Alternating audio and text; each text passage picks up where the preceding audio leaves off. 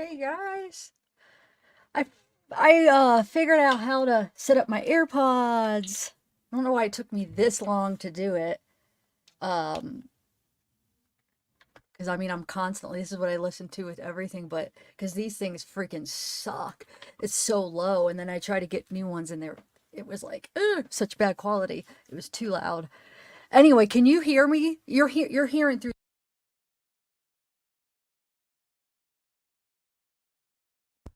Oh, was that off the whole time?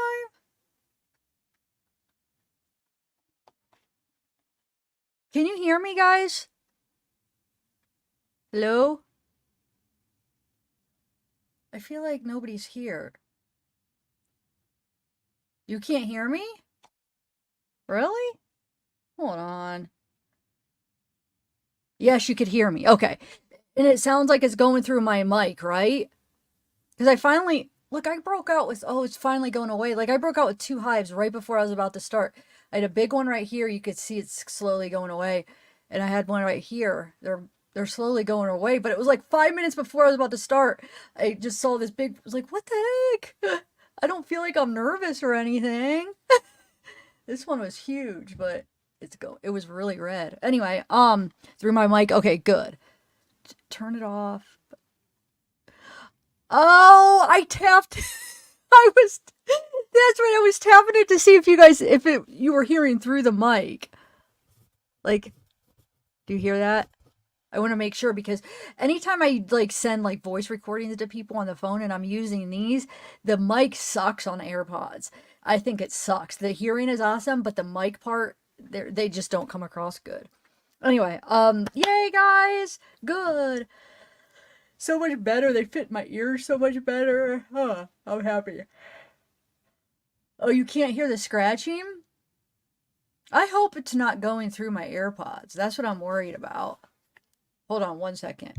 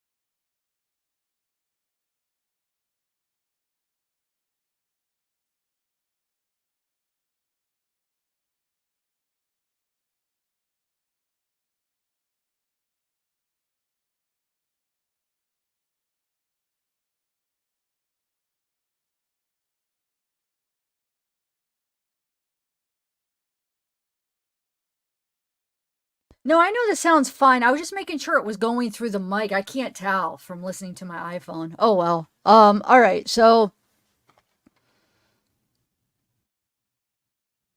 no sound now? What are people?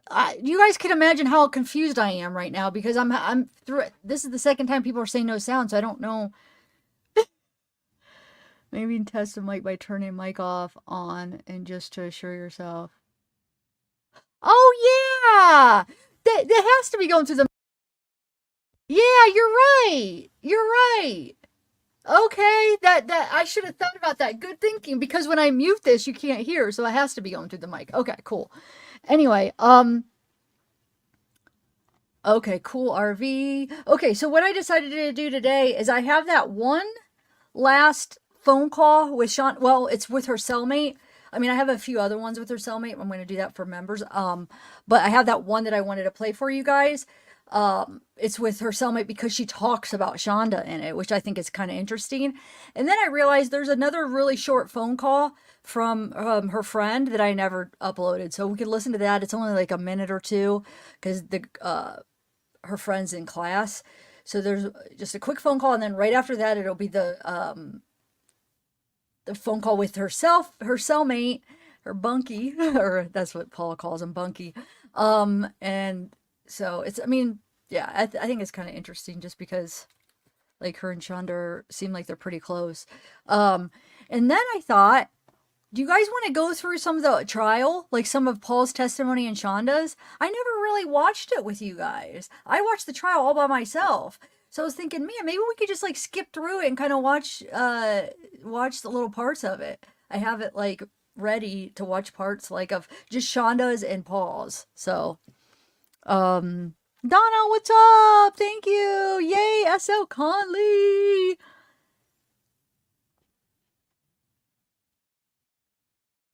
Wait, how what, Beth? Are you having trouble with subtitles? Is that what you're talking about? Hey, Dragonfly.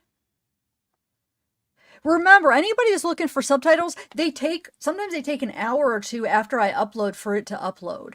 So if you want to watch it right away, the subtitles probably haven't processed yet. Now lives they don't process till after the live's over and it uploads afterwards, and then it still takes time because they have to process the subtitles. It can't. It's not automatic because YouTube has to make them.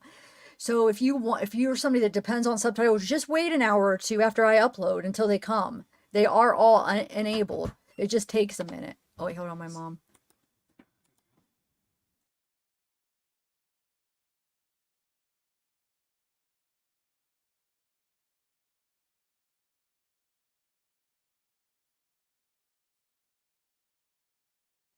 I got dinner. My mom brought me dinner. I'll eat it while we're watching the trial. Okay. Um. All right. Let's just watch the first.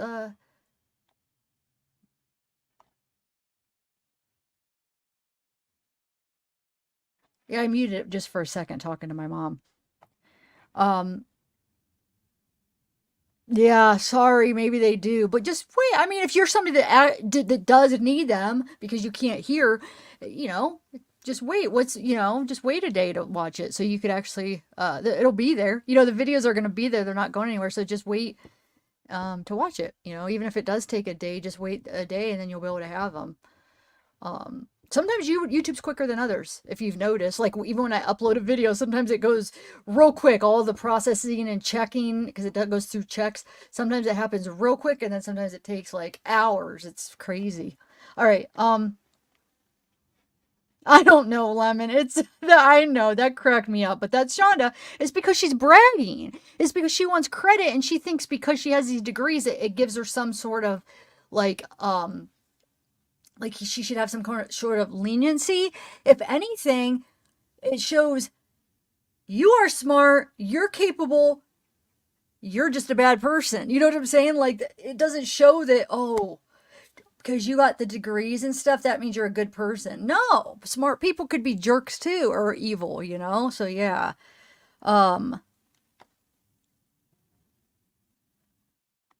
enable gifting. I don't know. I think you just click on, hold on, I think you just click on the money symbol, right? And then it'll show you. I think you click on that money symbol, and then there'll be like an option for membership or gifting or whatever. I don't know because it doesn't show me what you guys see, so I don't know exactly what it looks like. All right, let's do it.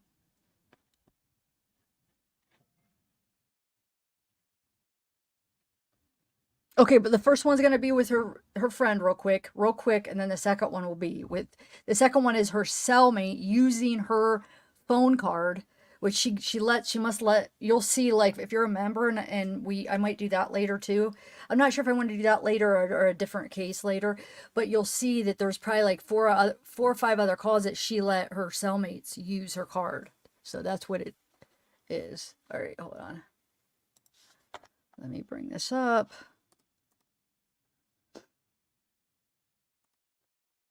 Okay.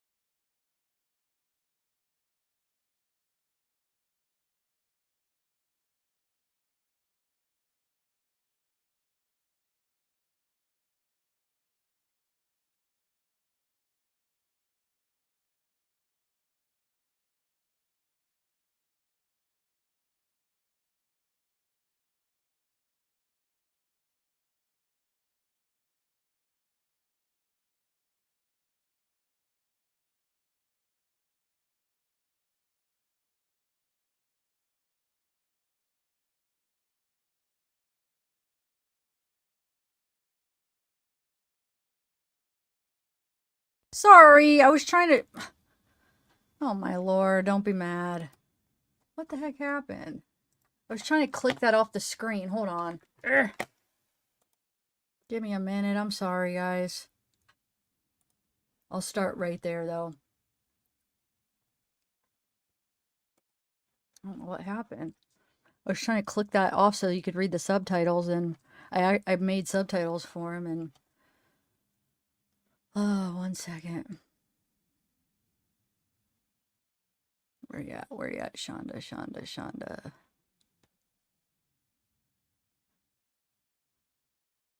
Oh, there it is. Okay.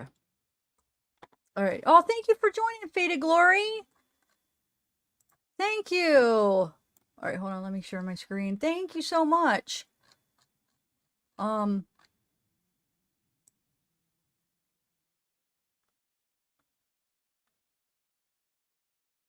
Wait, you want me to play the first one again? You said please rewind it. Why, you want me to play that first call again? I don't... I'll start it with the Cellmate, and then if you guys wanna... Hold on. Okay, I'll just start right here. Thank you again, Faded Glory. I appreciate that. All right. Wait, what do you mean you didn't hear it? I didn't have it... Oh. Whoa, okay. Well, tell me, are you hearing this real quick? Tell me if you're hearing this.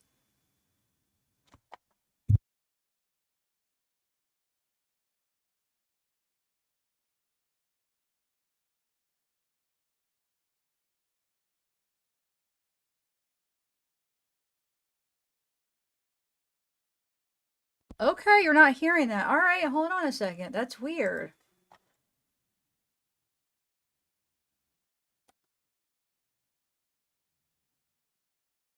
I'm wondering if it has something to do with me listening to my AirPods. Huh. Hold on a second. I wonder if it messed up something because I have my AirPods in. Because that's the only different thing that I have going on. Okay, entire screen. I have it. All right, tell me. We'll try it again. If for some reason not, I'll have to share it as a file. I just don't like doing it that way because it's hard to like get back to a point where you want to listen to. All right, tell me now if you could hear it. Me being on mute, do with that. It's not coming from that. 1. To refuse charge. Thank you for using Securus. You may start the conversation now. Is hey, there still nothing? Hey, you. Sorry to call collect this time. No? Okay. I'm in the middle of class, but... Oh, my gosh, I'm sorry. I'll call back later. That's okay. Just make it not what you got. Oh, you could hear it? Oh, okay. I'll rewind it then.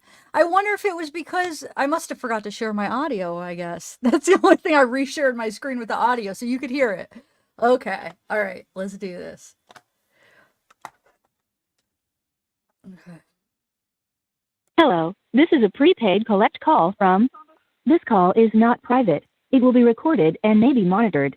If you believe this should be a private call, please hang up and follow facility instructions to register this number as a private number. To accept charges and consent to this recorded call, press 1. To refuse charge. Thank you for using Securus. You may start the conversation now. Hey, girl. Hey, you. Sorry to call collect this time. Okay. I'm in the middle of class, but... Oh, my gosh, I'm sorry. I'll call back later. That's okay. Just make it not what you got. Oh, no, it's not that I can call back later, I promise. Are you sure? Can you call back, like, during the daytime? Yeah, sure. You want me to call back tomorrow during the day? Yeah, that'd be good. I was asleep last night. I was, like, half asleep. I'm just... Oh, like... I'm sorry. That's okay. No? What time tomorrow? Right. Okay. Bye-bye, honey. All right, bye. The call. This is a free call from... An incarcerated individual at Muskegon County Jail. This call is not private. It will be recorded and may be monitored. If you believe this should be a private call, please hang up and follow facility instructions to register this number as a private number. To accept this free call, press 1. To refuse this free call, thank you for using We're going to go Securus. CG You may start the conversation now. Yeah, you can bring it, like a show and tell. Yeah, because remember last week I was listening in the bag. Just a minute. And I gave it to him so he can bring it to his home, and he did some research on it. He did? Yeah. What did he find out? It was like a raccoon or a dog, right? Yeah, or a dog. Yeah, that's what I thought too. Okay, What's he what's talking about, Mama? That jawbone that he found. Oh, okay. Aw. So how are you today? We're all right. Me and Shanda are in the same room now, so. Oh, that's cool. That means if you guys need a hug, you can get a hug. Exactly. Yeah, that was the first thing that happened. Oh, well, that sounds nice. At least you're not by yourself. Yeah. At least Shonda's not by yourself.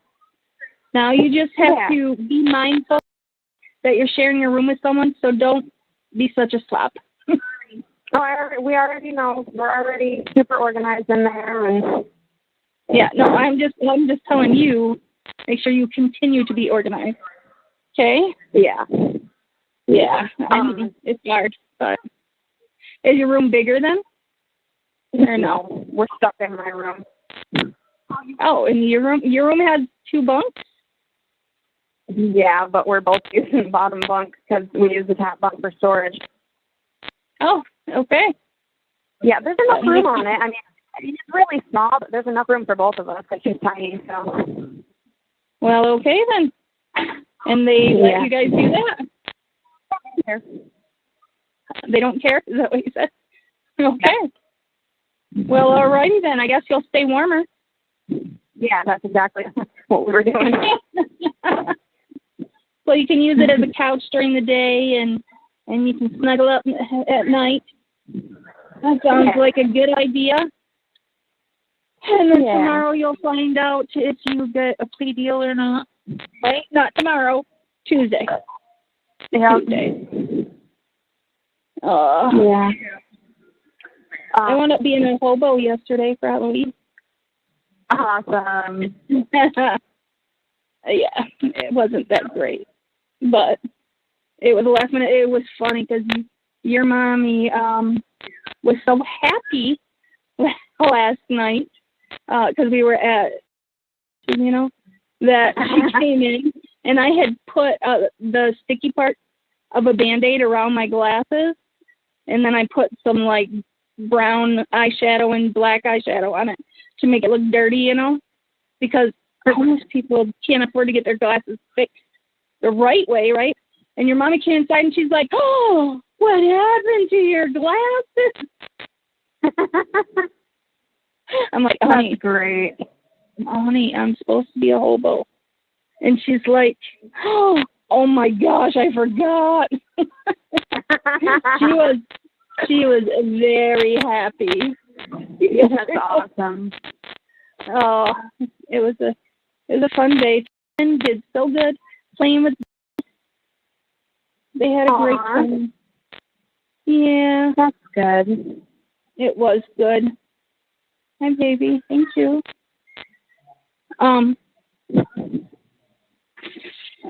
So, yeah.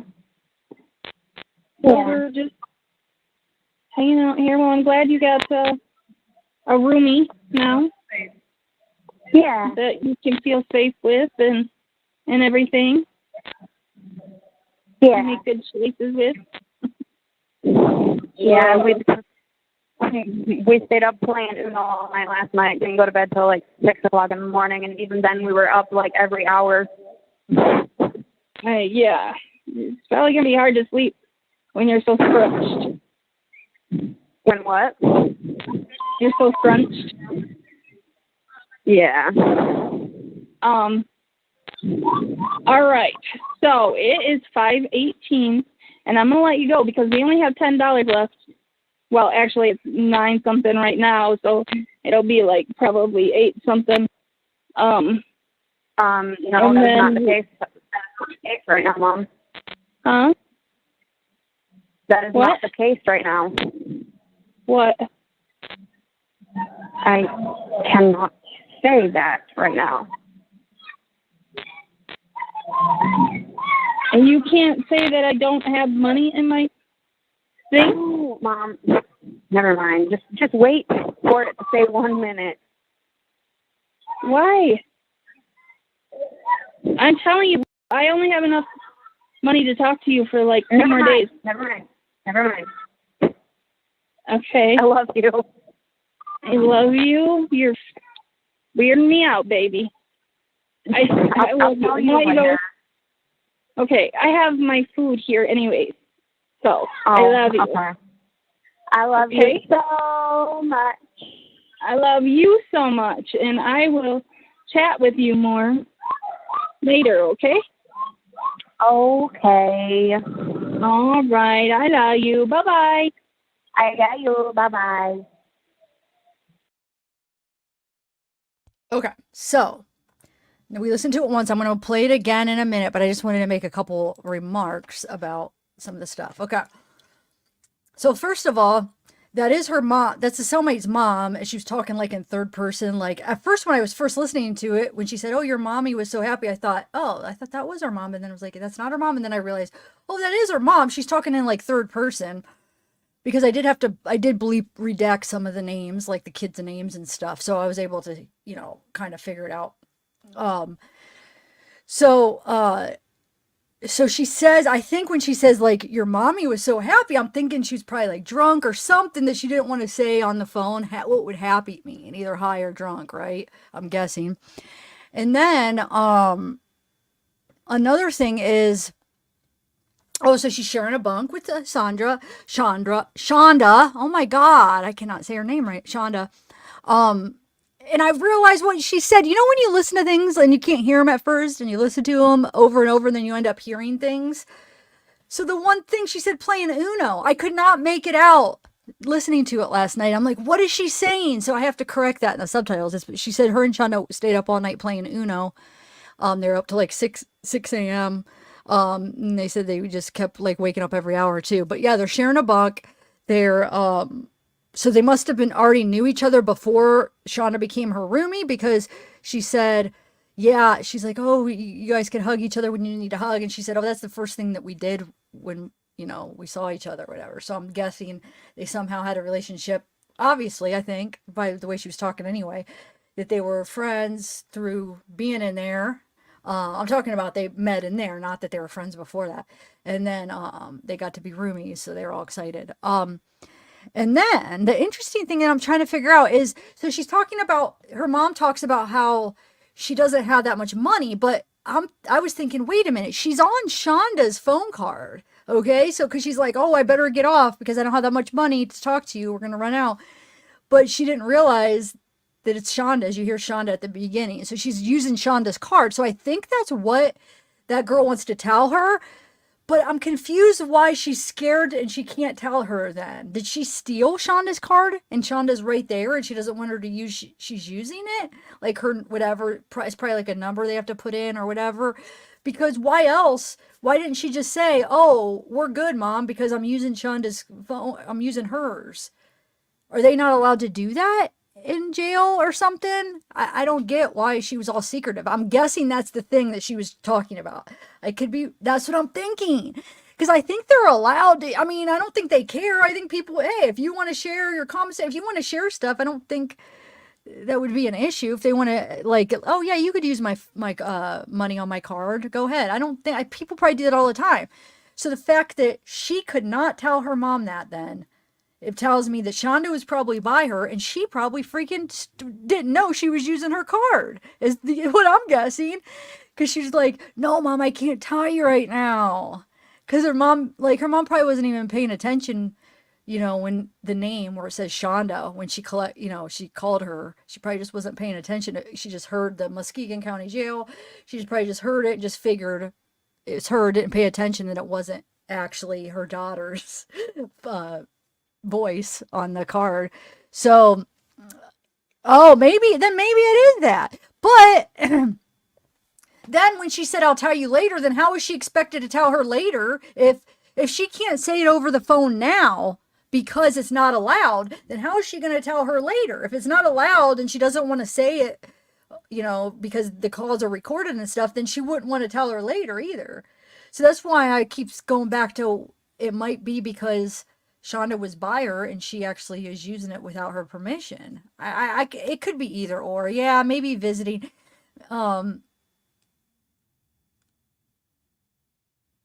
Yeah, I mean, maybe it is. Maybe she was going to tell her, like, if they were in person and she could tell her, but. Oh, okay. All right. Wow, that's news. I didn't realize that. Okay. So maybe that's probably it then. She probably just didn't want to say it because you're not supposed to. Okay. Or it could be yeah, okay. All right. Thanks. Then that's probably it. So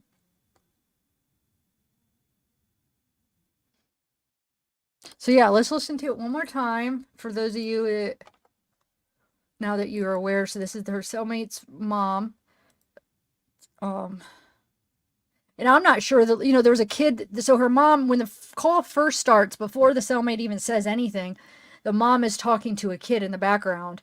So I don't know if it's the cellmate's kid. I don't know. But she's talking to that person, the kid in the background. And then it takes a minute before she talks to the actual cellmate. So that's what's going on at the beginning.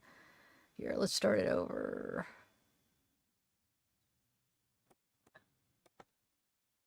So, yeah, remember Wesley? I put Wesley in the bag. Just a minute.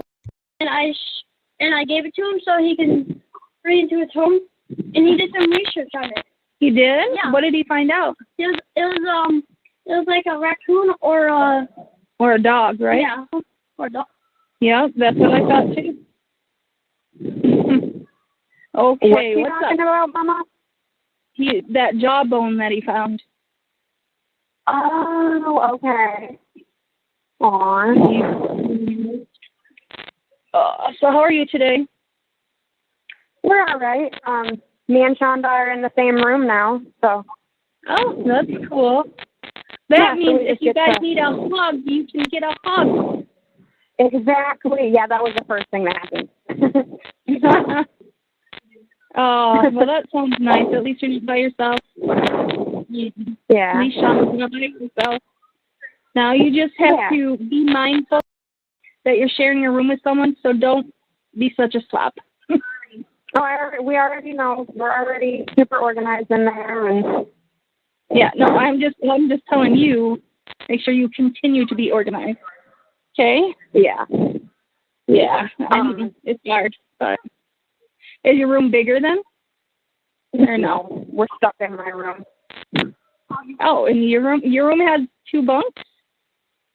Yeah, but we're both using the bottom bunk because we use the top bunk for storage. Oh, okay. Yeah, there's enough room on it. I mean, it's really small, but there's enough room for both of us because she's tiny, so. Well, okay then. And they let you guys do that? They don't care? Is that what you said? Okay. Well, alrighty then. I guess you'll stay warmer. Yeah, that's exactly what we were doing. So you can use it as a couch during the day, and you can snuggle up at night. That sounds like a good idea. And then tomorrow you'll find out if you get a plea deal or not. Right? Not tomorrow. Tuesday. Yeah. Tuesday. Yeah. I wound up being a hobo yesterday for Halloween. Awesome. Yeah, it wasn't that great, but it was last minute. It was funny because your mommy was so happy last night because we were at, that she came in and I had put the sticky part of a Band-Aid around my glasses, and then I put some like brown eyeshadow and black eyeshadow on it to make it look dirty, because most people can't afford to get their glasses fixed the right way, right? And your mommy came inside and she's like, "Oh, what happened to your glasses?" I'm like, "Honey, that's great. Honey, I'm supposed to be a hobo." And she's like, "Oh, Oh my gosh, I forgot. She was very happy. That's awesome. Oh, it was a fun day. And did so good playing with. They had a great time. Yeah, that's good. It was good. Hi, baby. Thank you.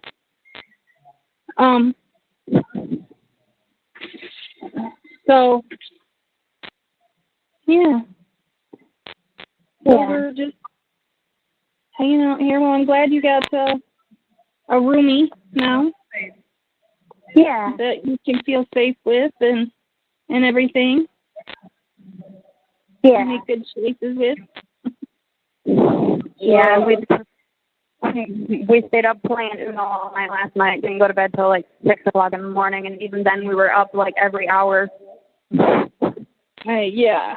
It's probably gonna be hard to sleep when you're so scrunched. When what? You're so scrunched. Yeah. All right. So it is 5:18, and I'm gonna let you go because we only have $10 left. Well, actually, it's 9 something right now, so it'll be like probably 8 something.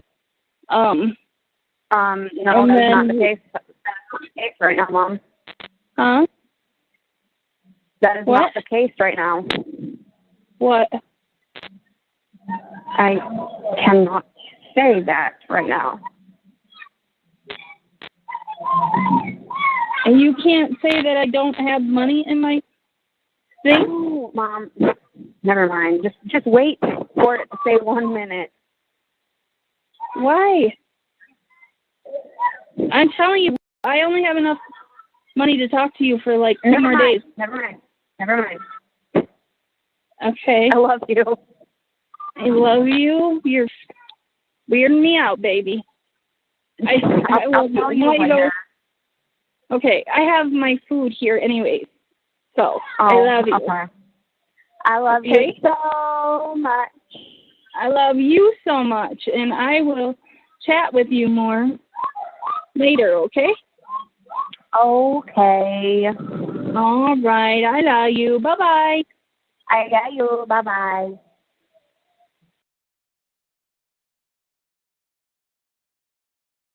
Okay, that's what I wanted to say. A couple of remarks.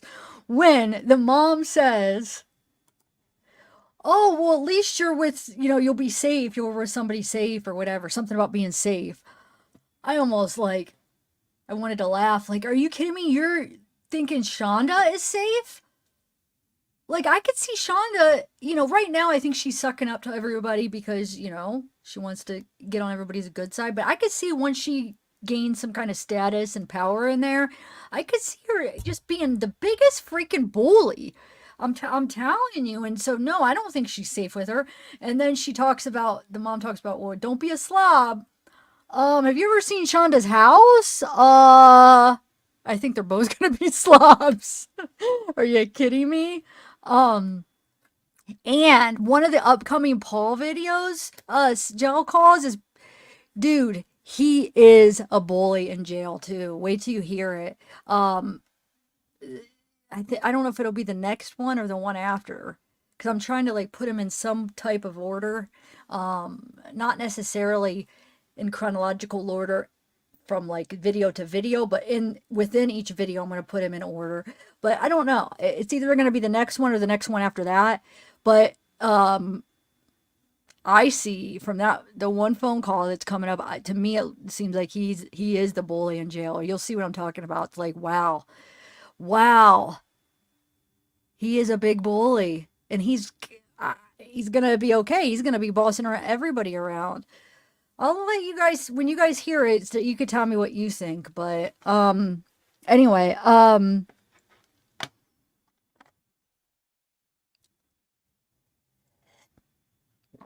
no, guys, nope. I'm not able to get the prison calls, by the way. They were denied. So I'm sorry.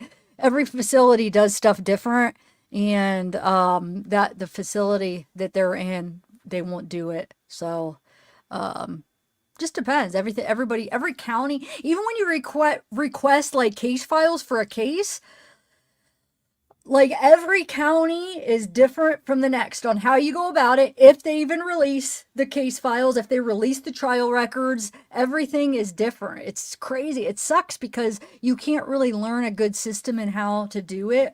Because I've had people reach out like, "How can you tell me how to do it?" I can't because it's always different. There's no consistency on how you do it. Everything is different depending on county. The person that is in charge is different. Who you contact, it's like a full time job to find like it's a lot of work basically to first of all track down who you need to be in contact to get it to request it, and then if you get denied, sometimes you could go a different route and request it from a different, it's hard to explain, but you could go kind of a different route and and try to request it in a different way from a different place, but the same thing. And sometimes, they will approve it and they won't. But as far as this, no. And I'm sorry, I tried. I know I was like, man, they're going to be so disappointed, but, we tried. Yeah, they will not. So, but I still do have a lot of Paul ones, or yeah, I have quite a few Paul ones left. So, um, I know. I'm sorry, guys. I knew I was like, man, this is gonna disappoint a lot of people, but it's just it's just the way it is with each county or each facility has different rules. So, but yeah.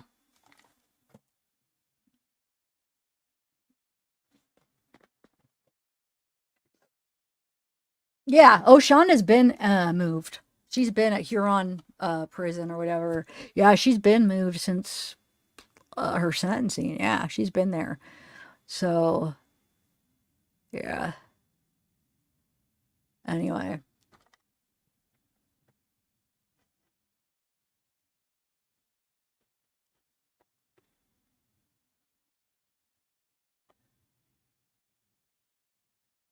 Oh, thank you, Bitech Talks. Oh, FAFO, FAFO. So anyway, so what do you think of oh yeah, so here's the thing. This was when Shonda was in jail. So yeah, she's not with this cellmate anymore because Shonda moved to prison. So but what I'm saying is I do think because of how she handled herself in jail, it seems like that she's gonna be the same way in prison. But here's the thing. I think when she first went to jail, she had some money saved, which her friend was putting in her account. So she was able to have some commissary, have money on her card. So she was able to like, remember in some of the phone calls, she was like, she was helping people with different things, trading them, giving them stuff, letting them use her phone card and stuff. So she was being nice to people, gaining their, people liking her. But never mind. I just thought about her brother. Her brother's probably going to help her out now. Because what I'm saying is that money is probably already ran out. She didn't have that much saved. So once that runs out, it doesn't seem like her friend is going to really send her money because she asked her friend that one time and her friend said no. So those of you confused, when a lot of people were in the comments are like, why is her friend sending her money? It wasn't her friend. She gave her friend power of attorney over her bank account and over her stuff. So her friend was going into her money and giving it to her. And the one time she asked her friend to give her some, her friend said no, she doesn't have it. So now I'm not saying her friend her friend might end up giving her some here and there, but it doesn't seem like she's going to be one to like constantly be giving her money. Like Paul has a lot of people support. So Paul is probably never going to have a problem because he has his family that's going to give him money. He has Randy, he has JoJo, now he has a fiance, he has, Nolan, Trish, he has all their support, which he'll constantly have commissary. But Shonda, I don't feel the same. Unless if her brother, but I don't know how much her brother is going to help her. I mean, maybe he will give her enough, maybe. But she does have the legal knowledge that will help her. But, okay, so yeah, no, her friend, that wasn't, yeah, the one time she did ask her friend's like, no, I don't have it. So all that time where she's like, hey, can you put 150? Could you put 75? That was Shonda's money. That was not her friend's. So, all right, so let's go back and listen to some of the trial now that we've learned so much about the family and them and just so much about this case that now going back, I haven't rewatched it since, when I watched it was when it was happening, that was what, a few months ago. So do you want to start off with Paul's or Shanda's? What do you want to start? Let's start off with Shanda's. Now, do you want to watch, because I'm not going to have time to watch the whole thing of both of them. So do you want to, we could skip through. Yeah, I guess we'll just start off with her defense and we'll kind of skip through and then we'll go to the prosecutor. Or would you just rather watch one or the other? Like, what I'm saying is each of them have Shanda has the defense, or Shanda has her lawyer asking her questions and then the prosecutor. Paul was a witness for the prosecution. So the prosecution were the ones that, first asked, and then Shanda's lawyer got to cross or whatever.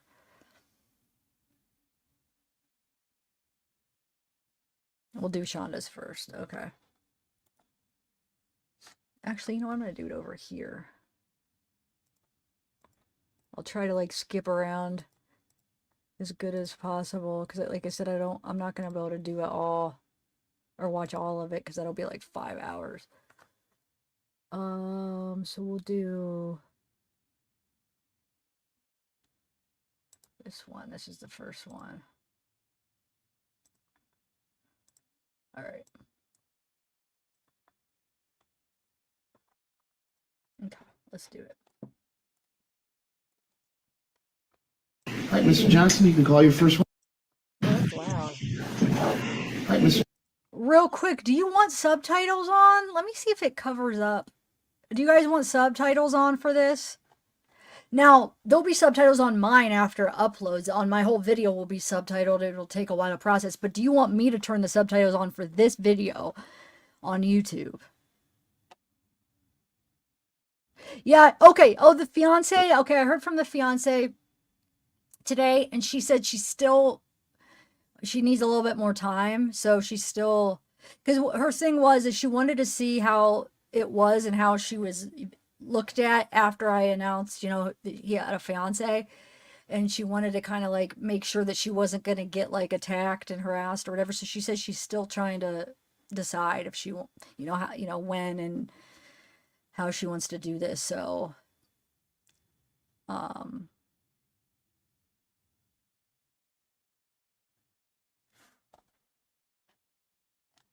do you want the subtitles on this or not? All right, I'll just play it. All right, Mr. Johnson, you can call your first witness. Your Honor, the defense calls Shanda VanderArk. All right, Ms. VanderArk, if you can come around here, please. Stand in front of that chair. Raise your right hand, please. Raise your right hand, please. In this matter now pending, do you swear or affirm the testimony you're about to give will be the truth, the whole truth, and nothing but the truth to help you God? I do, yes. All right, you can put your hand down, grab a seat. Wait, hold on, guys. Don't hate me. I have to thank some members I didn't get to thank. Thank you, Josephine, for joining. Thank you. I missed it when it happened, and now that StreamYard stars all of them, I love it. Thanks, Gillian Dykes. Thank you for joining. I love the picture. Scary eyes. Faded Glory, thank you so much with the pretty flower. Nola Chick 526, thank you. And Agem, thank you. All right. For the super chat, thanks for everything. I'll cash out. Thank you so much. Please state your name for the record, spelling your first name and last name. Shanda, S-H-A-N-D-A, VanderArk, V-A-N-D-E-R, space, capital A-R-K. Thank you, Ms. VanderArk. You're being called to testify in your own cases. You understand that? Yes, sir. And to do that, you have to make sure that everyone can understand you, correct? Yes, sir. With you, and knowing you as I do, I don't think volume's gonna be a problem with you. Probably not, sir. Talking fast, maybe. Yes, sir. It might. Okay, so this is, are you nervous? Yes, sir. This is stressful? Yes, sir. Very. So questions gonna be thrown at you, fast and furious. You've seen how trials work, correct? Yes, sir. Okay. And under those circumstances, you may speed up again as I do. Yes, sir. Okay. You may be reminded from time to time to slow down just a little bit. Do you understand that? Yes, sir. Okay. All right. Let's make sure everyone understands you. You've been sitting through this this trial for these since the beginning, correct? Yes, sir. And you were arrested for these offenses alleged back when? July 7th of 2022. Okay, so you've been living with this thing for more than, what, 18 months? 17 months. Yes, sir. 17 months. So you know what we're talking about, correct? Yes, sir. And you understand the allegations against you? Yes, sir. And that it also helps that you have a legal background, correct? Yes, sir. Okay. The things they said about how well you did in school and all those things, were those all true? Yes, sir. Okay, I don't want you sitting there and regaling this, but the things about cum laude and going to law school, all that stuff is true. It was magna cum laude. Yes, sir. Okay, thank you. All right. Let's go back to the very beginning.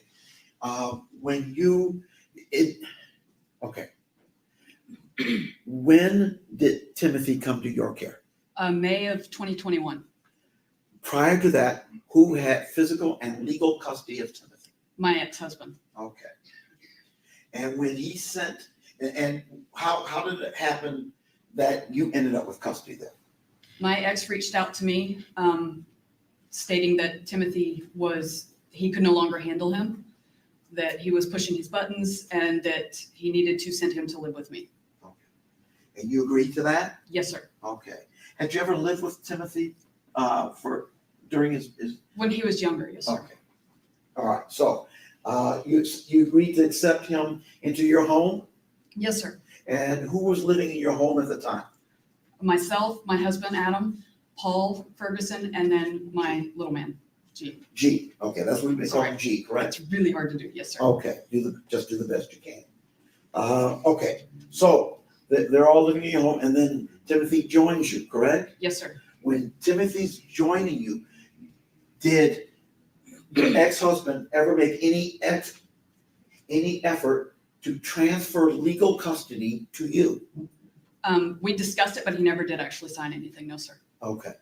And without legal custody, how do you get Timothy into school? You can't.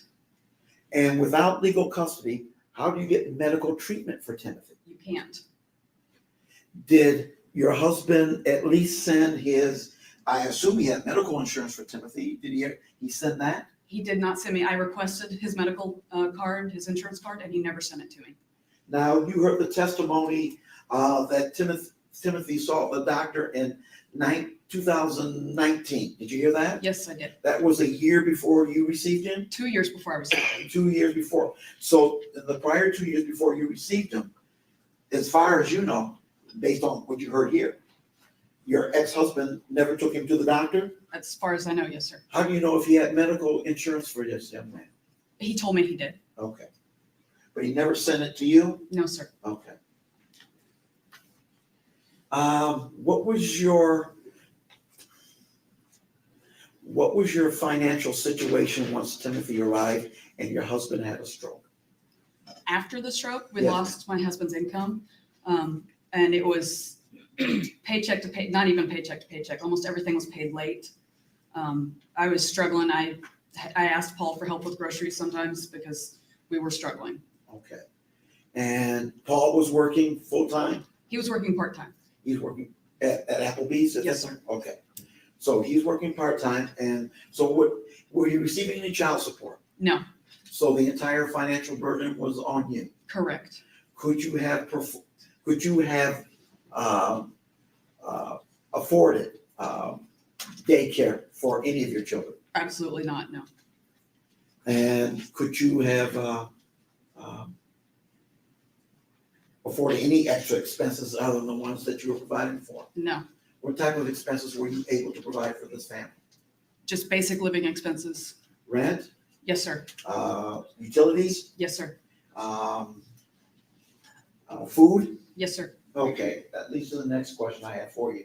You had monitors and cameras in your home, is that correct? Yes, sir. And the impression from the testimony I heard is that it was for the sole purpose of ensuring that Timothy could not get the food. Is that accurate? No. Why did you have all those monitors and cameras in your home? When Timothy came to live with us, his stepmother informed me that they had motion sensors.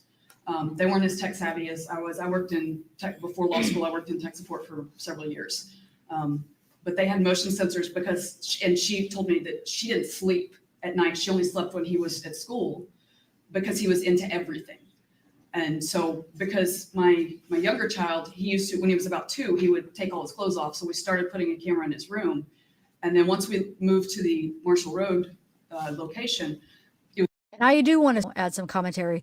Adam, in his statement, which you could find on my channel too, he said that wasn't true about G, that he didn't take off his clothes and run around.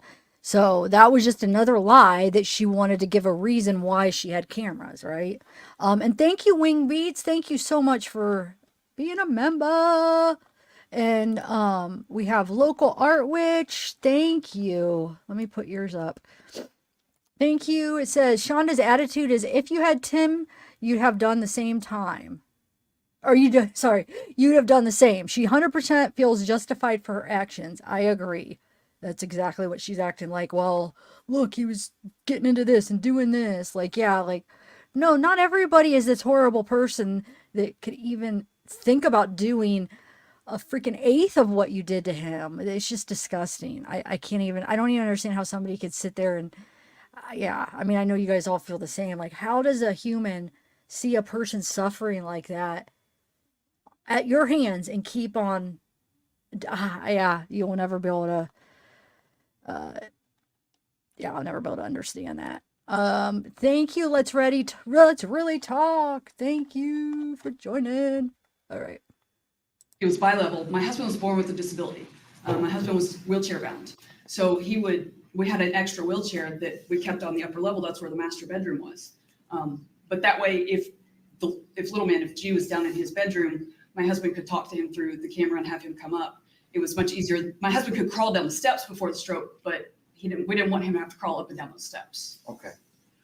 And again, let's go back to the issue of food. Was food the only reason why you felt you had to monitor Timothy, or were there other issues? There were plenty of issues, sir. So, well, first of all,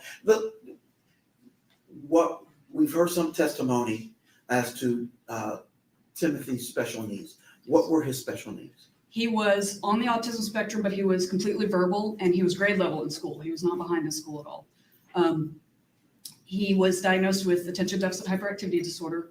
He was diagnosed as bipolar and sensory processing disorder. I heard Paul mention physical disability. He didn't have any. Now, Timothy, when he first got there, said he had a physical disability, and I asked his stepmom about it to make sure, and she said no, he was not coordinated at all. The first summer that he lived with us, my youngest was playing baseball, and Timothy actually mentioned, because we had planned to put him in public high school, I'm going to try out for the baseball team. And I didn't say anything to him, but I remember thinking, sorry, sweetie, there's no way. You don't have the coordination for that. All right. And he liked to take, well, you tell me, did he like to take things apart? Oh, yes, absolutely. Can you give some examples? He took batteries apart. He took toys apart, my youngest son's toys. If he could get a hold of anything from Paul's room, he would take, like, mostly it was Legos. Paul still had Legos. He, at one point, messed with our water heater. What do you mean? He actually turned the gas off to the water heater. He knocked out the pilot light and then turned the gas off as well. I have a question. Do you think that she was and I'm not giving her excuse, she's a monster, but I'm saying, do you think that the way she just described Timothy, and then the way that, the family friend and the family member kind of described him, is it almost seems like that she didn't take into consideration the autism symptoms. So she expected him to behave like a normal kid that age when he was autistic. You know what I'm saying? So it was almost like she didn't take that into consideration of how he was acting. She just thought, he shouldn't act that way and should know better, which that's on her. I mean, come on, you're smart. Your kid has autism. You should look into what the symptoms are, right? But it's just like, even how she described him, it's like, it seems like she didn't take that into consideration, which is messed up. And she does hate him. Yeah, like the fact that, remember how she said that when she was pregnant with him, remind me again what she said, Like when she was pregnant with him, she had like issues or whatever. There was stuff that, so it was like she's almost like blaming him since she freaking was pregnant with him, like that he was just, I think she hated him since then. It's just, she should never have had him. I bet she told Timothy that he couldn't play baseball to his face in a mean way too. I know. You should encourage your kids. I mean, just because he's a kid, he could be on the baseball team. It doesn't mean they have to be good. If he wants to play to have fun, he's not in professional baseball. He'd be in like a little league or like a kids league. Why couldn't he? You know? She should have encouraged it. I'm sorry. All right.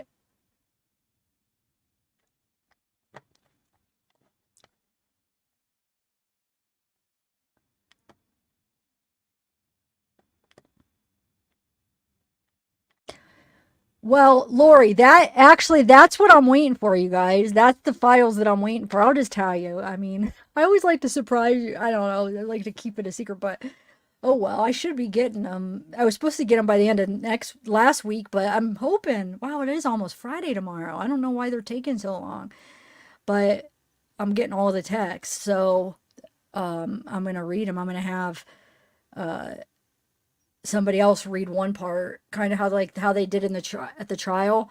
So I'll read, let's say I'll read Shanda's and then somebody else will read Paul's or vice versa. So yeah, I'm still waiting. So those should be coming soon. So that'll be something to look forward to, seeing the whole picture, All right.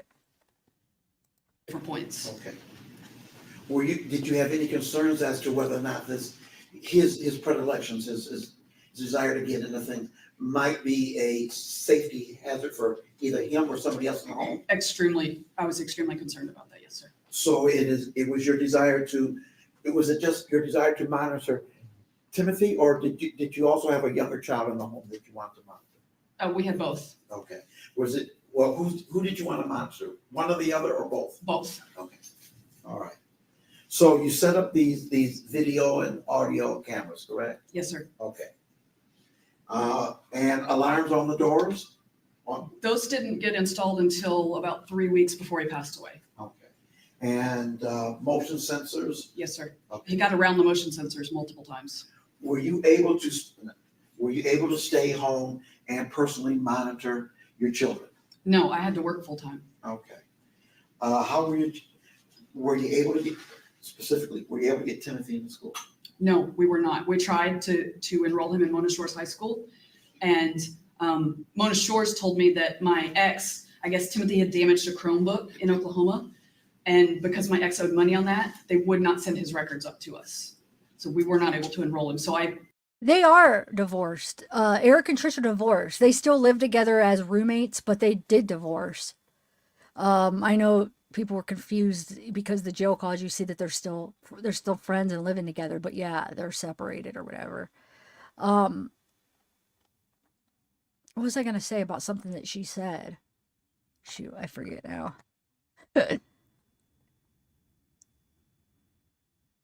Oh yeah, when she's like, oh, he got past the motion detectors. He is a human. He's a person. He needs to move. He needs to move around. Like, are you kidding me? Like, oh, that jerk, he moved around. Like, oh, he's such a bad kid because he moved. Are you kidding me? Like that part when they're interviewing Paul and he said something like how he would move or something. And I liked what that guy said. What did he say, that detective? He said something like, shoot, I forget the exact words. We should watch that sometime too together again. Found online homeschool curriculum that I had to monitor, but I enrolled him in that. Let me make sure I understand. Was it your original intention to put Timothy into public schools? Yes, sir. We started the process. I filled out the paperwork. Because of my work schedule, I couldn't actually take paperwork to Mona Shores. My husband did that. Adam did that. But yes, we did try to get him enrolled. Okay. Thank you, Bellis. I don't know if I thank you. Was he in public schools? No, he was homeschooled. What about Paul? Do you know if he was homeschooled or when he got to you, was he still in school? No, he had graduated high school. Okay. All right. Okay. Now, you mentioned that you weren't able to stay at home and care for your children at home, in the home, as a stay-home parent. Is that correct? That's correct. And what type of, I assume you're out working? Yes, sir. Okay. Explain to the jury the work that you did during the period of time that Timothy arrived in your home. When he first arrived, I was still studying for the bar exam. So my husband was working full time. And I was just doing, I trained dogs on the side, everything from basic obedience up through different types of service dogs for other people. And so I had a couple of dog training clients, but mostly I was studying for the bar exam. I also was an intern here in this courthouse. That pay a lot of money? Oh, it was not paid at all, sir. Okay. But it was the week of the bar exam. My judge that I worked for here as a law clerk informed me of this position that was open in Waco County. And she knew that the judge referred me. And that's when I did the interview. And I started work, I think it was 2 days after I completed the bar exam. Okay. Was that a paid position? Yes, it was. Was it lucrative enough where you didn't have to do any other work? Well, with my husband's income, it was. Okay. But your husband's income stopped when he got sick? When he had the stroke, yes. Okay. So at that point, was it enough income to provide for you and your family? No. Were you receiving any other outside incomes? My older brother lives in the home that I still own in Oklahoma, and he paid rent to us. Okay. But it wasn't a lot. That went towards our house rent. Child support? No. My ex, one of the siblings was forgotten yesterday. There's 5 total. We talked about the 4 boys. I also have a daughter. She is now 19. That's what she was talking about. I missed that. Well, because when I first watched the trial, I wasn't aware of all of the little details. So her brother, she owns a home in Oklahoma. And her brother is staying in it, so that's why he's paying the rent. So that makes sense. When she keeps talking about my brother paying rent, it's not her brother's paying her rent. It's the brother paying his rent for living there. She gets it every month. So that's what I think that's what she was talking about. Hey, he needs to still pay me that. Even when she's in jail, she wants it. So she wants, you know what I'm saying? That's why he's sending it. So she probably will have that coming every month. Ah, that makes sense now. Okay. So here's the thing though. That whole, she has to pay that $5,000 restitution for the burial of Timothy. She was going to try to appeal it, but I don't think she'll be able to appeal that. So that'll come out of her pocket. So I don't know if they take it out like a little, like every week, or if they do it all at once. I'm sure they probably just take it out, some out every time, so she could still probably have some commissary. But okay. That makes sense. Yes, he did divorce her before he passed. Some people thought that maybe he did it for legal reasons. I don't know. From his statement, it almost sounds like he was like, not, first of all, was totally unaware of what she was doing and kind of, wasn't agreeing. But she stayed down with her dad. Okay. So we each had one, so there was no child support. And because of child support on the other 4 kids, I actually was still paying my ex child support. It was still being deducted from my check. That too. You had that's another deduction from your income. $1,000 a month, yes, Okay. sir. So, were you also doing tutoring when you went to the judge who was paying you? Were you still tutoring or doing any other outside work? Not at that. I was doing the dog training. Okay. Let me ask you this. What time in the morning did you leave to go to work? I usually left the house about 6:30. And what time on an average were you getting home? About 6 o'clock. Okay. So we're talking about 12 hours away from the home. Yes, sir. Okay. Those monitors, the video cameras in your home, you were able to view them while at work? From my phone, occasionally, yes, sir. Okay. But you were still working. Yes, sir. I didn't view them at all until after the stroke. I mean, because my husband was there, or we had arrangements where my husband was off certain days of the week. Paul was off one day, specifically one day a week. So he took care of Gabriel and Timothy. And then the other 2 days that I needed care for Gabriel when my husband was working, he actually went to my in-laws' house down in West Olive. May I approach the witness for just a moment, John? You may.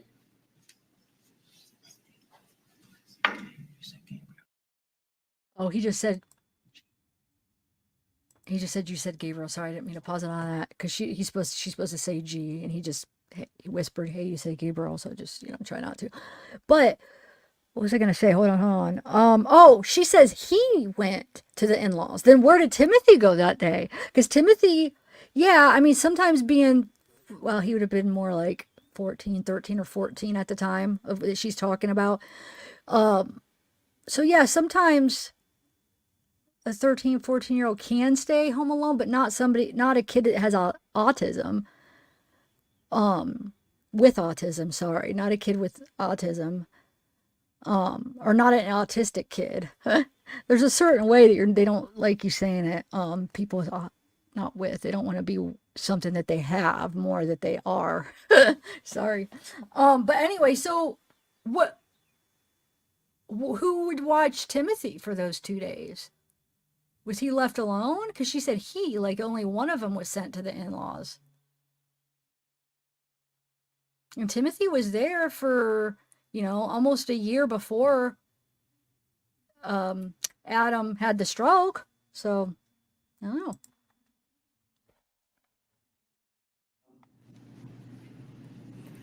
Let's see. You have 3 children at home. Yes, sir. Okay. And my understanding is you faced other challenges personally in terms of your personal health. Yes, sir, I did. For instance, let's run down the list. You had insomnia. Severe insomnia caused by attention deficit hyperactivity disorder. Okay. And for those folks who get a great night's sleep every night, don't understand what insomnia does to your ability to function, can you explain to them what impact chronic insomnia has on a person? It limits your ability to think clearly. Your energy level is greatly reduced. Takes a lot longer to process things. You forget things easier. It was much harder to function with so little sleep. Okay. And you talked about your other personal disorders. Were you seeking medications for those? I was for I have severe attention deficit hyperactivity disorder combined type. I also have sensory processing disorder and OCD. And then after my husband's stroke, as a result of my husband's stroke, because I viewed him, I wasn't in the room when he had the stroke, but I was there right afterwards. And so I developed post-traumatic. Okay, so local art, thank you for the super chat. It says autistic people tend to prefer autistic over person on the spectrum.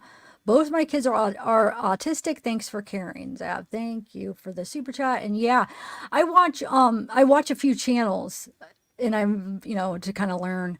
And then Juliet, she was autistic, and then there's this boy that I watched, and I keep forgetting his name. He's so awesome. I love him. He's like nonverbal, but he's just so great. He loves dancing and stuff. But so yeah, and I just learned about that not even that long ago though, as far as you don't want to say they have it like it's some kind of disease or something. It's more like they are, so all right. Why is that not moving?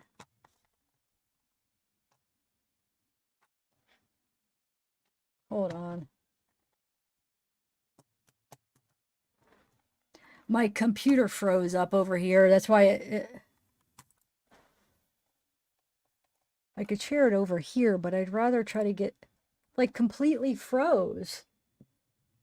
Hold on, guys. Because if I do it over here, then it's just going to limit me to chat. And I mean, I could chat, but it's, what the heck? It's like just completely froze. So we're at 15:45. All right, give me 1 minute.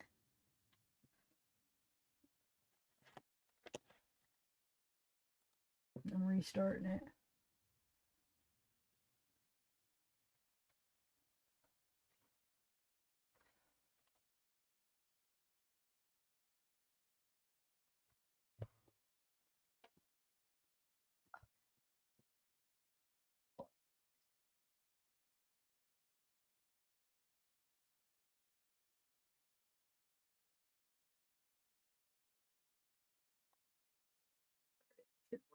just like froze up. All right, let's restart. And anyway, actually, now that we're sitting here, let me look up the boy that I'm talking about. I love him. Oh, thank you for the Cash App, Angela. I just got it. Thank you.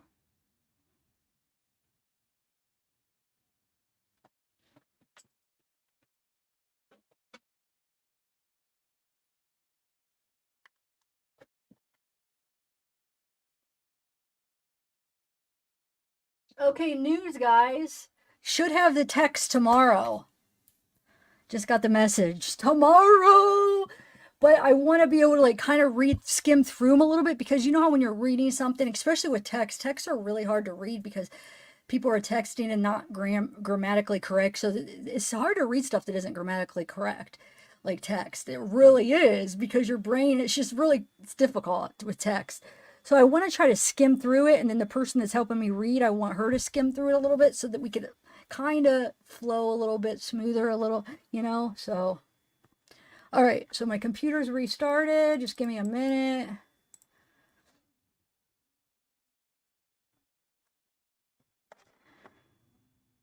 Incarnate. What is that, Veronica? Hey, Veronica. Hey, Evade. Sean, what's up? So we were at, what, 1545, I think. Ooh, I could restore my page. There we go. All right, so I'm coming, guys. Just had to redo it.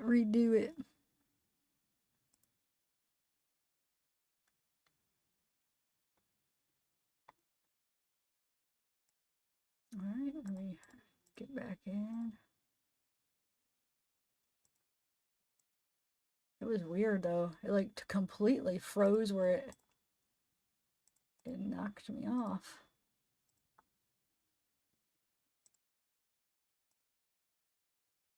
Okay, we are good to go now.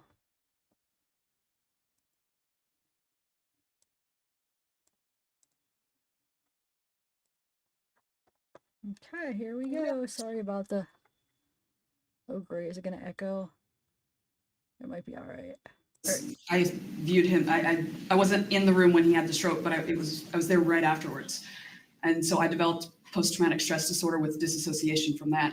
The only medication that I was on was for the ADHD. Okay. And you had the service dogs in your presence too? I had one service dog for me, yes. Okay. What sorts of interventions were available for Timothy's disorders? When he came to us, he was on medication. They gave us a whole large gallon-sized Ziploc bag of medications for him. I could not refill them because I could not get him to the doctor. We were going to try to adjust his medication because when he came to live with us, when he took his medicine, he was a zombie. It was just horrific. And when Paul came to live with us, because Paul had only been there a year when Timothy moved up, sorry. Mm-hmm. And when he was on the same big bag of medication, and there were serious concerns that they just, instead of handling, especially my ex, he wanted to medicate them. But I never got that option because I couldn't take him to the doctor. Okay. All right. There's been some allegations, there's been some implications, put it that way, that you tried to keep people from seeing Timothy, that you tried to keep him away from public view, that he didn't go to school, he didn't go to the doctor, etc. That he went outside, he was in the backyard. Do you remember that testimony? Yes, sir. If someone's outside in your backyard, are there trees or fences or other obstacles to keep the neighbors from looking over there and seeing who's out in your yard? No, there was a clearing before. There was woods at the back of the lot, but there was a clearing, and at least the neighbors on each side, there were pretty sizable windows on the back of their homes. They weren't I think the next door was a 2-level, but the one on one side was just a single level. It may have had a basement, I don't know. But there was big windows, and they could see into our backyard easily. Okay. Was it ever your intention to keep people from seeing Timothy? No, my mother-in-law saw him. They do rental home inspections, I guess, the city of Norton Shores. Mm-hmm. I don't remember if it was late April or early May of 2022, but it was in that neighborhood. And so we'd had the inspection that day, and my mother-in-law happened to stop by that day. And I invited her in. We sat and talked, and Timothy wanted to come say hi. So he came up and said hi to her. Now you're a Muskegon County transplant, correct? You're Yes, I'm not from around here. So, and Do you guys believe that about do you think the mother-in-law, do you think she really did see him in May? I wonder, because he would have been showing signs of like something's not right, you know, I would think. A couple months before he died, he couldn't have been looking good. And she's like a good liar. Like, I don't mean I mean in the sense where it's like it comes easy to her, it looks like. It's like she doesn't flinch when she lies. It's because she's freaking a manipulator liar her whole life. So she's very good at it now. It's, ugh. No, you don't think?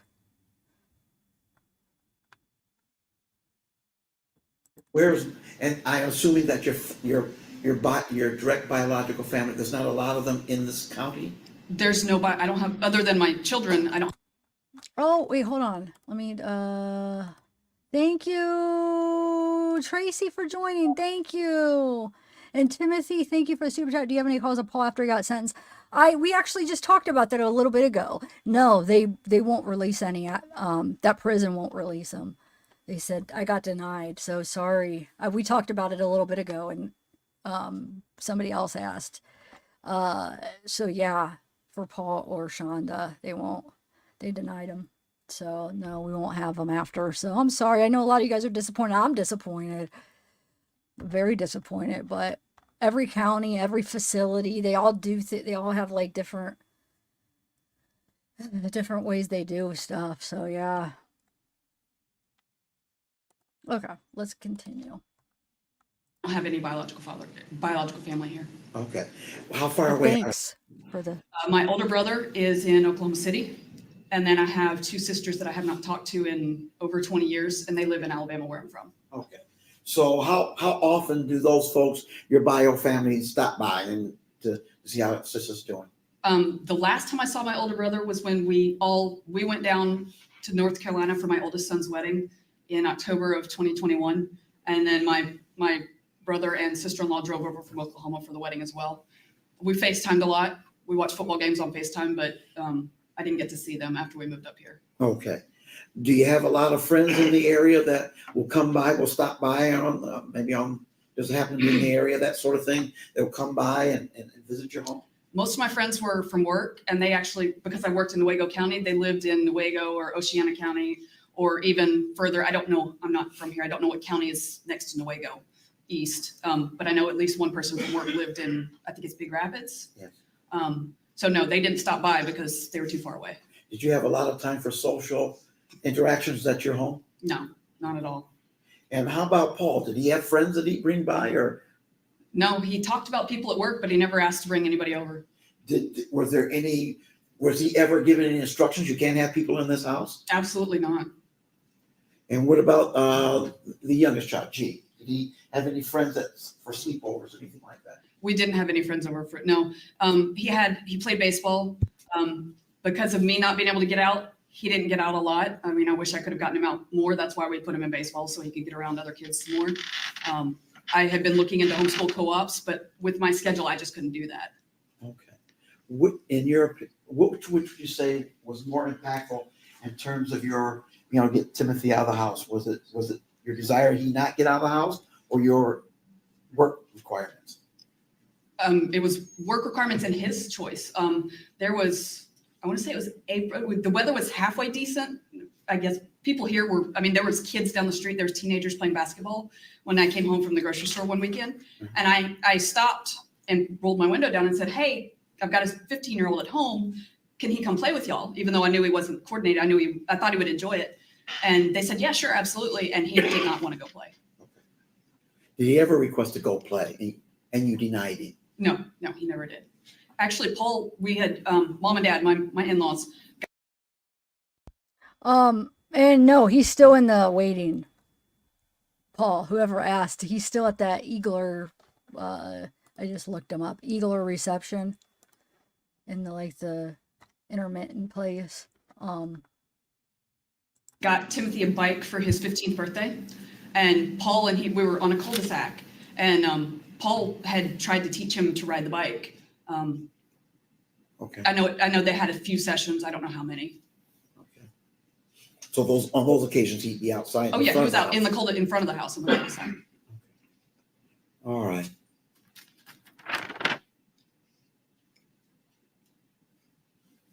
Okay. Let's talk about some of the things that have come up in this case. There were leg irons discovered in your home. Were you aware of those? I was aware that Paul had them. You actually could look on my Amazon. Paul had the option to do payment on the Amazon as well as mine, and Paul had actually ordered those under his account. Okay. You did not order the leg irons? I did not, no. Did you ever use them? No, sir. No, I never instructed. Let's be in specific. Did you ever use them with Timothy? No, sir. Okay. Did you ever notice any bruising on Timothy's wrists or legs that might be attributable to the use of leg irons? No, sir. I never saw anything like that. You heard Paul talk about plastic ties. What was that about? I honestly don't remember. Okay. I don't know why we would order. I mean, I saw the ties. I don't remember ordering them. I don't know what happened there. You're going to say, I don't remember a lot, aren't you? Unfortunately, yes, because of the dissociation. Okay. Explain to the jury what that means. Well, I guess there's different forms. Somebody told me this. I did not find out about the PTSD and the disassociation until about 7 months after my husband's stroke, even though it had been going on since the stroke. I need to place an objection on the record, and I think we're going to have to excuse the jury. Okay. We'll have to excuse you back to the jury room.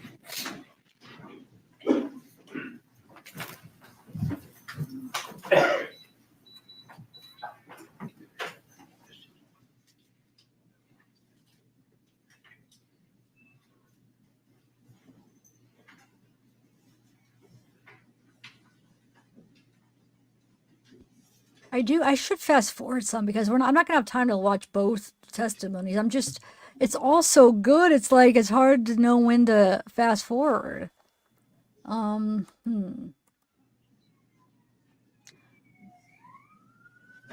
basically, I could fast forward this part, right? I feel like the jury is now in the jury room secure. Go ahead, Mr. Roberts. Well, first and foremost, Your Honor, she's not qualified to testify about what disassociation means and what disassociation, what affects disassociation. Maybe details about that presumably would have been told her by a doctor. We've already. Thanks, Captain Obvious, for joining. Thank you. Would be able to provide a diagnosis of Ms. VanderArk to indicate that she has, some type of disassociation or some type of mental disorder which would have contributed to this offense and has not done so. That's an insanity defense. We covered that extensively. Mr. Johnson valiantly tried to get that and has been unable to provide any information to me from any medical doctor who's examined Ms. VanderArk that she suffers from any of these diagnoses. So I'm objecting to this entire line of questioning about disassociation, about why she can't remember certain things. If she wants to say she just can't remember, I guess she can just say she can't remember, but she doesn't get to use the excuse that this is disassociation.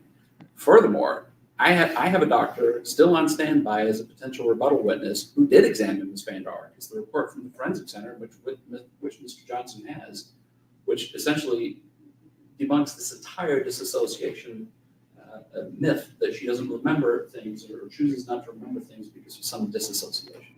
So I'm objecting to this entire line of questioning. It's an inappropriate, essentially, defense that's being raised here. It sounds like it's almost like a diminished capacity type defense, which we all know is not a valid defense. And I'm not on notice of any insanity defense or any doctor who would provide a diagnosis meaningful for the jury so they understand what these things actually mean. All right, Mr. Johnson. Thank you, sir. Initially, let me tell you what it's not. It's not an insanity defense. It is, and certainly my client can testify as to what she knows. Now, if the people are at liberty to examine her as to what she knows and how she might know that, and determine that her sources of information aren't adequate or that her understanding is inadequate. But certainly, I can ask her what she knows and how what she knows corresponds to what's going on with her physically and mentally. those do not rise to insanity defense. And certainly if she says, I don't remember, she can explain why. If she, Judge, if she were a drunk and she said, I can't remember because I was drunk that night, we would allow that in. If she says, I can't remember because it's this association thing, then that should be allowable. It doesn't rise to a legal defense. It doesn't arise to a argument of insanity. What it does is an explanation simply of what she did next. Why did you do this? Why did you do that? Why don't you remember these things? That's what this explains. And quite frankly, that I think is relevant, and it's certainly I think permissible at this point. If the people have an expert that they can bring in and say, hey, look, that's not what's going on with this woman. Let me just thank you, Stevie's mom. Thank you so much for joining. And Como Queen, thank you. Maybe I should. You guys want to do, after we watch this, maybe we can do the members live after this. We might as well, because I was going to do another on another case, but maybe today we'll just stick with this case, and then maybe tomorrow I could do another case. So I do want to fast forward through parts. So you guys let me know when is good to fast forward for you guys, what you want to watch, because I'm not going to have time, unless if you just want to watch Shanda's today, and then another time we could watch Paul's. Because there's no way I'm going to have time to watch both, especially if I want to do that members live with the other prison call, or the other cellmates calls. I don't know. That's their call. But to say she can't even talk about it because somebody else may disagree with her is not the standard. The standard here is the information relevant, and certainly did she act upon it? Certainly. And she's acting upon this information, and does it explain an issue for which the jury has to determine? They have to determine intention, and quite frankly, if she doesn't even remember the conduct that she's involved with, certainly that goes to show that she didn't make I would argue that it shows that she didn't make an informed choice to do the things that happened in that household. But certainly she gets a chance to explain why it is I don't remember, because that's going to be her answer. I don't remember. And so she gets a chance to explain that. And that's all we're asking here. We're not going to argue that this is a defense. It's just simply an explanation for why she did what she did. All right, Mr. Roberts. Well, she can certainly answer she doesn't remember. Absolutely, she can answer that. What she can't do is testify about a diagnosis that she says that she's been provided by somebody, and an explanation for what that diagnosis means. She's not a doctor. Anything that she learned to talk about disassociation was provided to her by hearsay. And that those individuals, if that is going to be the testimony and disassociation is the defense, then I want the doctor here that examined her and diagnosed her with having disassociation so she can conveniently forget the horrible things that happened in this case.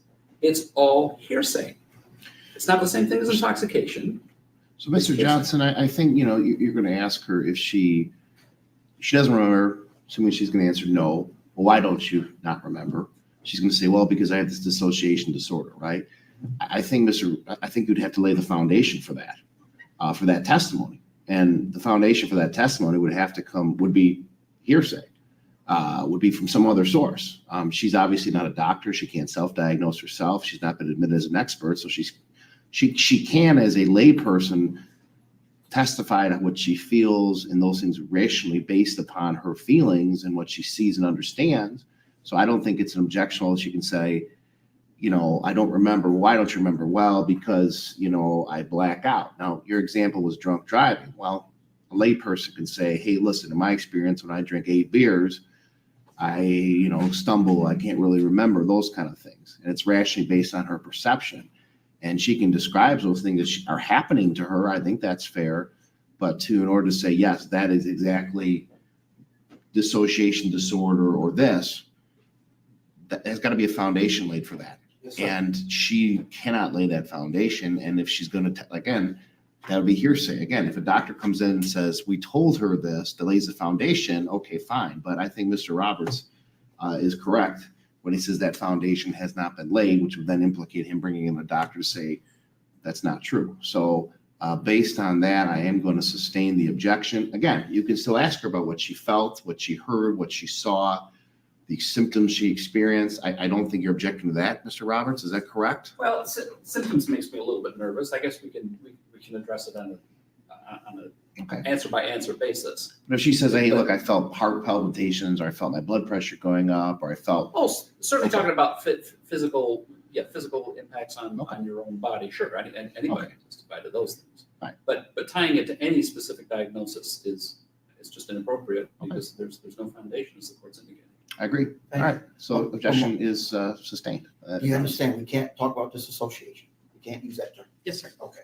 Secondly, Judge, and a few moments ago, I was given permission to approach my client. I whispered something in her ear. She was using Gabriel's name. Yeah, Mr. John, I did hear. Mr. Roberts caught that too. Yeah. So no, I didn't say anything then, and I understand. We've been, practice. I've seen you in practice. You haven't actually practiced in front of me yet, but I certainly have seen you in action. So I think I trust that you're not doing anything nefarious. So Thank you. Yep. All right. Anything else, Mr. Roberts? No, sir. Okay. Whoa, thank you. Who do we got here? So we have Mad M, thank you for joining. Laura Hornstra, oh, thank you. Wow, $50 basically. Thank you. Thank you for all of the work you do for us. Thank you. Oh, cute family, little baby. Avid. Thank you. 5. Who got the gifts? Who got them? Abellis did 5 too? Wow. Nice. I'll have to see who won. Oh, I have to pick a winner of I'm going to pick the winner for whenever I do the members live. I'm going to pick the winner of the giveaway on the members live. So if you're a member and you want to be entered, go to the community post and you fill out that form. Okay, so let's go back to chat, push play. Let's bring him back out. Please rise.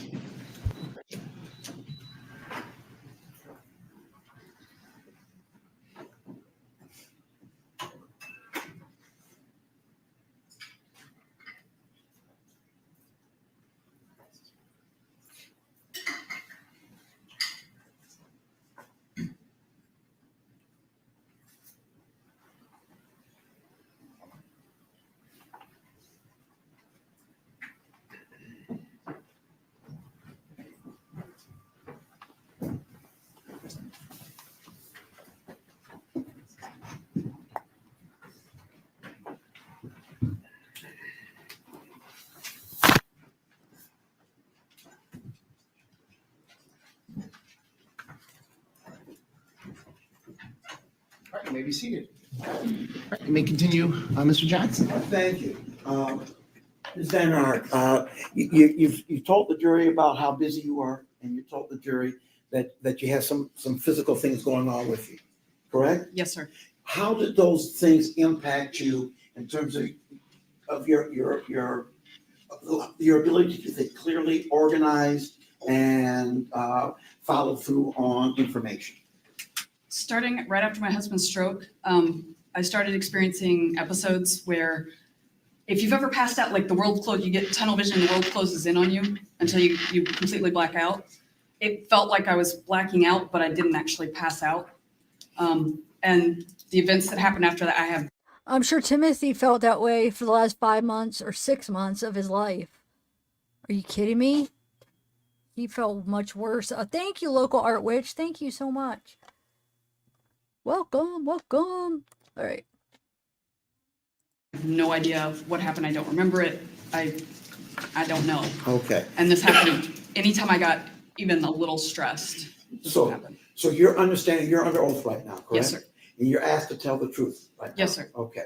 So we're asking you that you not guess at anything? Correct. Okay. Do you understand that? Yes, sir. So if you don't understand, we need to say you don't remember, we need to say those things. Correct. Okay. And you did testify that these symptoms and this pressure impacted your recollections. Is that correct? Absolutely, yes. And then there's the final pressure. You're raising children and teenage children, some of them in your home at the same time. So all these things are going on at once. Is that correct? Yes, sir.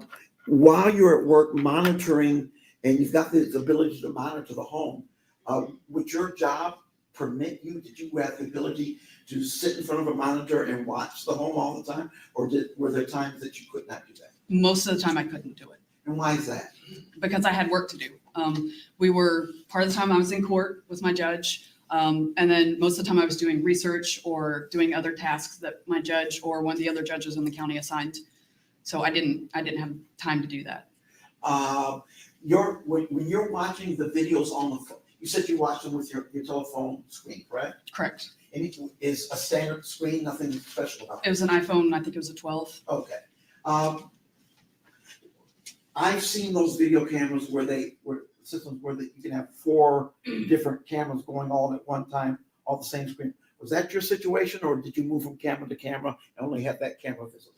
No, the cameras were different brands and different cameras, so you could only do one at a time. Okay, all right. So, and were you wearing an iWatch as well? An Apple Watch, yes. Apple Watch, thank you. Were you able to monitor your children from the Apple Watch? No. Okay. So if you were, say, in a courtroom like this and you're doing your job, you got a message on your Apple Watch, what would you get? You could get messages and pictures. You couldn't see it. I mean, the screen was tiny, but you could get messages, and then there's certain like pat responses, like pre-programmed responses, or you can type with your finger. Okay, I'm gonna ask you about a specific email or text that you received that accompanied a picture. It's the one that the prosecutors given to the jury that shows Timothy from the chest up and then his legs. You know the one I'm talking about? I have heard about it. I have not actually seen these pictures. When you respond to it, how can that be? I typed we were in court that day. I actually think I responded. I'm in court. I scribbled out a message real quick back to Paul. Okay. So did you see the photograph afterwards? No, I had too many messages on my phone. I don't usually scroll back. Okay. So how did you know to respond to Paul to say, give him some food? Because of what he said. He had sent a message saying something. Okay. So you were able to see the message? Yes, I saw the, and the picture, I mean, it's this big, but there was pictures. I just couldn't see what it was of. Okay. I deviated again. I tend to do that. Sorry about that. I need to be more organized, and we'll get there. We talked about the leg irons. We talked about the plastic ties. And did you purchase those plastic ties? I don't remember, honestly. Okay. What about the hot sauce? Tell this jury about hot sauce and your son Timothy. Well, I'm not going to tell you my understanding, because you don't need to know that. The question is, whose idea was it to get hot sauce and to administer it to your son? The idea was originally Paul's. Okay. And what was the point of the hot sauce? Because we had tried multiple other discipline methods, and he thought maybe that would get him to stop misbehaving. Okay. He suggested it to me, and I was so wrung out, I was willing to try just about anything. All right. Were you aware that this hot sauce was purchased online? Yes. Do you know why it was purchased online instead of going to Meijer and picking up a bottle of hot sauce? Well, I didn't have time to go to the store. I mean, I did the grocery delivery through the Walmart app or through the Meijer app.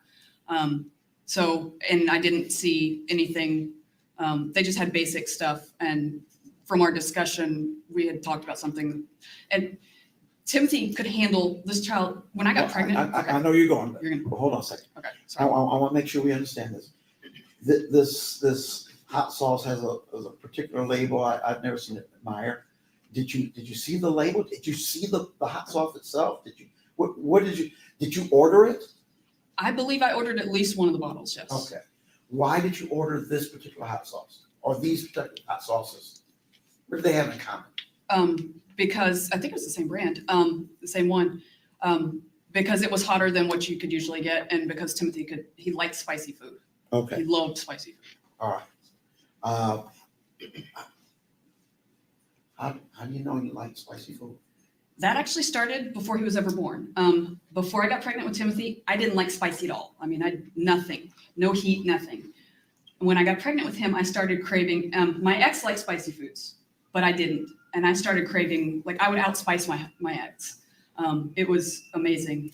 I still I'm not to the extent when I was pregnant, but some of that remained. But Timothy, as early as age 2, he could eat a whole bag of the flaming hot Cheetos without a drink. I mean, just he could down. He loved spicy food. It used to scare the heck out of me. But you were aware that these spices were hotter than what you needed. Yes. Yes. And that it was for disciplinary issues. Is that Yes. correct? Did you ever? The testimony was that you did childcare while Paul was at school or at work.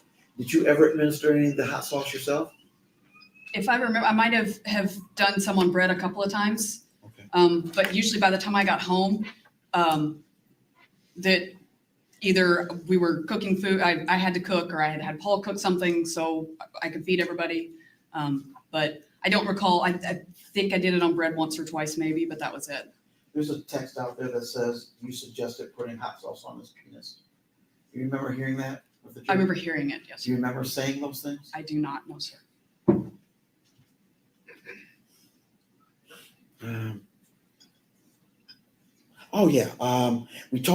We talked about the ice baths. Some talk cold baths and sometimes they were called ice baths. Do you remember that testimony? Yes, sir. Okay. The source of the ice, according to the testimony I heard, was your home refrigerator. No, it was actually a countertop ice maker.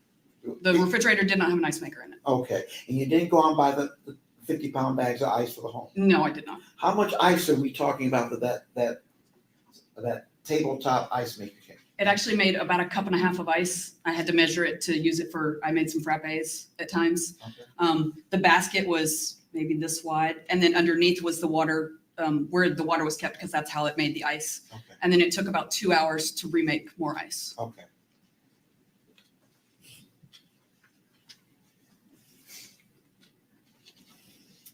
All right. Okay.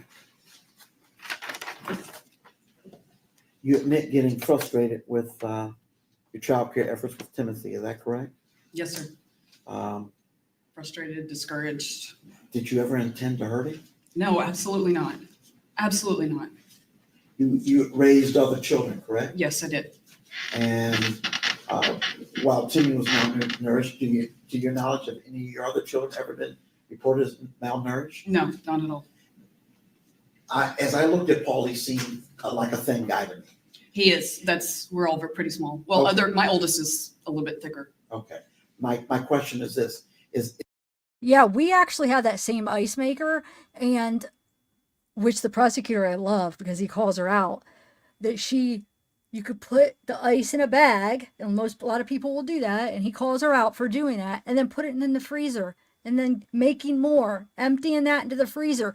So just because it only makes a certain amount, it continuously makes it, and you could put them in the freezer and get as much ice as you want. Ha! I love when he calls her out for that, because I was thinking that the whole time when the defense and even, well, Paul talks about the ice too, but I was just like, that doesn't mean anything. You could make as much as you want. You could keep making it. And once it starts making it, it's pretty quick. We take ours out during when we have parties, like people over, and yeah, I mean, it makes it pretty good, pretty quick. Oh, thank you for joining, Chantel. Thank you. Okay. it was Timothy's, when he was healthy, was his build like his brothers, or was he built like his older brother who's a little heavier? He went back and forth. There was a situation where he actually got on the bathroom scale it was after Mother's Day of 2022. I can tell you why I know it's after Mother's Day if you want me to. No, that's not necessary. Okay. But I was training a new service dog, as has been discussed. It's a Great Dane puppy. He was 7 months. Thanks, Ajam.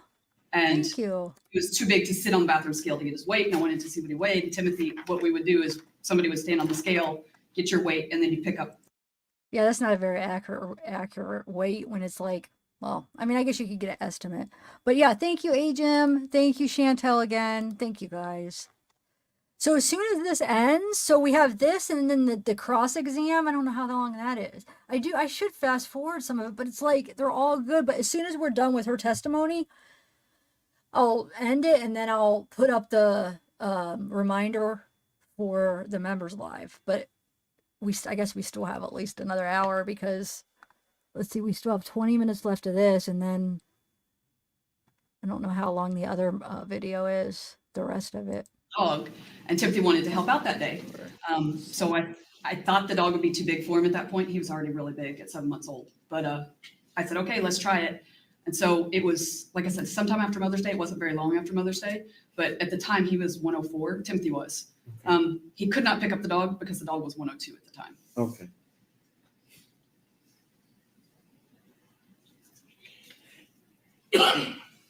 Part of this process of providing childcare, somebody had to be the eyes in the house when you weren't there. Is that correct? Yes. You selected Paul for that purpose. I didn't have a choice. That was my only option.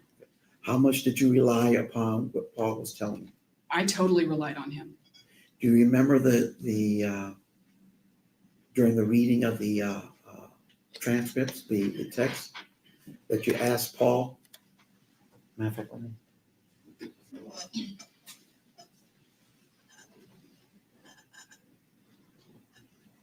Be honest with me. Are you worried about him at all, or is it all a bunch of BS like it has been for days? Do you remember that? Do you remember that text? Vaguely, yes, sir. Okay. Do you remember his response? I remember he said he wasn't worried about it. Did you rely on that? Yes, absolutely.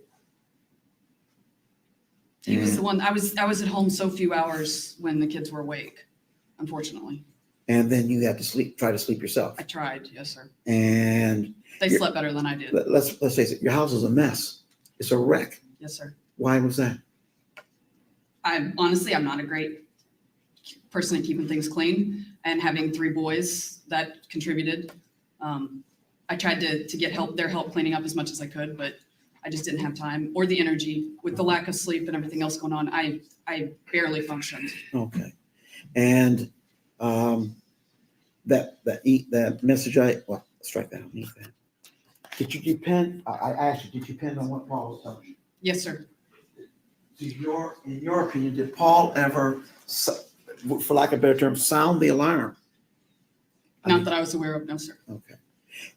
That one message, was that it? That was it. That's the only thing I got from Paul that ever had any concern. With the one little pictures in it? Yes, sir. Okay. And okay, let's talk about some other stuff. Thanks, Kim. Thank you, Kim, for joining. Maybe I should put some in fast motion and then slow it down. I always listen to mine double speed, but I know a lot of people don't like when I put it on double speed. But after this, there's still like another. I just saw that the video is like 3.5 hours, but there's a lot of breaks. So there's probably still another hour and a half. So I don't know. Once it's up to you guys. You discovered that Timothy had passed. And once the police get there, do you tell them the truth? I was so freaked out. I'm sorry. No. Ew. Ew. I've got one. Sorry. Bring it on. Fake the tears. Bring the fake tears on.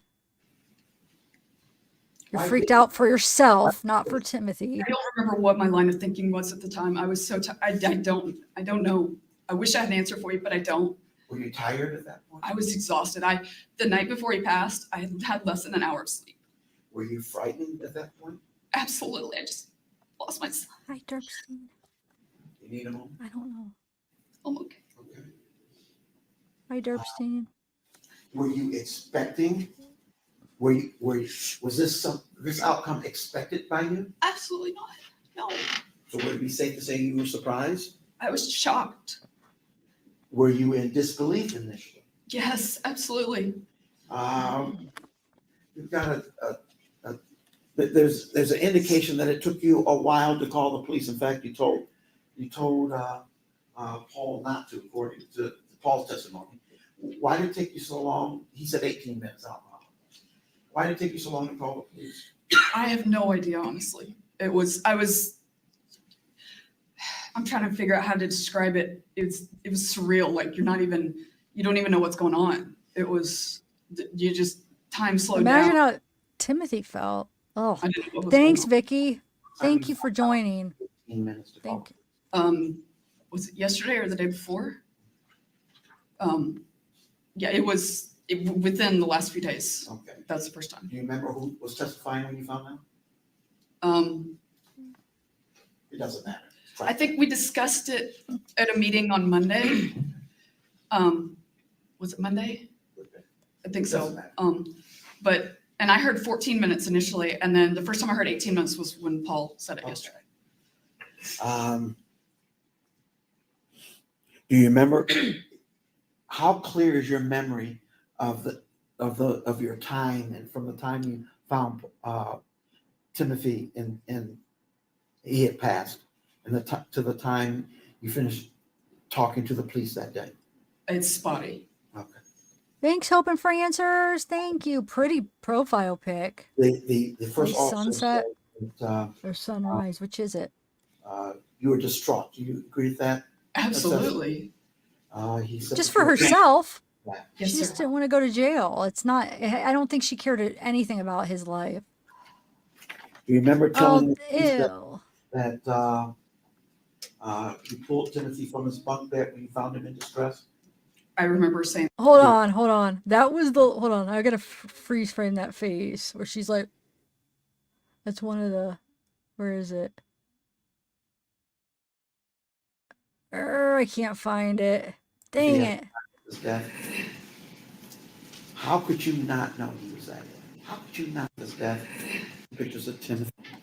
I had asked them to take over, and they didn't take over right away. But When you found him in distress, I remember saying something like that. Yes, sir. was that true? No, sir.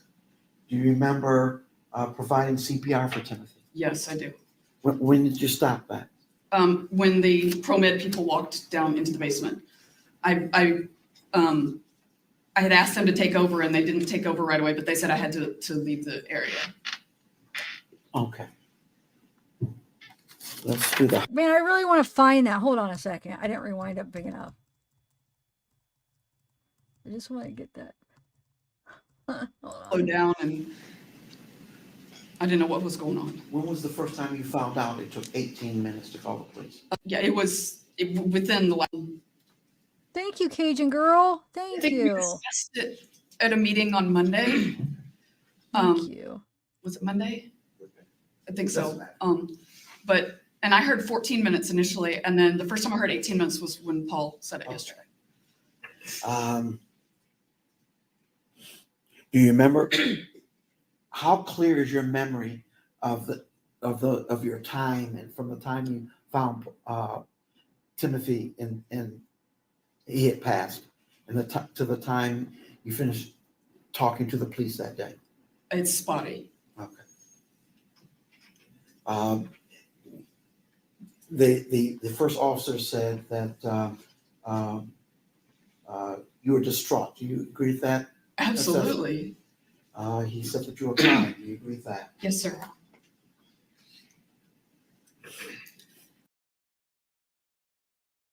Oh, that's a good screenshot. Hold on, I'm trying to get right there. That's it. That's the one that people are using. I've even used something close to a thumbnail. Hold on, I got it. Oh, that's a good one. I'm being a jerk, but I don't care. Hold on. I want to screenshot that.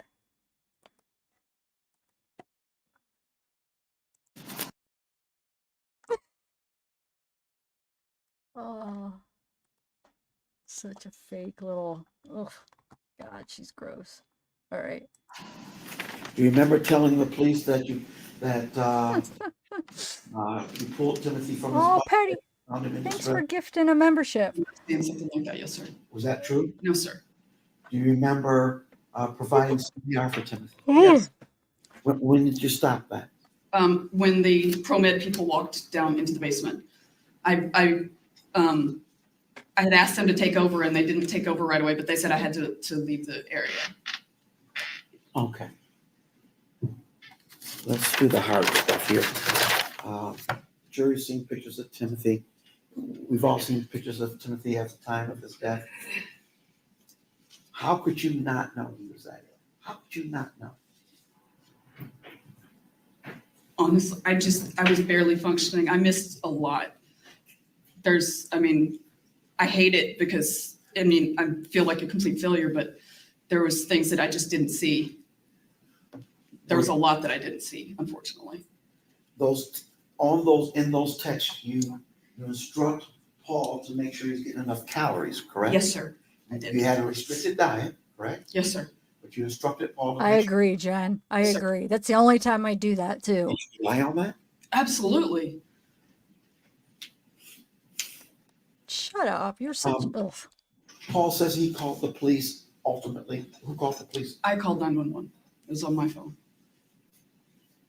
I'm sure you can pull the call and find out where it's from. Yeah, but she made Paul like she wasn't the one helping with the CPR. She made Paul do it while she just sat there and made him do it. So yeah, I would think that you're the one that called because he was sitting there, giving CPR. So don't try to oh, you take the credit because you called. Ugh.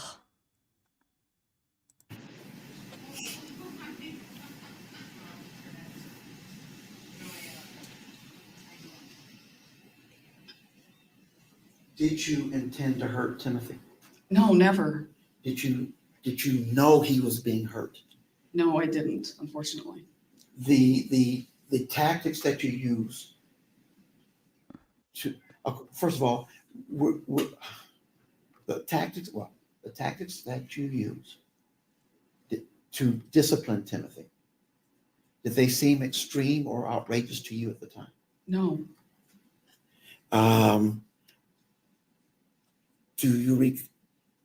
Timothy remained in, you'll admit it was, the bath was not warm on the day he died. It was a cold bath. Correct, the day before. It wasn't an ice bath though, correct? I Sorry, wasn't, you know. from the text, it looks like he did, but that wasn't what was said to do. Okay. Paul chose to do the ice on his own, if you look at the text. Okay. So there's testimony that you remained in that tub for hours. Were you aware of that? No, I didn't realize he was in the tub, no. When you came home, you didn't realize he was in the tub? I did when I got home. I actually ran him a warm bath when I got home. Okay. Where?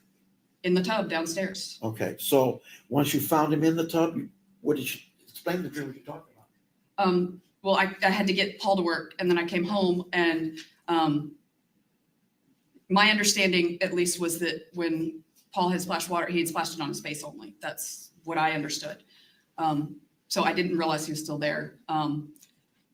And so when I got home, I was like, wait a second, what the? So I decided to go ahead and run a warm bath just to. There's a bunch of stuff in there talk about make sure he doesn't sleep. Make sure he doesn't sleep. What's that about? There was a couple of situations where Timothy actually intentionally kept everybody in the house awake. He would intentionally set off the motion sensors. He would make noise with the house being a bi-level.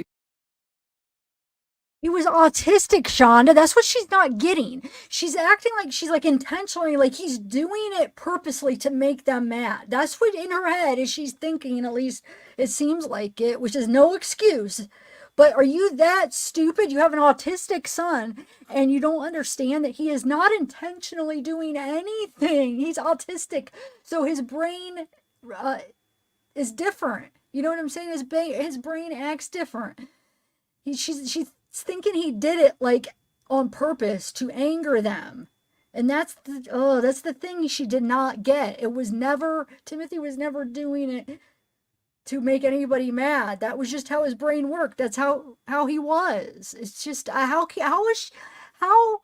was she responsible to take care of somebody that's autistic and not understand that? She had no business taking care of somebody, an autistic kid, because how could she even think that? You have to understand they're not doing it on purpose. Dang it. Yeah. So stupid.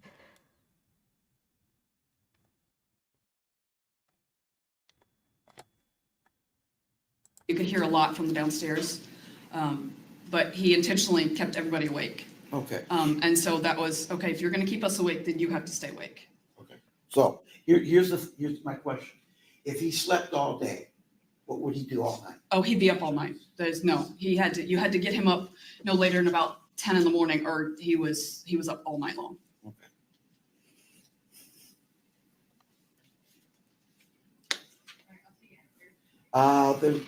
There's a door that has a dent in it that we saw an exhibit of. Okay? And you heard Paul testify that he did that. Yes. What is your recollection of that incident? What I remember is I remember hearing Paul yell from his room, because his room was directly below the master bedroom. And then I pulled up I wasn't asleep. So I pulled up the main camera in the basement area, and I see Paul come out and kick that door. And I went to hit the button. He was screaming at Timothy while it happened. And I hit the two-way talk button on the camera and said, "Hey, what the heck? Go back to bed." And I actually had to physically go downstairs and get him away from the door and send him to bed. Was in the text on occasion, Paul would have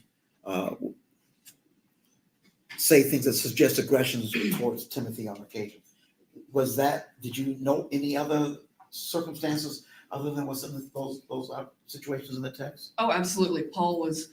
He never displayed that towards my youngest. He never displayed that towards my husband when he was still at home, or myself. He would get aggressive when he was playing games. He would get really angry. He had some serious anger issues. And then when Timothy moved up, and Timothy did push his buttons some, but he never reacted well. I mean, he just overreacted to Timothy every time. He hardly ever reacted rationally to Timothy. Okay. And so I just want to say, because I listened to I was listening to a part of Paul's just to find, like, because the way that these channels have them, they don't have them like set up where you could be like, oh, this is the first one, second one. So I was trying to figure out which ones to play, and I caught the end of Paul's. So, and it cuts off. They don't show it. And I don't know if the channel purposely cuts off, but he goes on to explain that hole in the door that they're talking about. So it's after the prosecution and the defense, they ask him all the questions. Then the judge is asking Paul some questions that the jury wanted to know, right? And then it leads into the thing with the door, the hole in the door, because he's talking about like his anger problems. And he starts talking about how he did that, and he goes on to start to tell the story, and the video just ends. I can't find the rest of it. So I don't know if the judge told the media to like cut it off there or something. I'm not sure. But that's what they're talking about with the hole in the door. So I guess he was admitting he did it, but the story cuts off, so we can't hear Paul's side of what happened. Other than what he was texting you, and other than what you could see when you weren't working at your job, you don't have firsthand information as to what's going on between Paul and Timothy. Is that correct? No, I asked my little guy occasionally, but Timothy never told me anything that was going on. Okay. So I did. I mean, I asked just because if I had texted Paul and he seemed upset, then I would get home and, hey, is everything okay? And my little guy, honestly, I don't remember him ever saying that there was an issue. He said, yeah, Paul got mad, but that was it. He never said anything happened. Okay.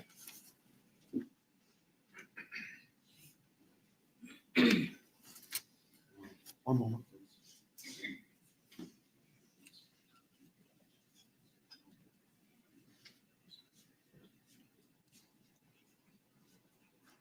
What was your intent when you would administer punishments to Timothy? To get him to behave. Was it ever your intent to harm him? No, absolutely not. No, the locks on the fridge and freezer, they're actually, he scared the heck out of me after my husband's stroke. And that's what brought those two on. Okay. I can tell you what happened. What was the incident? And then what was the incident that caused you to put locks on the fridge? I had just purchased a 2-pound bag of frozen chicken nuggets and put it in the freezer. And overnight, I guess he got around the motion sensors.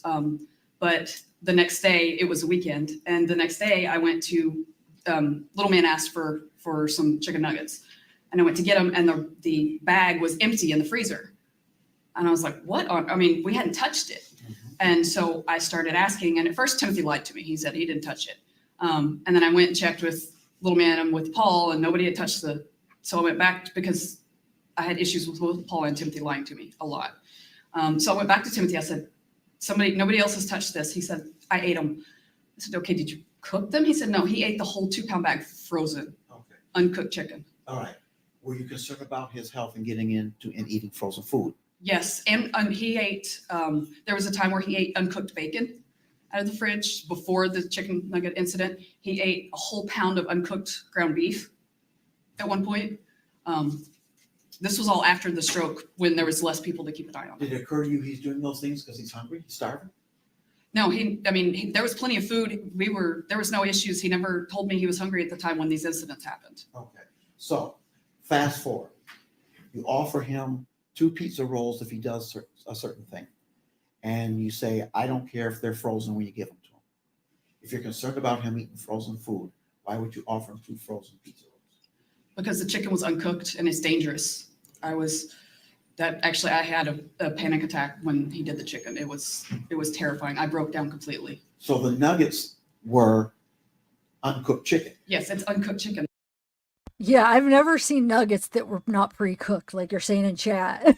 But I love it because the prosecutor calls her out on that too, because every chicken nugget frozen we've gotten, they're pre-cooked. They're not like raw chicken. And the fact that she doesn't know that, it makes me wonder if she does know that and she's just lying, to make it seem like, oh, she was worried about him because it's not cooked chicken. It makes me wonder. I mean, either way, she's an idiot. Yeah, Ashley. Yeah. It freaked me out. But the pizza rolls were at least cooked. Yes, that was just, you reheated them. Okay. He was, and I'll give you one more, he was rail thin. How did you not? God. Chris, I love that comment. Part of it, he actually, from the time of the stroke, because my husband's stroke was January 3rd of 2022, so most of this was cold weather. Part of it was he wore big clothes, he wore hoodies. The clothes that were sent to him from his dad and stepmom, most of the didn't fit him well to begin with. And I had gotten him a couple of pairs of jeans, but I couldn't afford a lot. And he also, once the stroke happened, he got really reclusive. He didn't want, and I had to force him, for a while when he was doing his homeschooling, he would do it on his tablet. And then I found out I tried to lock the tablet down, but he was doing other stuff on his tablet when he was supposed to be doing schoolwork. So I started the curriculum that he was on. You could print the assignments and the questions. So I started printing that, and literally he'd be like, just stick it on the stairs. And he'd give me the other assignments. I would grade them and stick them and put them into the program. But he didn't want anything to do with me hardly at all. Yeah, but when you put your arms around him to hug your son. He didn't want hugged. He was 15. He didn't want me. And he was autistic, correct? He was high functioning. Okay. But most of the autism came with like interactions with other people. He struggled there. Okay. So was it just you he didn't want touching, or was there anybody, he didn't want anybody else? He didn't want Gabriel. Sorry. He didn't want little man hugging him either. Okay. What about Paul? Do you ever see They him? never offered to hug each other. Thank you. No further questions. Thank you. Okay. Mr. Roberts, how long do you anticipate your? Oh, I'm thinking at least an hour and a half, Judge. So. Okay, well, it's a little early before lunch. I think it's a natural time to take a break unless you prefer to start now, Mr. Roberts. There's an issue I think that I like to address first. Might cut a small chunk of that out, but it's going to be quite extensive. So I agree that it makes sense to break now and we can come back early. All right, ladies and gentlemen, we're going to break a little early for lunch. You'll be allowed to leave the jury room. You can go wherever you want for lunch. I'd ask you to please wear your badges to and from your vehicles. That way people know that you're a juror. Please don't talk to anybody. Please don't look any social media, news reports, articles online. Again, same applies. We have to make sure we have an unbiased panel. We'll be back here. I'm going to have you back. We have some matters to attend to at 1 o'clock. I'll have you back here at 1:15, hopefully for a 1:30 start. So I'll have the attorneys back here at the same time. So thank you. We're taking a recess. So please rise.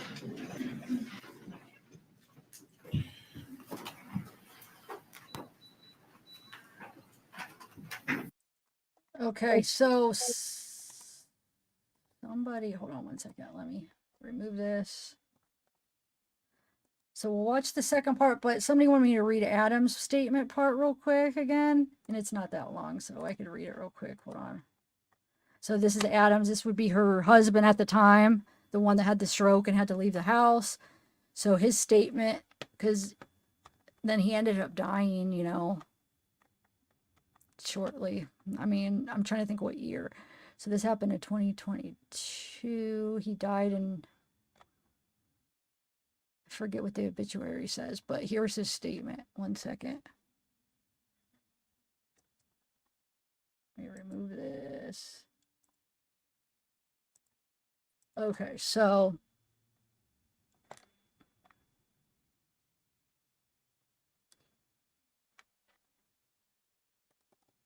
it says Paul advised Shanda, told him to help her pull. Oh, this is still the rest of Paul's. Okay, here we go. So Detective Piesk and I conducted an interview with Adam at blank. Adam is recovering from a stroke that occurred January of 2022, is currently residing with his parents. Adam consented to an interview and appeared to cognitively healthy and aware. Adam did not have any issues communicating with detectives, nor did he have issues forming sentences. So he advised he and Shanda met online and have been married for 12 years. Adam advised he eventually moved to Oklahoma to live with Shanda. Let me make this one a little bit bigger. There we go. Where are we at? At this time, Shanda had supervised custody visits of her children due to sexual allegations involving 2 of her children. Wait. Okay, so where are we at? The allegations consisted of child-to-child CSC. The case was unfounded in Oklahoma. Adam advised Shanda was very affectionate toward her children. Adam advised the physical affection often seemed inappropriate, such as having the preteen boys sit on her lap or long hugging. This is her husband. He ends up divorcing her after this happens, but this is her, so ex-husband, but husband at the time of the incident, that's saying this, that physical affection was often seen inappropriate with her son, so with her preteen boys. Adam advised shortly after their son G was born, Adam and Shanda decided to move back to Michigan. Shanda left the other children in care of their biological father, who had custody of them. So yeah, Adam and Shanda moved back. Okay. Adam advised this would be Timothy moved in with them in May 2021 after Timothy's biological father contacted Shanda. Timothy's father advised he could no longer handle him and threatened to place Timothy in foster care if Shanda and Adam did not take him.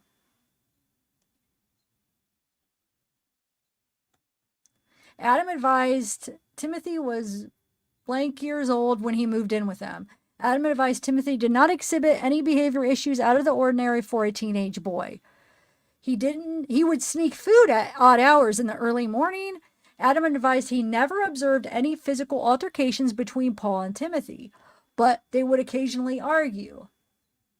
Adam advised the only surveillance camera he was aware of in the home was located under, I don't know who's one of their beds. I don't know if that's supposed to be Timothy's bed or Paul's, or I don't know, where his desk was. The camera was placed in a fashion to observe blank while he was doing schoolwork. Adam advised the only form of surveillance they used for G was a video baby monitor. Oh, thank you, Pam Cree, for joining. Yay, thank you. Monitor was used for, I'm guessing G, when he was still a baby to ensure his safety and mobility. And I could see that because, you know, if he can't, he's in a wheelchair, he can't go between floors very well. So he would, you know, if he's watching him, you would need to make sure. Anyway, Adam advised the only form of surveillance they used for G was a video baby monitor. Oh, I already just made that. Adam advised G never exhibited any behavior. God, it's hard to tell which one they're talking about. Hold on. Oh, this is G. So Adam advised G never exhibited any behavioral issues, nor did he ever undress and walk around the house. And we just heard Shanda say that that's the reason they had the video, because G would walk around his house, take off his clothes and walk around the house. So that's a lie. Adam advised he was unaware of any locks being attached to the refrigerator or chest freezer. Adam advised he was unaware of any other forms of video surveillance in the house. Adam advised he was unaware of the shackles located in the basement near Blank's bed. Adam advised he would not have condoned the use of any physical discipline. I want to see something.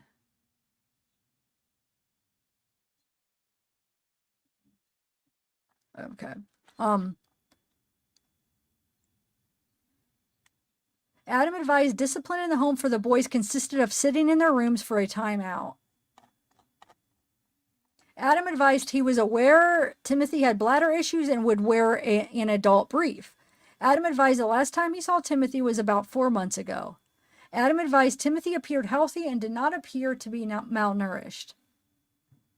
So this is from, 7/7, or wait, I think this was 7/7.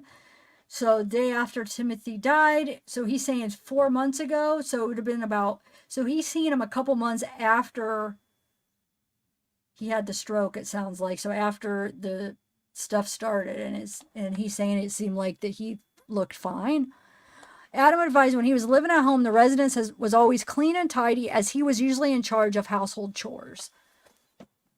So there's that. He probably, maybe Timothy didn't really start showing of looking really bad for a few months after that, which doesn't mean that it wasn't horrible for him, but for somebody to have noticed, because that would have been at the first couple months when he saw him. Okay, so let's try to get some of this, the cross in. Hold on, let me take this down and bring this, get the other video real quick.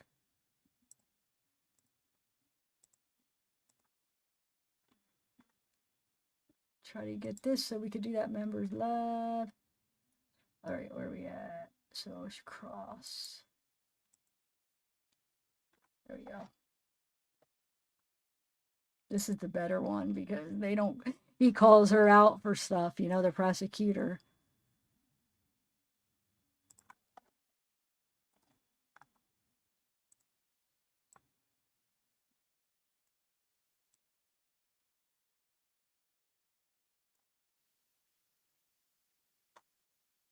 Look how nervous she looks. I love it.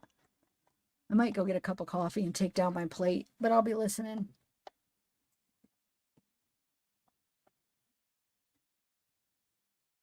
So I want to make sure you for sure can't hear me when I have it on mute, because I'm going to go downstairs and I don't want you to be able to hear, like, if I talk to my mom or it be interrupting, because I'll keep these headphones in.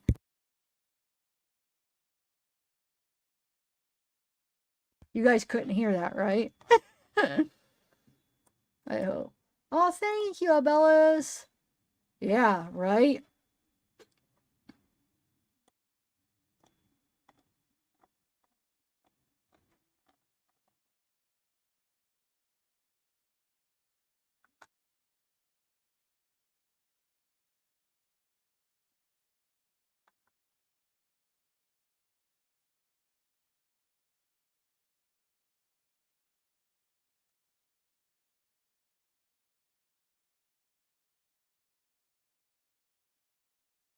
Oh yeah, text to speech is horrible. White always says funny things. It almost looks like she has like a black eye. Like, did you guys notice that? Like her eye right there. Is that like a black eye? Or is it like, did she have makeup on that's smeared? Or what is that? What do you guys think? I mean, she definitely has dark circles around her eyes, but it actually looks to a point where the one looks black.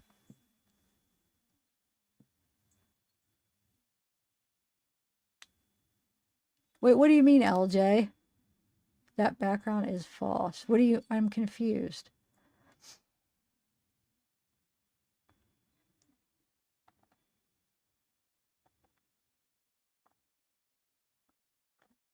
I could fast forward this, but I just was. Yeah, it does.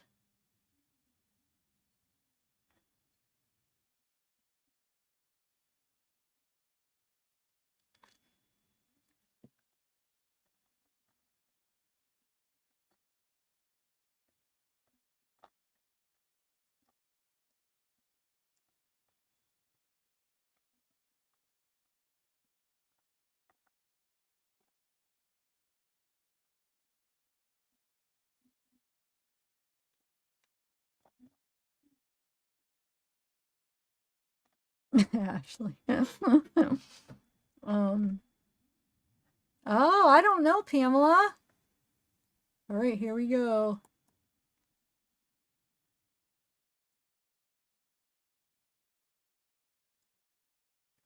Can't hear it yet. Do I have it on mute? No. Oh, there we go. File 23110FC, People of the State of Michigan versus Shanda VanderArk. After lunch, the jury is secured in the jury room. Anything before, for the record, before we bring the jury out, Mr. Roberts? Yep. Mr. Johnson? No, sir, thank you. All right, please rise.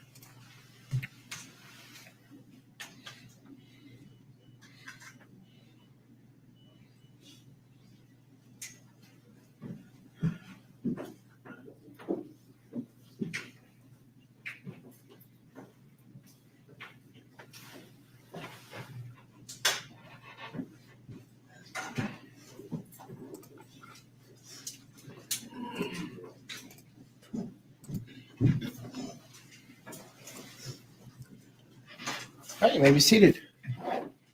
Mr. Roberts, you can begin your cross-examination. Oh, actually, we'll recall. Yeah, sorry. How to do that. Ms. VanderArk? You're reminded you are still under oath. Yes, sir. Go ahead, Mr. Roberts. Thank you. Good afternoon, Ms. VanderArk.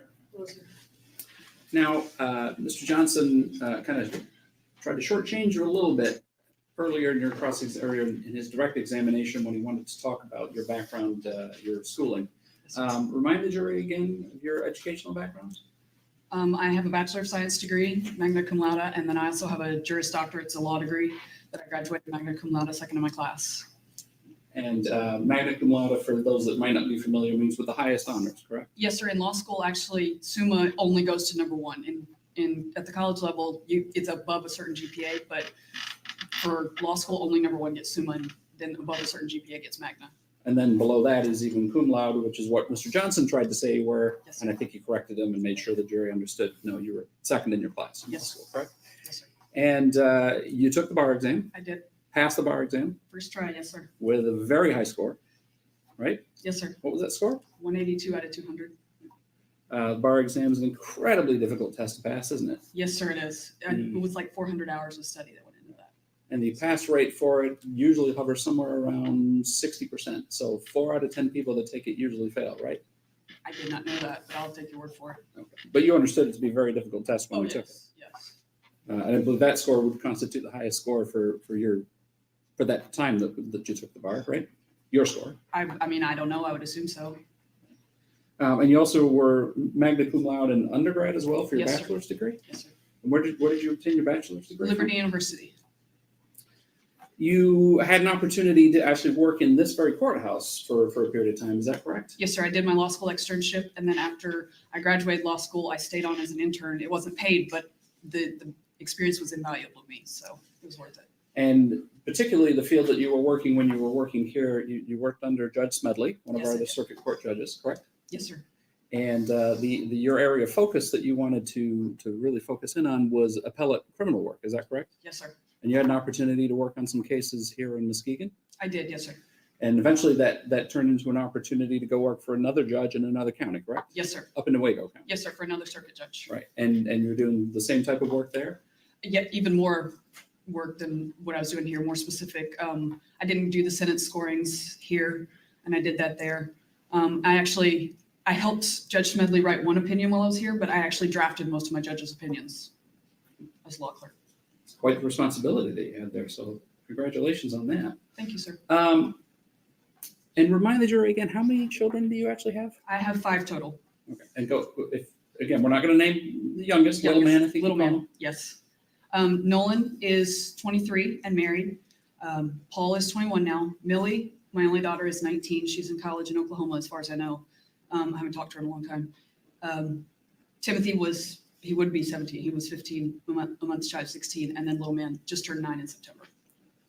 And with the exception of Timothy, no harm has come to your children in terms of them, dying as a result of malnutrition and starvation, has it? No, not at all. Dehydration, hypothermia, No, sir. none of those inflicted on any of your other children. No, sir. They're all healthy. Detective Piesky, at the time he interviewed you, I think attempted to get some photos of Timothy from your phone, and you told him that you had no photos on your phone of him from January on, did you? I had one from January, but after that, no, I didn't have any. But you had a functioning phone. I did, yes, sir. You used it to monitor the cameras that we've talked about, the motion sensors, all that stuff. You had the ability to use a phone that was your own personal phone. Yes, right? sir, that was my phone. It wasn't a work phone where there was a Oh, no. restriction to say, well, No. you can't take photos, anything No. of that nature, was it? No. So you certainly had the ability to have photographs of your child on your phone, I right? did, yes, sir.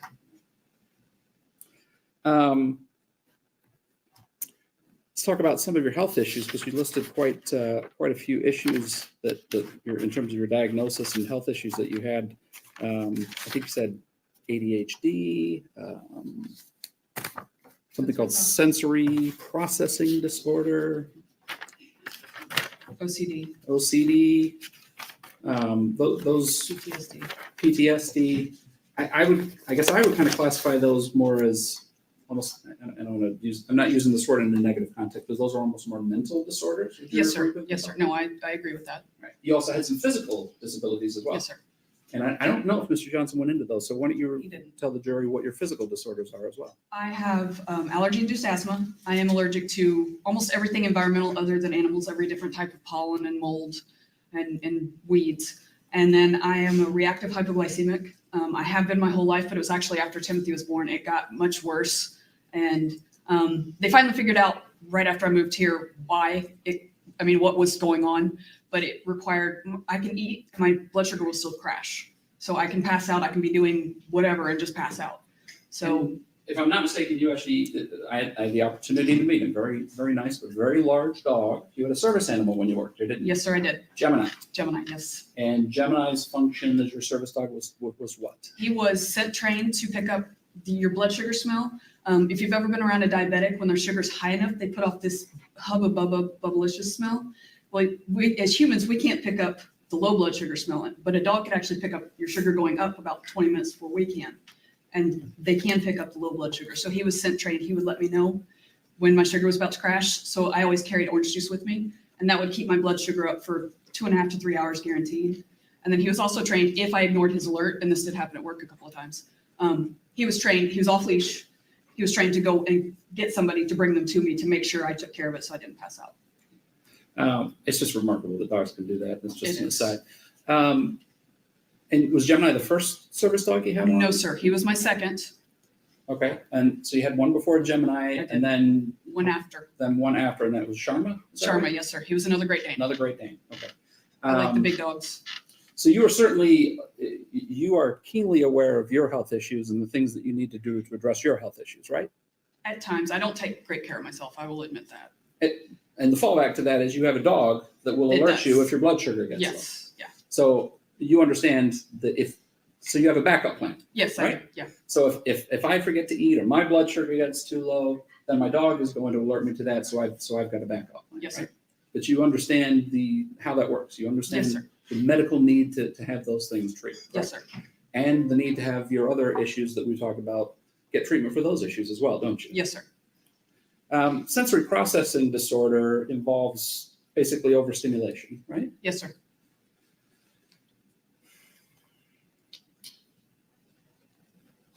And you suffer from a disorder which causes you to become overstimulated with what, audio and visual stimuli, correct?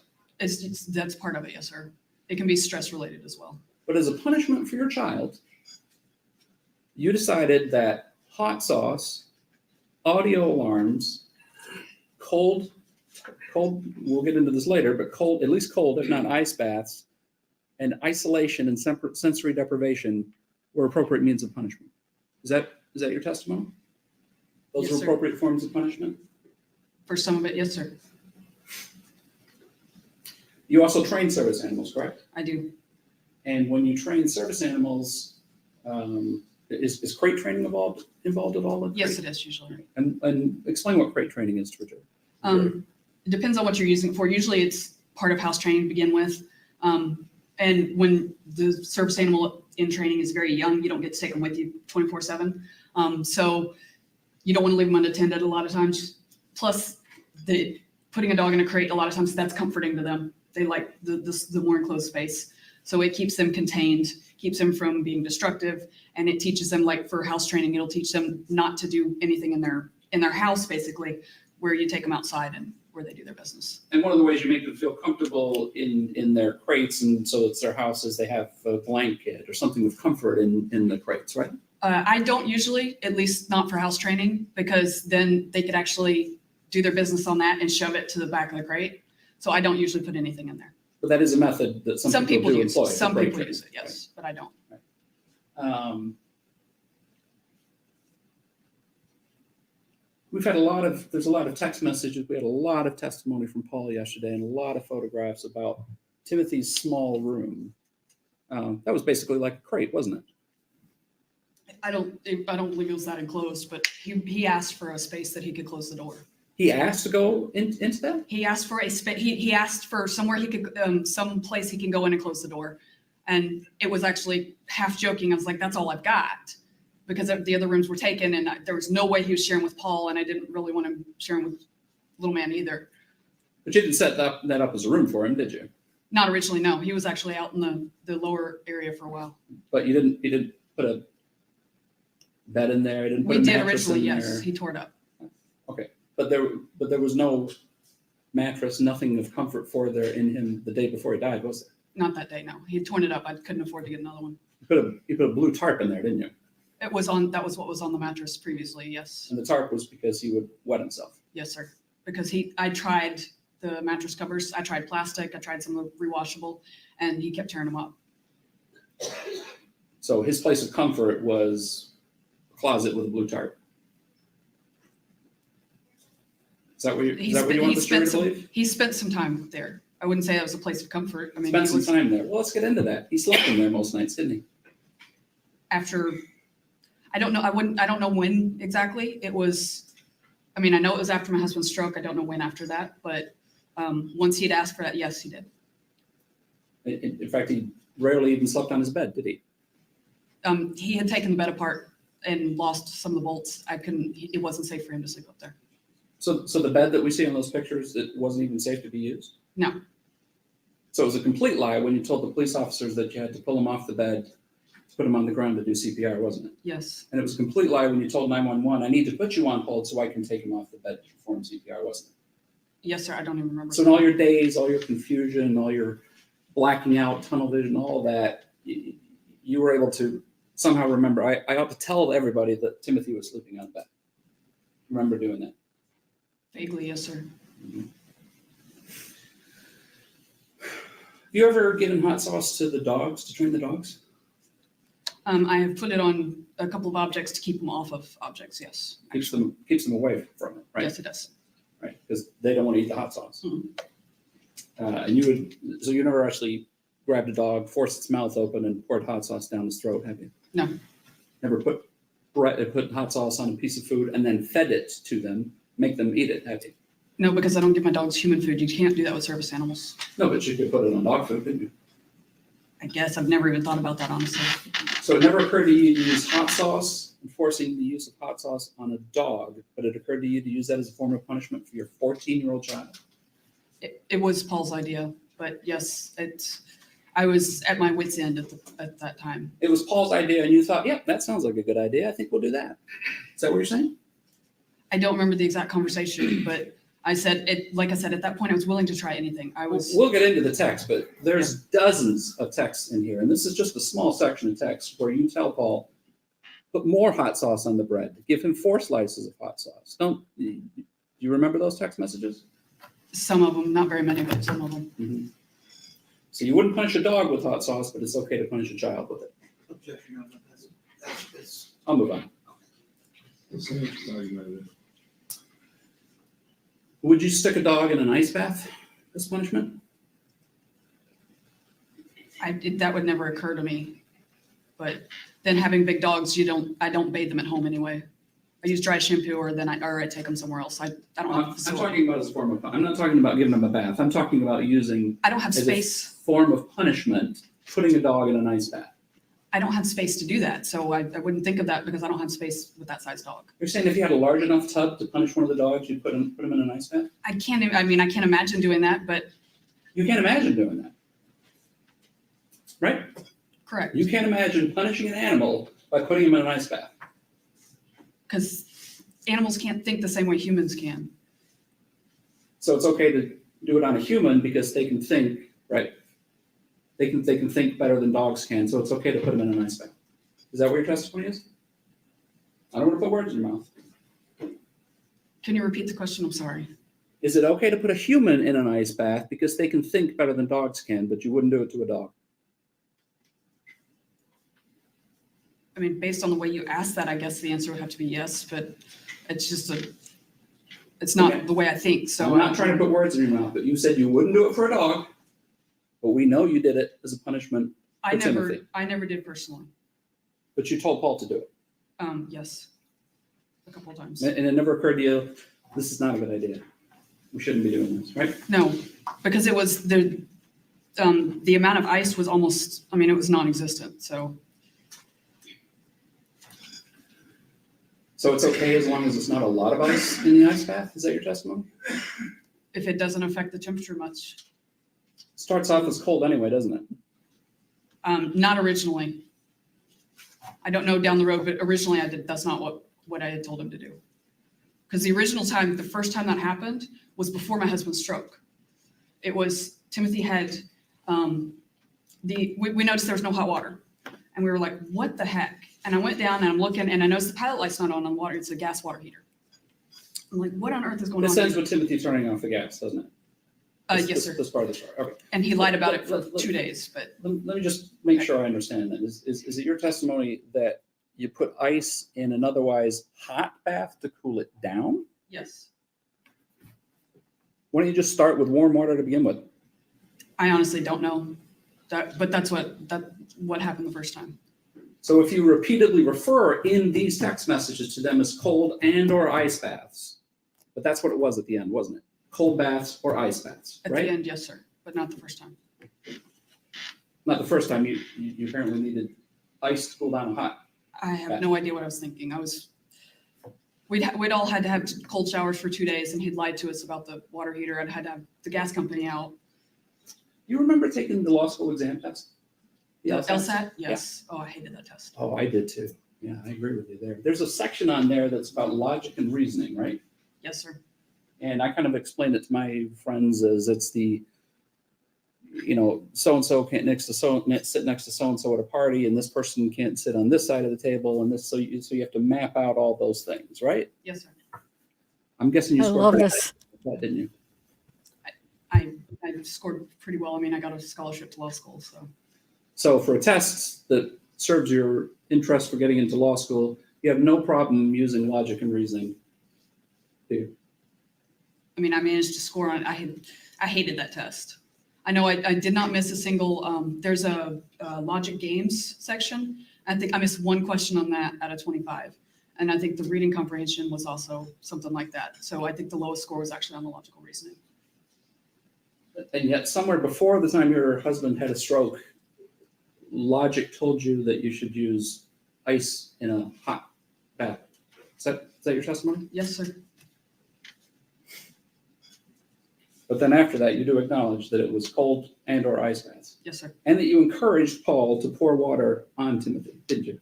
Just the one day. Just the one day? Yes, sir. Which day was that? The day before he passed away.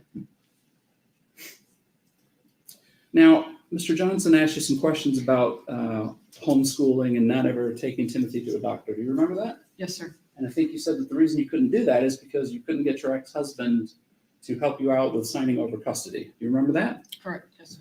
The truth is, you were, by court order, not allowed to have custody of Timothy, weren't you? That's correct. But I was offered the option of either taking him or they were going to put him in foster care. And I didn't want my son in foster care. I don't think anybody would. But there was a court order that said you are not allowed to have custody of Timothy. I'm not talking about a custody agreement. I'm talking about a court order that says you can't have custody of Timothy. My understanding of the order that you're talking about, it wasn't that I couldn't, it's just that I didn't get custody that time. Oh, no.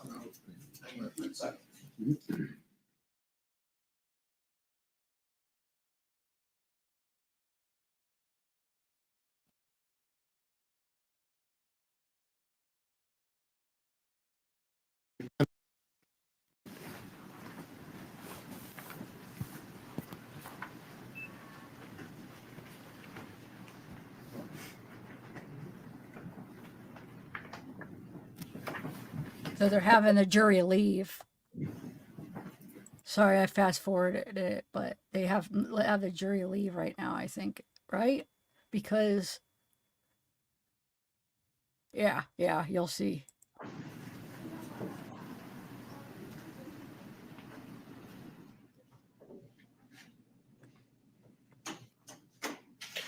May be seated. All right, Mr. Roberts.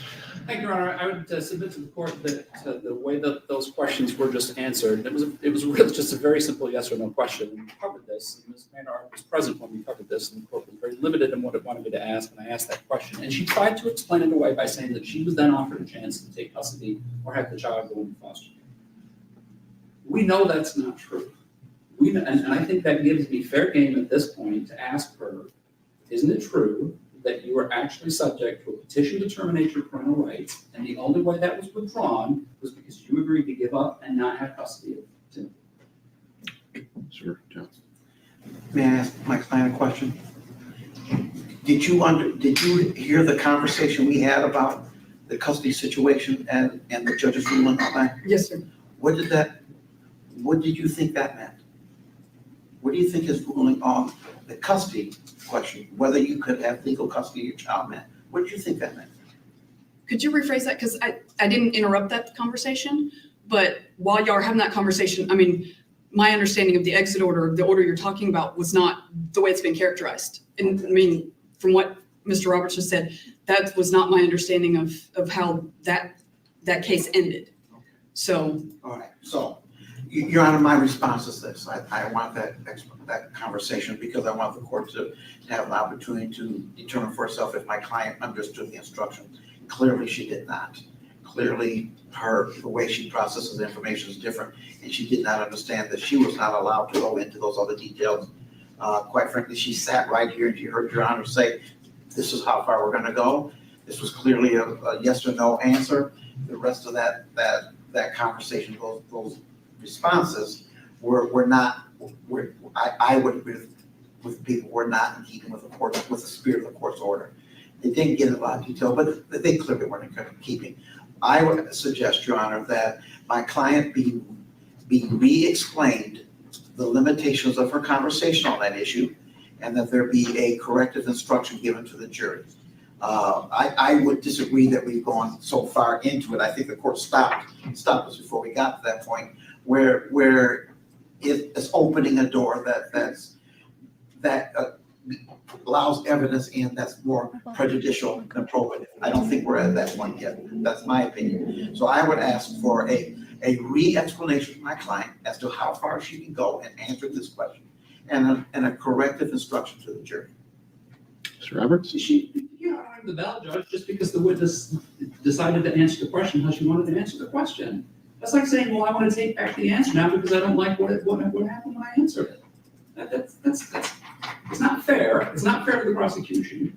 She's a law student. She just sat up here and explained how she graduated second in a class in law school and passed this bar with a score of 182. She sat through this entire trial. She's been taking notes. She's been actively participating. She's trying to answer the questions the way she wants to get her point across, plain and simple. And the court's order couldn't have been any more explicit that it was a yes or no question about, isn't there a court order prohibiting you from having custody of the kids? I get to come back and explain now why she's sitting here saying that she thinks the order said, well, whenever you want custody back, if you want to take custody or the child goes into foster care, you can do that. All right, well, before I make it. I'm sorry, I didn't cut the court off. I apologize. I would just offer the court, I'm prepared for limiting instructions to the jury, that they don't consider this as any type of character evidence or anything of that nature. I think that's perfectly appropriate. But this is a mess of her own making at this point. All right, well, before I make a ruling, I didn't hear her exact answer because I was in the middle of trying to look at Mr. Thank you, Tammy, real quick. Thank you for joining. Thank you so much. Okay. Johnson to say maybe we stop this. So before I make a ruling, I want to hear exactly what her answer was. So I'm going to take a recess. I'm going to look at the record and make a finding. So, yep, we're in recess. Okay. I'll fast forward it.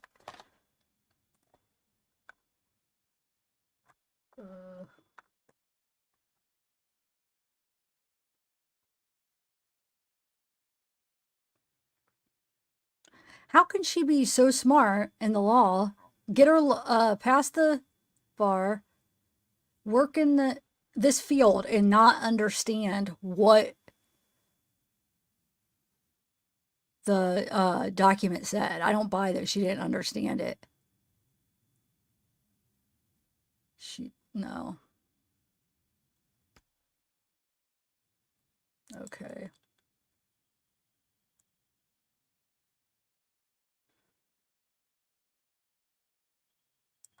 What the court is going to permit by, I guess, agreement of the parties, or, I mean, if it's not an agreement, okay, Mr. I'm not speaking for you.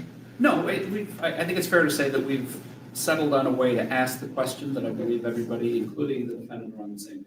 Okay, so essentially the question we're going to ask is it true that the order from Oklahoma prevented you or only authorized you to have supervised parenting time of Timothy? Is that correct, Mr. Roberts? That's correct. That you're understanding, Mr. Johnson? It is, Your Honor. Right. Ms. VanderArk, do you understand the question? Yes, sir. All right, Mr. Roberts, why don't you go ahead and I want to make sure before we bring the jury out that we make sure that doesn't open any other doors before we don't have to. So go ahead and ask the question. Thank you. Ms. VanderArk, is it true that the last custody order from Oklahoma that involved Timothy indicated you were only to be allowed supervised parenting time? Yes, sir. Fair enough. All right. With that, any other thing else before we bring the jury in? Mr. Roberts? No. Mr. Johnson? Yes, Your Honor, prepared to proceed. Okay, please rise.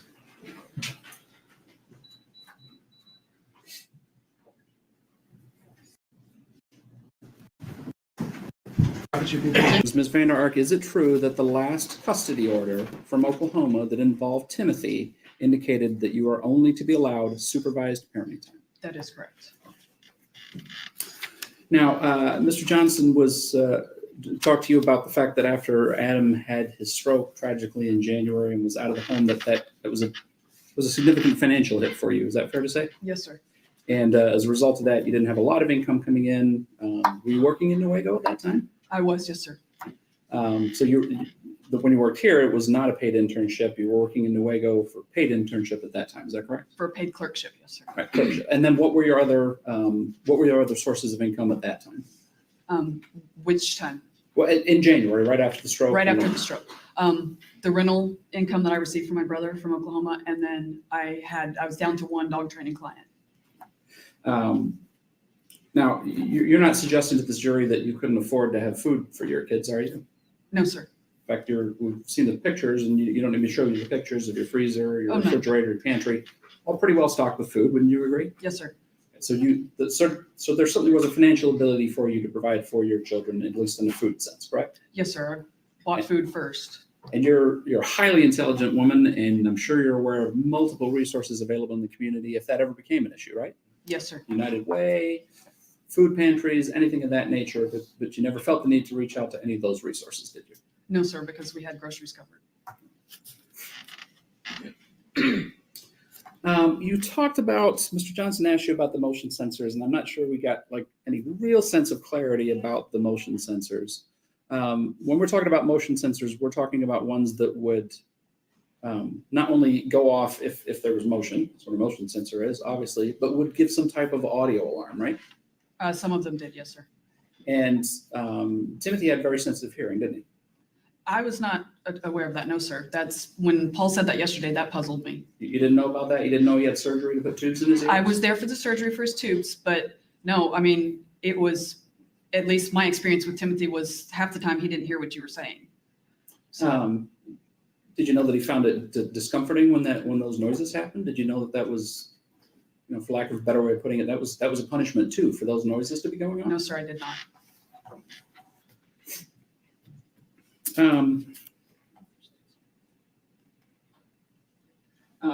Timothy was autistic, right? He was on the autism Yes, sir, he was spectrum. on the spectrum. Loud noises, disturbances, things like that. Those are troubling for folks with autism, aren't they? For some of them, but he never, I mean, he liked to listen to his tablet extremely loud. And I remember, because little man, sorry, I'm trying not to say his name. Yeah. When we'd have thunderstorms, sometimes it would freak him out, and things like that didn't bother Timothy at all.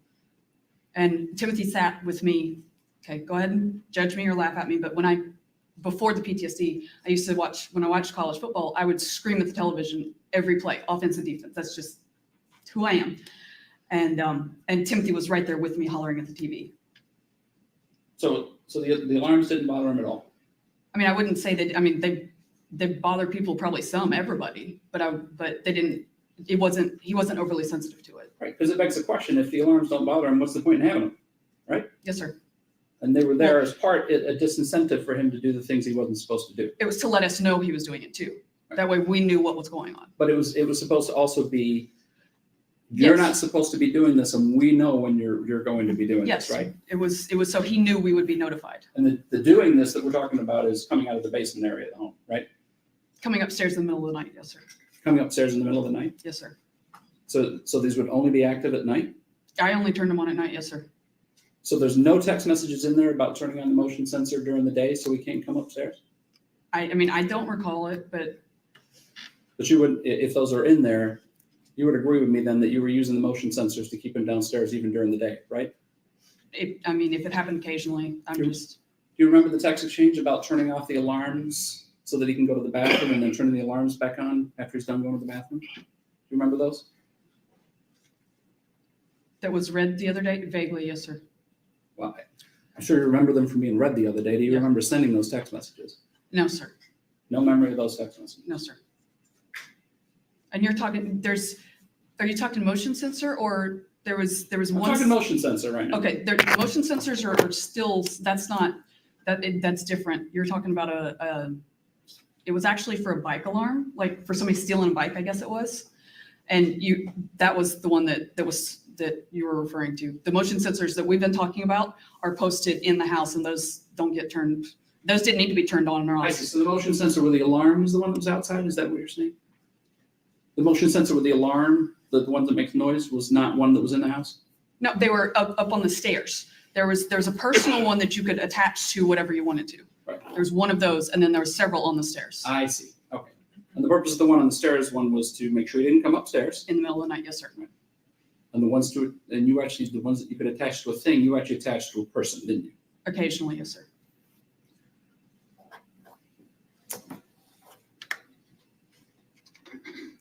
So let's talk about the cameras then. Well, I guess let me ask you this question.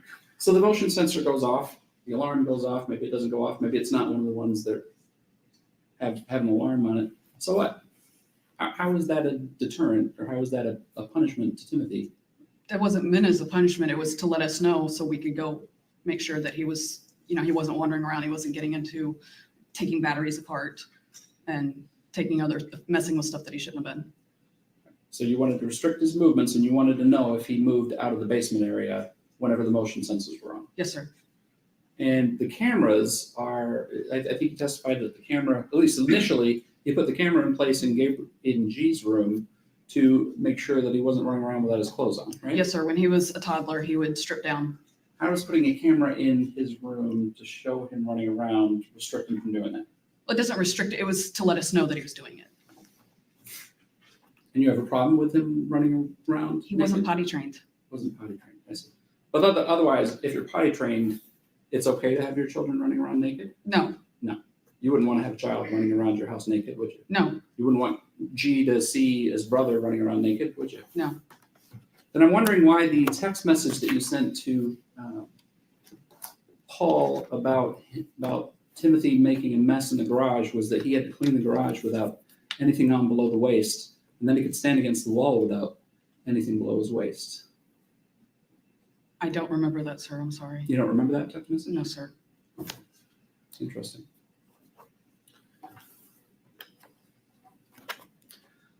Take a look at, this is from the larger text messages. This is all the text messages between you and Paul. It's a few hundred, if not 1,000 pages.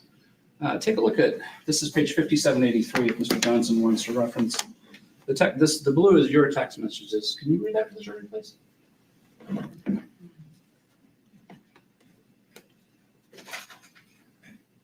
The blue one says, my bigger issue is that you said you checked every minute or so, but checking on the camera would have told you he wasn't listening. I'm not absolving him of responsibility by a long shot, but there are reasons the cameras are in place.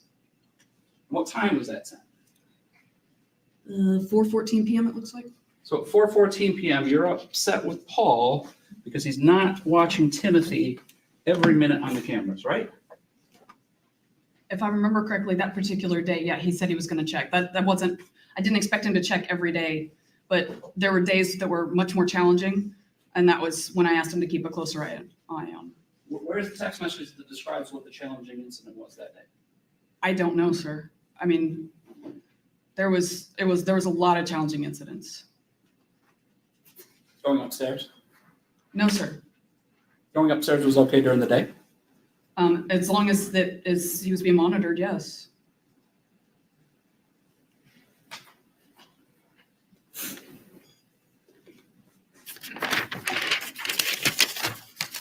You talked about, we talked about the autism already. You talked about a number of other issues that Timothy had: bipolar, ADHD. Were there some other ones? Sensory processing disorder. Sensory process. So he had the same disorder that you did. Yes, sir. Sensory processing disorder. But there's different manifestations of it. He had the one where his senses being overloaded didn't make a problem for him. Is that what you're saying? He was more hyposensitive, which means he didn't react the way a typical person would, as far as less of a reaction. There was a time, I was told about it when we still lived in Oklahoma. I guess he was being given a bath and he fell and hit his jaw, and he didn't say anything. He didn't say he was in pain. Well, I guess he went to someone's bedroom and my oldest son brought him back out and he had completely bitten through his tongue and not said anything. So he did not react as much to stimuli as most people do. There's hypo and hypersensitive, and he was hyposensitive. And is there medication for that you take? Not that I'm aware of. I don't. Do you go to counseling for you, or did you go to counseling for you? Not for that, no, sir. For any of your other issues, though? I have over time. It's been a long time. But in fact, the entire time Timothy was in the state of Michigan, you never took him to a counselor or a doctor to address any of those issues, did you? No, sir, I didn't have the insurance information. You didn't reach out to any resources in the community that might have been available to help, did you? I did actually Yes or no? Did you reach out to any resources Yes. in the community? Which ones? I contacted DHHS about getting him on Medicaid, but they said that because he had other insurance, that would be primary, so we still had to have that information. Did you reach out to Community Mental Health or Health West, I guess it's called now? I didn't, I wasn't aware of it. I hadn't heard of Health West until I started working in the courthouse. Right. You worked in this courthouse in the county that you live in for at least an entire summer, as I recall correctly. And you never knew that we had a mental health agency here in Muskegon County? I didn't realize that's what it was for. I honestly, I didn't think about it. As far as resources go, the only thing that I thought about was DHHS for things like Medicaid and food stamps.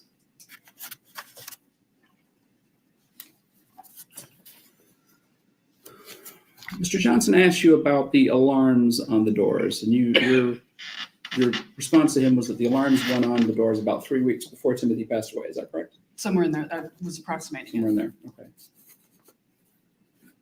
You can look up the Amazon history on my phone. Well, I'll do one better than that. This is page 3932 of the text messages from you. Would you go ahead and read that exchange for the jury and the date, please? Did he say miraculously? No, This is Paul's response now, right? Yes. No, I was emphasizing because I turned on the alarm, yet he slipped past. That's not good. We need to put up the other 2 alarms tonight later on. That's the motion sensors. But you referred to them as alarms. Yes, sir, I did. Right. And that's what we called them. That was February. February. That was motion sensors. Months before he died. Yes, sir.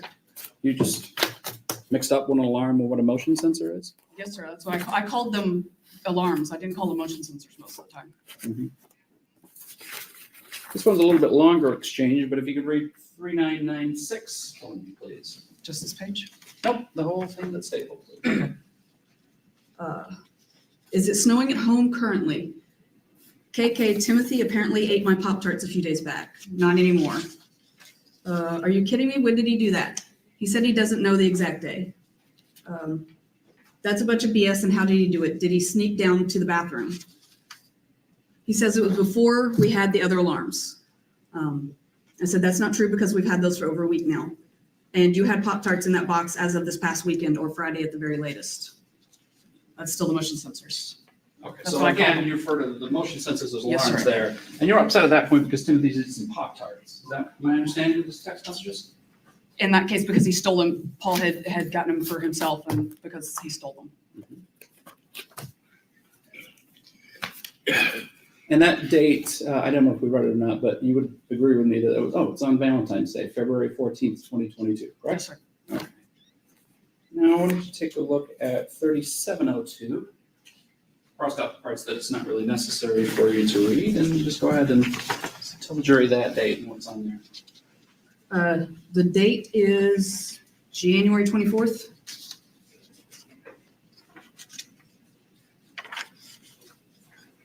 Okay. Did Timothy have to wash his sheets? Question mark. Yes. I said, ugh, okay, pretty sure that is him pouting over the extra camera and motion sensors.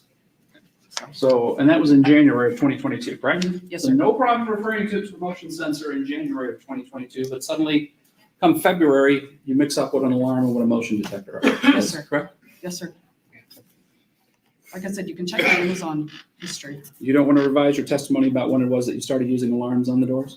No, sir, because it's in my Amazon history when I purchased those.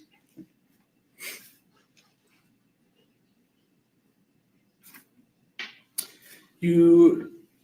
Johnson asked you about Timothy being on medication for a lot of his issues. Is that correct? Yes, sir. And I think you said that when he came to you, he was like a zombie, right? Yes, sir. So you decided to take him off those medications, didn't you? No, sir, we couldn't get refills. We had to get a refill through a doctor and we didn't have a doctor. So your testimony wasn't that you took him off those medications? I said that I wanted to. You wanted to. Yes, sir. At least some of them because he was a zombie. It was horrible. You wanted to take him off the medications, and it happened anyway because you can get refills for him. So you're actually happy that that happened. Not the way it happened, but he wasn't a zombie afterwards. But you definitely did not consult with the doctor before you did that. No, sir, because we ran out. But and again, didn't reach out to any, besides DHHS, didn't reach out to any resources in the community that might have helped you out with a child with such severe emotional issues that you have to use motion sensors and later alarms and locks on things. You didn't reach out for any resources before you just decided to stop him taking medication. Before he ran out, I wasn't aware of, like I said, DHHS is pretty much the main resource that I was aware of. Did you ever talk to somebody and say, look, I'm at my wit's end here? I did reach out to resources and talk to the judge that you were collecting for. I said, what can I do to get some help here? Did you ever do any of that? I talked to some friends at work. And they But I didn't come ask. up with an idea? I didn't ask for resources. I just vented to them and nobody suggested anything. I didn't ask.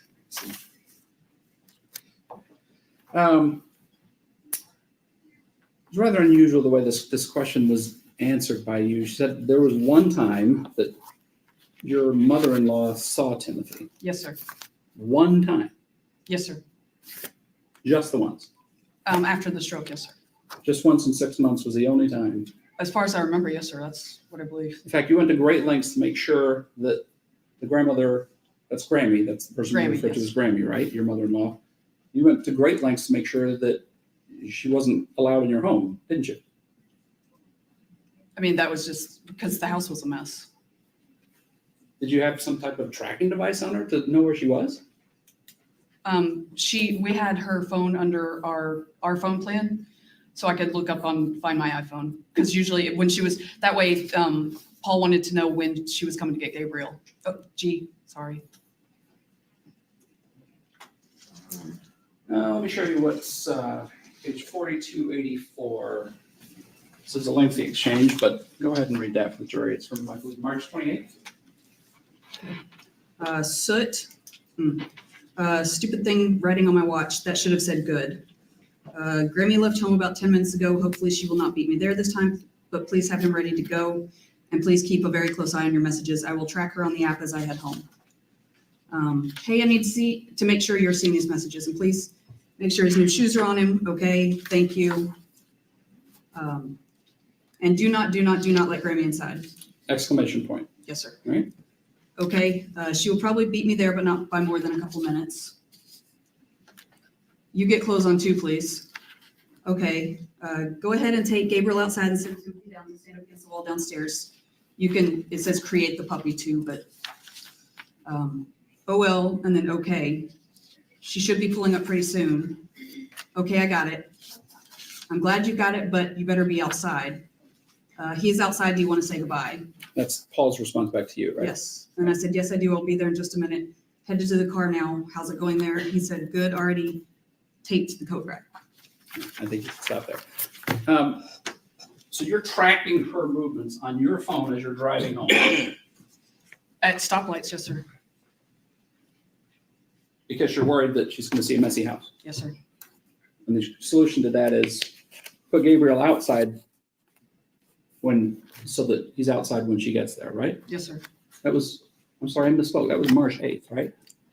So rather than his grandmother come into the house, even the entryway of the house, in the middle of winter, not middle of winter, on March 8th, your solution was put Gabriel outside, make sure she doesn't come in. Do not let her in the house. Paul was outside with Exclamation him. point. I wouldn't end up, never put him outside by himself. Paul was outside with him.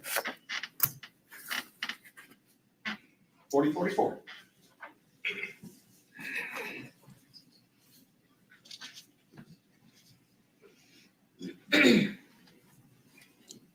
Please also have some decent clothes on in case I need you to bring a little man out. I'm hoping Grammy does not beat me there. It looks like it will be close. He said, okay. Said, I will tell you when to take him outside to wait for her. Just please make sure she doesn't leave until after I get there. I haven't been away from Gabriel at night since this all started, and I wanted to give him a hug and kiss before he goes. Okay. Go ahead and go outside and wait for her. It shouldn't be more than a few minutes before she gets there. Just please don't let her leave until after I get there. She is almost there. Are y'all outside? I would like a response to that message. Question mark. You might need to make Timothy stand with his nose, it says of, against the front door on the inside. Please tell me that you and the child are outside. Seriously, no response. I'm almost there and I'm more than a little upset at the moment. You're upset because at that point you don't know whether or not she's going to come into the house, aren't you? I was upset because I wasn't getting a response. That drives me crazy. It's a pet peeve. I hate not getting a response via text message. Right, so you better have my child standing outside so his grandmother doesn't go inside, and oh, by the way, put my other child up against the front door with his nose against the wall, right? Because he was in trouble for something. I mean, I don't know what happened before that exchange. What would he do to get punished to have him make sure he's standing against the wall with his nose against the door? That was one of the punishments. We'd make him stand against the wall with his nose. And the reason I had it against the door is because I didn't want him getting into anything. That way Paul had a better ability to monitor him. 4123.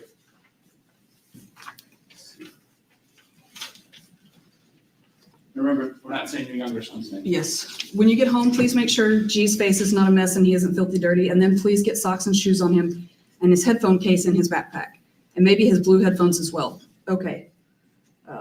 Also, please watch him, but please have Timothy get those 2 pumpkins off the front porch and into the trash can before Grammy gets there.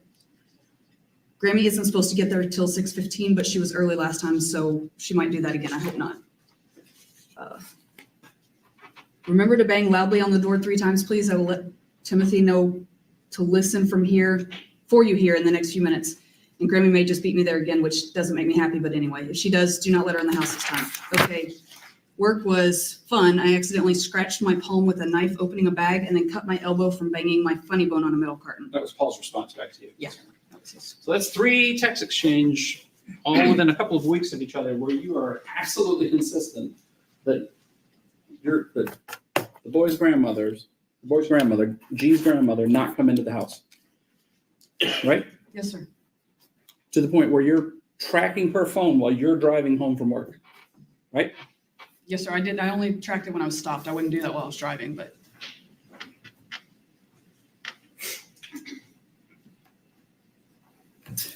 Now, Mr. Johnson asked you about the leg irons. Do you recall that? Yes, sir.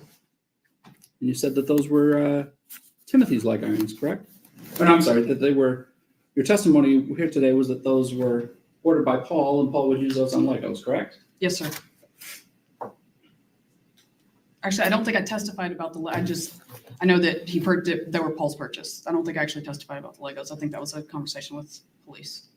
Well, I'll leave the jury to their recollection of that, but I remember you saying Legos, and I'm not ashamed to admit the fact that I'm actually a fan of Legos too, so that's why it stuck out in my mind that you just said it earlier today. But to be clear, your testimony is those were Paul's, those were never used on Timothy, right? As far as I know, yes, sir. Okay. Let's look at that top text message, 5460. These top 2 text messages. Again, the blue is you. The Wisely transaction is handcuffs and leg cuffs for Timothy from Amazon. Figured it would be okay to get those right away till we can talk about the sensors and stuff. If not, please say so and can cancel the order. Okay. I don't remember that. You don't remember that message? No, sir, I don't. You really do have some memory problems, don't you? Yes, sir. That's common with PTSD. Page 5829, if you could read that last text there at the bottom and then continues on to the next page. He has moved around, so he got the cuffs in front of him instead of behind him. Go ahead and flip the page and read the next one. I put the cuffs back behind him. I will have to deal with less than 2 hours of sleep today, but not letting him get away with this BS. I put the cuffs back behind him. That is your text message. Yes, sir. So you use handcuffs on Timothy. I don't remember, honestly. You don't remember using? No, sir. And you said that the transaction, the Wisely transaction, was the leg cuffs and handcuffs for Timothy. That was your text message. That's what the message said. Is that the I don't know as well? You don't remember that one either? Between the time of the stroke and Timothy's passing, I don't remember a heck of a lot. But somehow you can remember when the police ask you about the leg irons and the cuffs, you say those were for Paul for a TikTok video, right? I think that's what I told That's him. what you told the police? Yes. So you don't remember things, but you have the wherewithal to make it look like, no, those don't involve Timothy. Those are Paul's. It's pretty self-serving, isn't it? Objection, argumentative. I'll withdraw the last part. You had the wherewithal to say that the cuffs that they found belonged to Paul when your text message indicates they were actually for Timothy, right? Apparently, yes, sir. Mr. Johnson asked you about the zip ties. Remember? Yes, sir. You ever use zip ties on Timothy? To attach the personal sensor. Okay. And then I remember hearing about a conversation about them, yes, on text. I don't remember it, but I remember hearing about it when it was read. You remember hearing about a conversation. Did that make you stop and go, oh my goodness, we can't be putting Timothy in zip ties? Yes, I mean, that's what I thought here. Yes, sir. Sure, okay. Well, then this, if you care to read the bottom of 4227, that's Paul's message to you. This is from earlier. He just won't listen or does something I didn't tell him he could. He just tried claiming his zip cuffs were too tight when I didn't even tighten them to where there's no room for his wrists. This is your response now. Yeah, leave them as they are and I will check them when I get home and you can tell him that. And if he lied about that, he gets himself in even more trouble. You want me to keep going? No, that's fine. Leave them as they are, and I will check them when I get home. You want to revise your earlier answer to the question when you said that you would have said, oh, no, don't use zip cuffs on Timothy? I don't recall that, sir. I'm sorry. Don't recall that either. No, sir. Okay. You seem to be having a lot of difficulty when it comes to the text messages that are talking about the things that you either did or want done to Timothy. Is that where the memory issues kick in for you? It's most of what happened. It's not just text messages. And it doesn't just involve him. The events of the whole 6 months are. So so all the other text messages that are just about, hey, how's your day going, or get your bike tire fixed, all those types of things, those are all clarity moments, right? So you don't have any issues with. I don't know if I remember. I mean, if you showed me, I don't know if I'd remember them or not, honestly. We sent a lot of text messages. No, but what I guess that was a clumsy way of asking that question. You're certainly capable of engaging in a conversation with Paul that's not about anything for Timothy, right? I mean, I would assume so. As far as memory goes, my memory of those is not. Well, we'll just see what your explanation is for this. So this is 5785. This is June 21st of 2022. This is a week or so after that picture, and we'll get to the picture in a minute that you say that you never saw. Go ahead and read your text message to Paul. 4 with hot sauce that he has to eat, and he has allowed another 4 without, it says house sauce, but he has to do the hot sauce one first, and then set a timer for 30 minutes before you can eat the others. What time is that sent? 8:05 p.m. To the second, please. 18. Okay. What's your next text message? 8:05:47. 30 seconds or so later. Yes, sir. I was using Siri because I was driving. Yeah. You could tell by the issues with the text message. Sure. I found enough in change to get Gabriel some chicken nuggets and French fries from Burger King. It's like $3 total. So we will be home as soon as I do that. You remember sending the hot sauce text? I don't remember sending either one of these texts, sir. Don't remember sending either one of those? No, sir, I don't. But you can process that Timothy needs to eat some bread with hot sauce on it. But you scrounged up enough change to make sure that G gets some chicken nuggets and fries. Within 30 seconds. Processing that all in your mind. Sending it all out in a text message, right? Apparently, yes, sir. Mm-hmm. Like I said, he's Siri.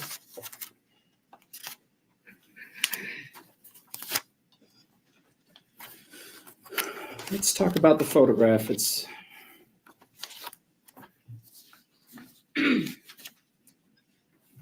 People's 36A.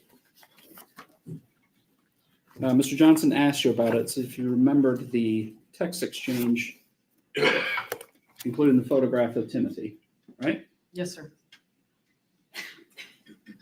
And the jury's seen that a couple of times. I don't think they need to see it again right now. Let's go ahead and read the exchange there, starting with the message that Paul sent to you with your photograph. Timothy tried to sneak food. I yelled at him, and then he became momentarily unresponsive, and then I saw this. He's bone thin, Mama. I think we need to actually feed him.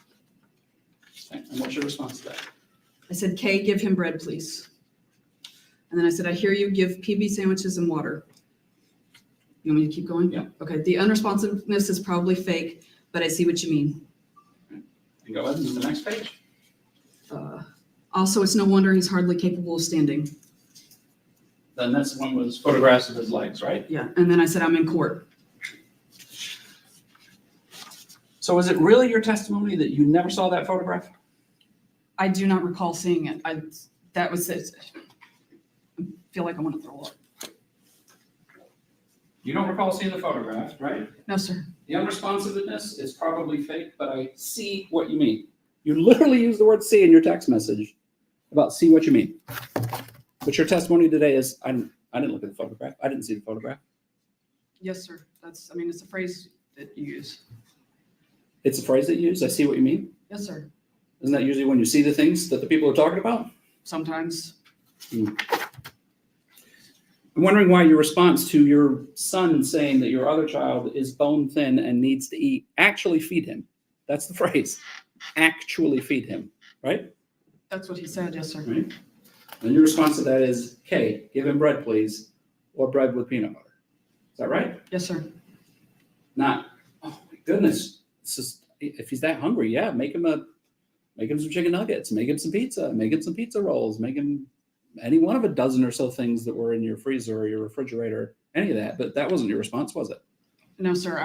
Like I said, I was in court. I just was scrambling for an answer. You were in court, but you were able to send 1, 2, 3 text messages before you said you're in court, right? Yes, sir. And the first answer you come up with to feed your child was give him bread? I don't remember what I was thinking at the time, sir. I just know that I was distracted because I was in the middle of stuff with court. But not so distracted that you can say, well, the unresponsiveness is probably fake, but I see what you mean. Like, I don't know how, I don't know what was going on when that was sent. I honestly don't.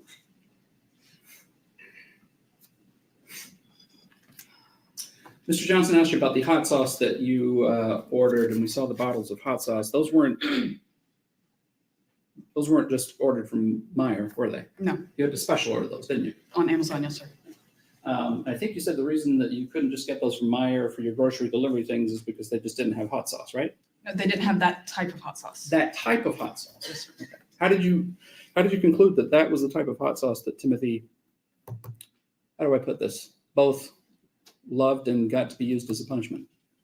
Because the hot sauce that I had and the ones that I could access on the apps, he loved those hot sauces. So you had to go out of your way to find one even hotter, one that he didn't like. yes, sir.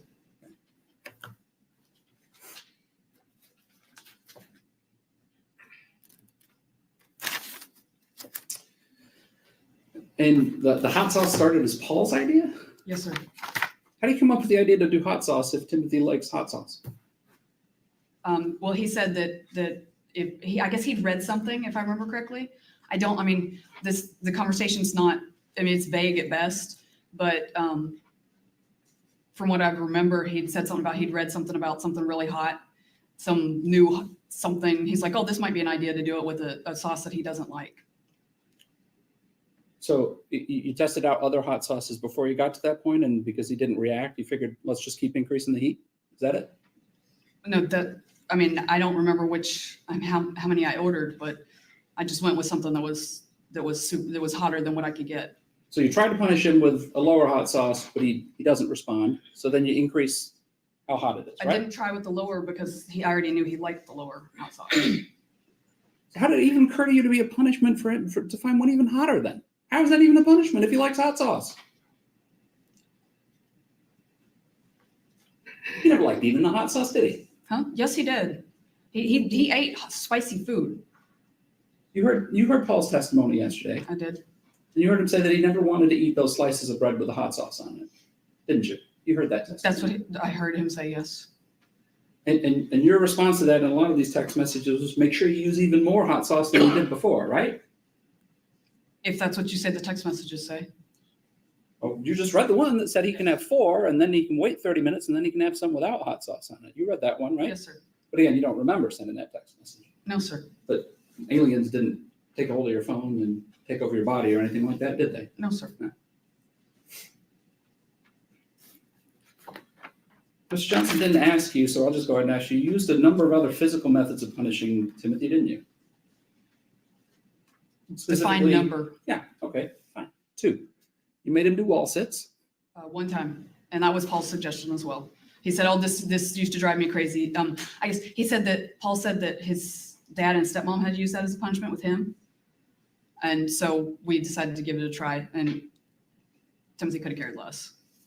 He what? He could not have cared less. No. So being made to stand as if there's no support under your legs, he was okay to do that? I mean, How long did you have him do it for? a couple of minutes.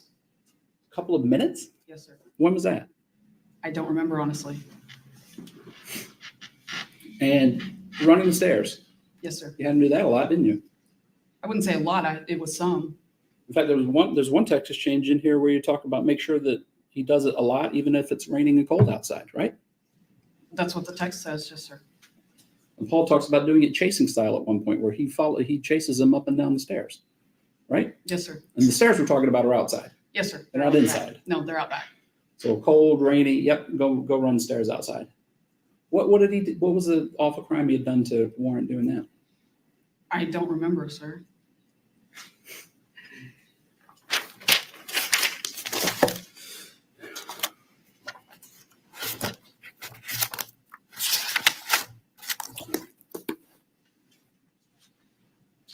In direction to page 6011. Bottom text.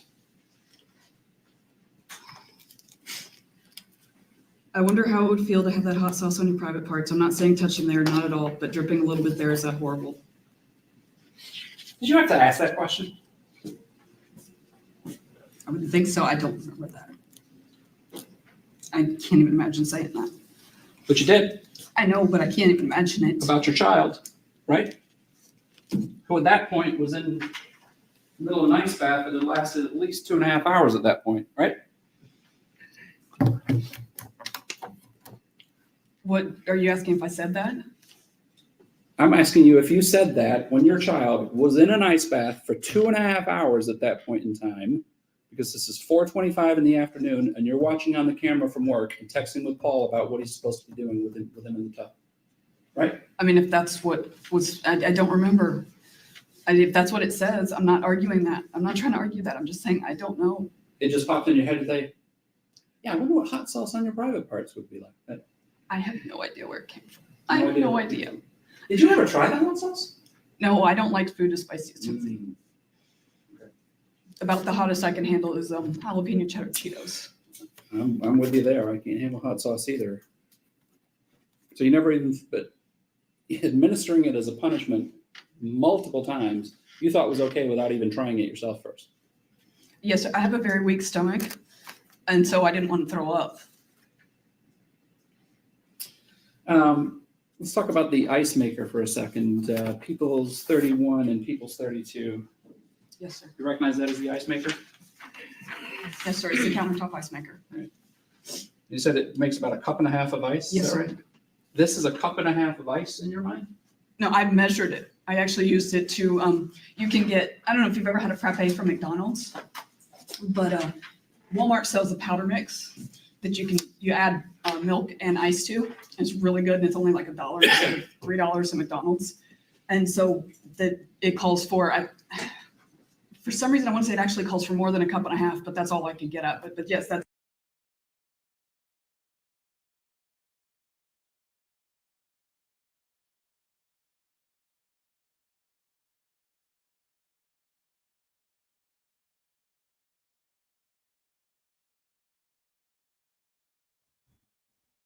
Okay, you still there? Sorry, got bad reception. All of a sudden I was like, why can't I hear it? And here, probably because, dude, it was hailing. It's been storming all day here. It was hailing a little bit ago. So it's just really bad weather. But we're back, guys. We're back. In a measuring cup, like a sitting up measuring cup, it's 1.5 cups. That's all it does. And I think your testimony earlier was you didn't know that ice was being used. Is that right? As far as in the what? cold baths. Not unless it was specified. I mean, there was sometimes where it said cold and sometimes where it said ice. I didn't say I didn't know it was being used. Yeah. It was if it was cold, it was supposed to be just cold. But all you would use would be the ice that you get out of the ice maker. You wouldn't make any more ice and put it away and No. store it up so we could have extra for the next day, would you? Not that I remember ever doing, no. Okay.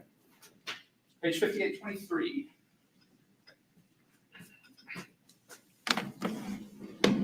Read that. Those are all your text messages. Oh yeah, I know, but I wasn't nice tonight either. Made me feel horrible, but no way was he getting away with that crap. Let him know that if he tries to sleep at all, he'll get another ice bath sometime before you leave for work and another when I get home. And I said, might want to toss the ice that is made into some Ziploc bags in the freezer tomorrow for if we need a bunch more. You want to change your earlier answer? No, because we never did it. Not that I mean, you can ask Paul, you can recall him, but I don't remember ever tossing it. But your suggestion to him was, hey, we need to be ready to make more ice and using the ice baths, right?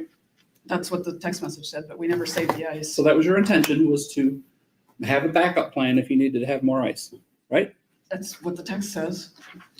And that was June 27th, or yes, June 27th. That was about a week before Timothy died, right? Yes, sir. And that's about 2 weeks after you were sent the text message with the picture that you didn't see. Yes, sir. Mr. Roberts? Yes, Judge. Sidebar, please. Sure.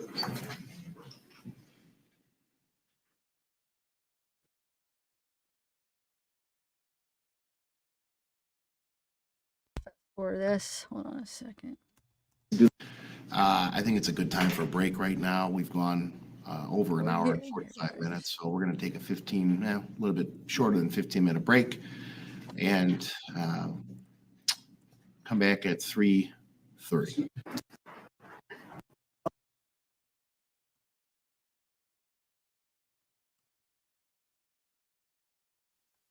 We're getting there, guys. I didn't end up fast forwarding any of it because it is really interesting. It seems like some of you guys haven't seen it yet, so it's definitely a must see if you're into this case, because it's surprising that it was only 3 days long, this trial. I think it's because they didn't need a lot of witnesses for this to prove the case. You know what I'm saying? That it's and the jury took like a half hour, with it only being 3 days. They didn't need a lot of stuff to prove it, because it was just that bad and that obvious. And they had those text messages. They had Paul. So yeah, she wasn't. Ms. VanderArk, She didn't stand a chance. I was just talking about the ice bath with you. And again, your text was, let him know that if he tries to sleep at all, he'll get another ice bath sometime before you leave for work and another when I get home. So let's break apart that sentence for just a moment if we can. And that was on March 27th. Right, so yeah, about 9 days before Timothy passes away. Let him know that if he tries to sleep at all, let's start there. This is at 3 o'clock in the morning. You're saying he is not allowed to go to sleep, right? Yes, sir. So 3 o'clock in the morning, your 15-year-old child is not allowed to be sleeping. And if he does, he gets an ice bath, right? Yes, sir. And he'll get another ice bath, i.e. there's already been an ice bath prior to this text being sent, correct? No, sir. It would be one and then another is what it says. Okay, well, let me read it again and make sure maybe I've misread it. Let him know that if he tries to sleep at all, he'll get another ice bath sometime before you leave for work and another when I get home. There's two another's in there, isn't there? Yes, sir. The first another refers to the first ice bath. In other words, there's already been an ice bath, right? I mean, I don't know. I'm not questioning the what's in the text, but I don't know. Okay. And then sometime before Paul leaves for work, he'll get another ice bath and then another one when you get home. So 2 ice baths in addition to the one he's already had, right? If that's what it says. And that's for the crime of sleeping. I don't know what the original, whatever happened before that. But you know what it was to get him to not do another one, right? Yes, sir. Let him know that That's if he what it tries says. to sleep at all. That's what it says, yes, sir. Might want to toss the ice that is made into some Ziploc bags in the freezer tomorrow for if we need a bunch more. I think that kind of speaks for itself. We'll move on. Let me show you an exchange from May 9th, 2022. This is pages 5348 5348. Sorry, 5347. So give me just a second. I apologize.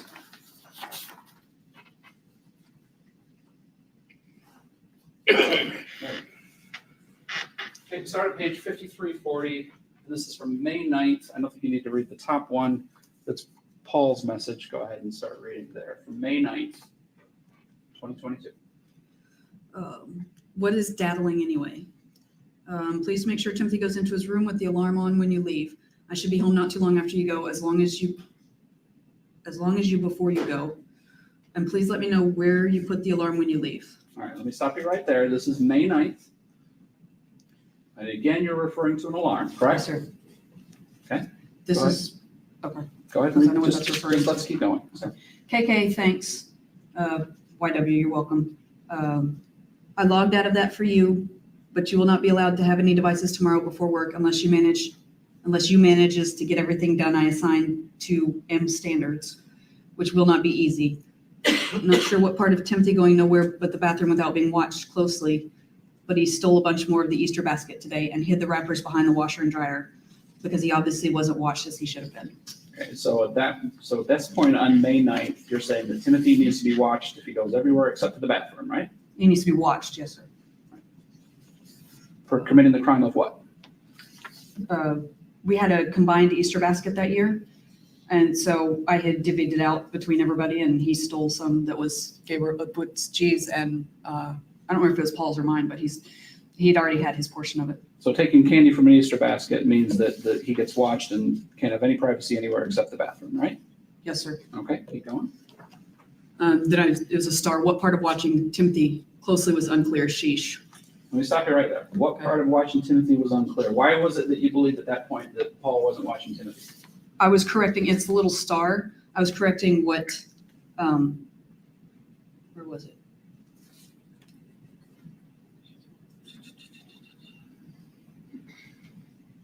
Usually if I use the star like that, it was for, to correct something that Siri messed up or something I messed up. I don't know, I'm not sure.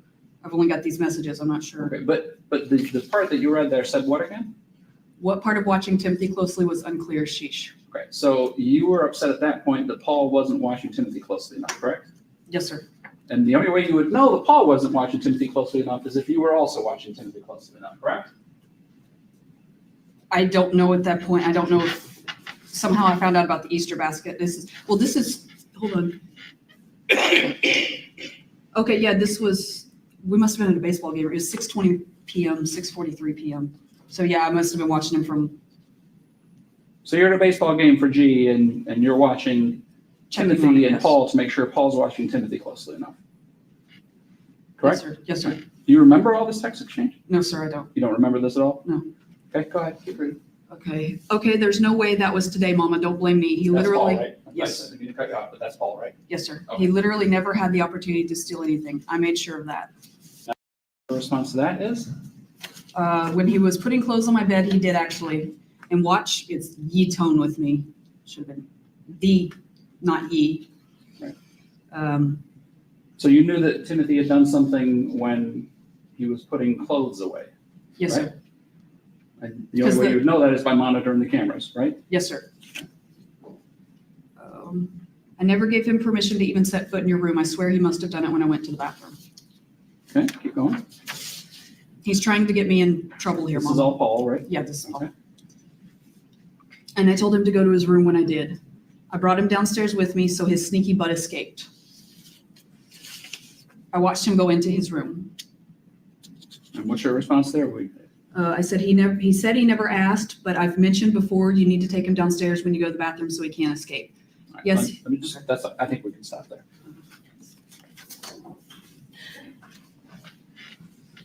You don't remember sending these text messages? No, sir. No memory from this time period? No, sir. Because of all the blackouts, all the tunnel vision, all the PTSD, right? Yes, sir. Okay. He said he never asked, but I've mentioned before you need to take him downstairs when you go to the bathroom so he can't escape. That was what you said though, right? Yes, sir. You actually used the phrase escape in relation to your 15-year-old child, Apparently, yes, sir. as if he was some prisoner. No, sir. Well, who else needs to escape but a prisoner? I'll withdraw that. May 9th, right? Yeah, that's what it said. You don't remember that at all? No, sir. When was Mother's Day 2022? I don't remember, honestly. If I told you it was May 8th, would you have reason to doubt that? No, sir, not at all. I believe you.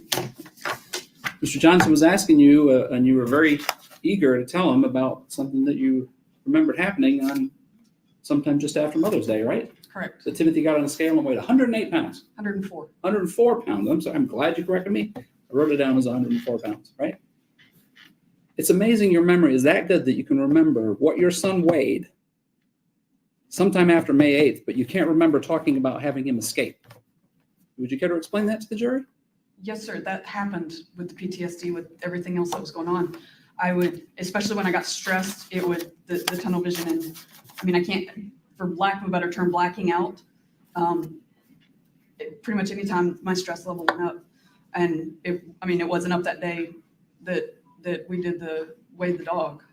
So you can't remember all of these text messages about the ice baths and the hot sauce and the zip ties and the handcuffs, but you remember over 18 months ago that your son weighed 108 pounds sometime after Mother's Day of 2022, correct? 104, yes, sir. 104. Well, You got it down. You're right. He made 104 pounds. well, he made a comment that just things like that will stick out to me sometimes. And when he couldn't pick the dog up, bear in mind this is a service dog in training, so he's used to getting commands. And Timothy, I remember he put his hands on his hips and looked at Sharma and said, "Next time you get to pick me up." And the dog tilted his head like, "I don't understand that command." And that struck me. It sticks in my head. I don't know why, but that sticks in my head. What day was it? I don't know what day of the week it was, sir. It was during the week. How long after Mother's Day was it then? I don't remember, sir. I know the reason I know it was after Mother's Day is because Mom, my mother-in-law, for probably the last 4 or 5 years, as a Mother's Day gift, has given me cherry tomato plants and then miniature cucumber plants, and I keep them in like plant bags. I normally have a black thumb, I admit it, but I've managed to keep these alive pretty well. And I had just, when I came upstairs to weigh the dog, I had just gone downstairs and checked on my plants. So the plants were outside then, so I know it was after Mother's Day. I just have to make a remark. She managed to keep a plant alive, but couldn't even manage to keep her son alive. You care enough to make sure your plant's alive, but you can't even keep your son alive? Ugh. Don't know when. Plants never missed a feeding, did they?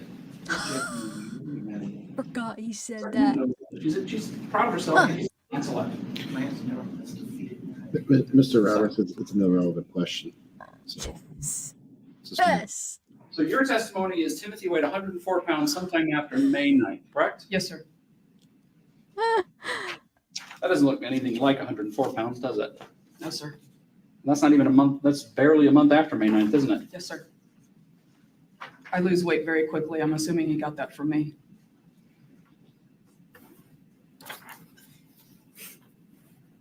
And again, the response to this was give him red, right? If that's what the text message says, yes, sir. Mr. Johnson asked you about the some text messages back and forth between you and Paul during the ice bath, the last day, the day before Timothy died. And you were observing that ice bath from work, right? I glanced in on it. I wasn't observing the whole time. I couldn't. You weren't observing the entire time? Not the entire time. I glanced in on it. Whenever you'd send a text message, you were also looking at the camera, weren't you? No, I wanted Paul to think I was. And Mr. Johnson asked you if you remember the text about, honestly, tell me if you think this is all fake. Remember that? Vaguely. You vaguely remember that text? Yes, sir. So you can remember the text where it tries to provide you with a defense to this, but you can't remember any of the horrible things that you did to Timothy. Is that your testimony here today? I don't have any control over what I can remember and what I don't, sir. You recall Paul's testimony yesterday about what he did in response to that photograph that he sent you and about saying we really need to feed him, Mama? I think we actually need to feed him, I believe is the actual text. Yes, sir. I remember his testimony. And what was his testimony? That he gave him peanut butter and jelly sandwiches, and I guess he cooked him some eggs. That was the first time you'd heard about that, wasn't it? Yes, sir. And that was not his instructions, was it? No, sir, but that was fine. I had no problem with that. Well, why did you just tell him to make him some eggs in the first place then? because I didn't think of it. I was in the middle of something. I think we actually need to start feeding him, and the only thing you can come up with, instead of Paul thinking to give him scrambled eggs, is give him some bread. That's all you could think of. It's, I mean, I don't know. I was in the middle of something. I wouldn't have thought of eggs anyway, not in the middle of the day. You said that you would, the punishments, and I guess this 3 o'clock in the morning one about not letting him sleep or he gets an ice bath, so he's got to be awake at 3 o'clock in the morning. You said that was because he would keep you guys up in the middle of the night or wake you up in the middle of the night? Yes. Yes, sir. Can you, and again, you did really well on the logic and reasoning portion of the LSAT exam. Can you explain the reasoning behind keeping somebody awake when they're keeping you awake? To show them how it feels. But they're already awake, aren't they? It made sense to me, sir. That's now that you ask it, but it doesn't seem to make sense, but it made sense to me at the time. You didn't actually mean that as punishment. That was just out of spite. You were just angry with Timothy for keeping you awake, weren't you? No, it was meant as a punishment, sir. But it's also a punishment for yourself because you have to stay awake as well, don't you? I don't sleep much anyway. But yes, sir. Or Paul has to stay awake, right? Yes, sir. Paul's an insomniac as well. You testified that you gave Timothy a warm bath the night before he passed away, that last night, July 5th. Do you recall that? Yes, sir. That was the first time you've told anybody connected to this case that you'd done that, isn't it? Yes, sir. You never told the police officers you did that, did you? No, sir. I imagine a warm bath sounds just like, it's just what it sounds like, right? You got him, you took him to the bath, you drew a warm bath for him, and you put him in the bathtub, right? Yes, sir.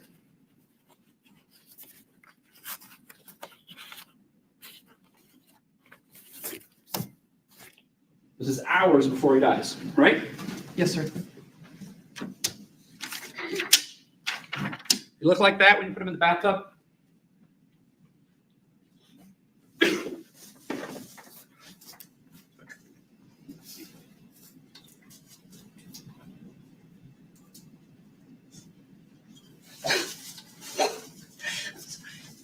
I'm sorry. Gotta make me a moment.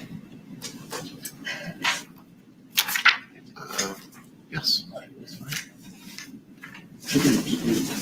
Ms. VanderArk, do we have a trash can? I did, I placed You trash. did? Yeah. All right. Would you like to be removed? All right, please rise.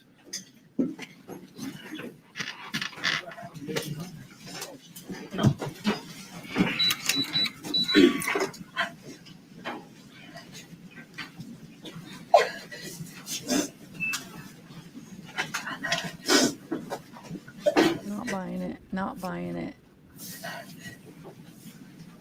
I'm sorry, I didn't know I had. Sorry, you guys could probably hear the thunder.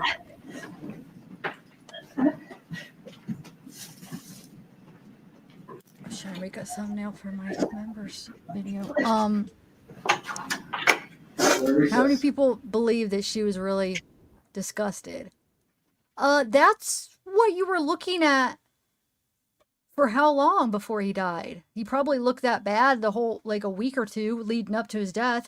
So don't try to act like that bothers you, because it would have bothered you every day when you were seeing him like that. But it didn't faze you. You kept starving him. So that's bull crap. That's bull crap. Because that's what he looked like when he, you know what I'm saying? That's what he looked like when he died, when you were dragging him out of the ice bath, putting him in an ice bath, not giving him food. Ugh. Well, there is a weather tornado warning. No. I don't know if it's for here. Oh, thank you. Who sent me that? Oh, Jimmy. Thank you. I know I'm supposed to get them tomorrow, so we'll see. Thank you for your, what do you have around your neck, by the way? I just noticed that. Originally, when I just see your profile and it's just like, small on there, I thought it was like a tattoo, like your neck. And then I just realized, what is that? It's like you have something around your neck, right? Why can't I tell what that is? Anyway, all right, let me skip forward here. We're almost through it, and then we still probably have like let's see, because this, and then, yeah, I guess we still have like 45 minutes, but. Did not look at them last week, sir. You didn't look Hold at on. the in front of the jury. Okay.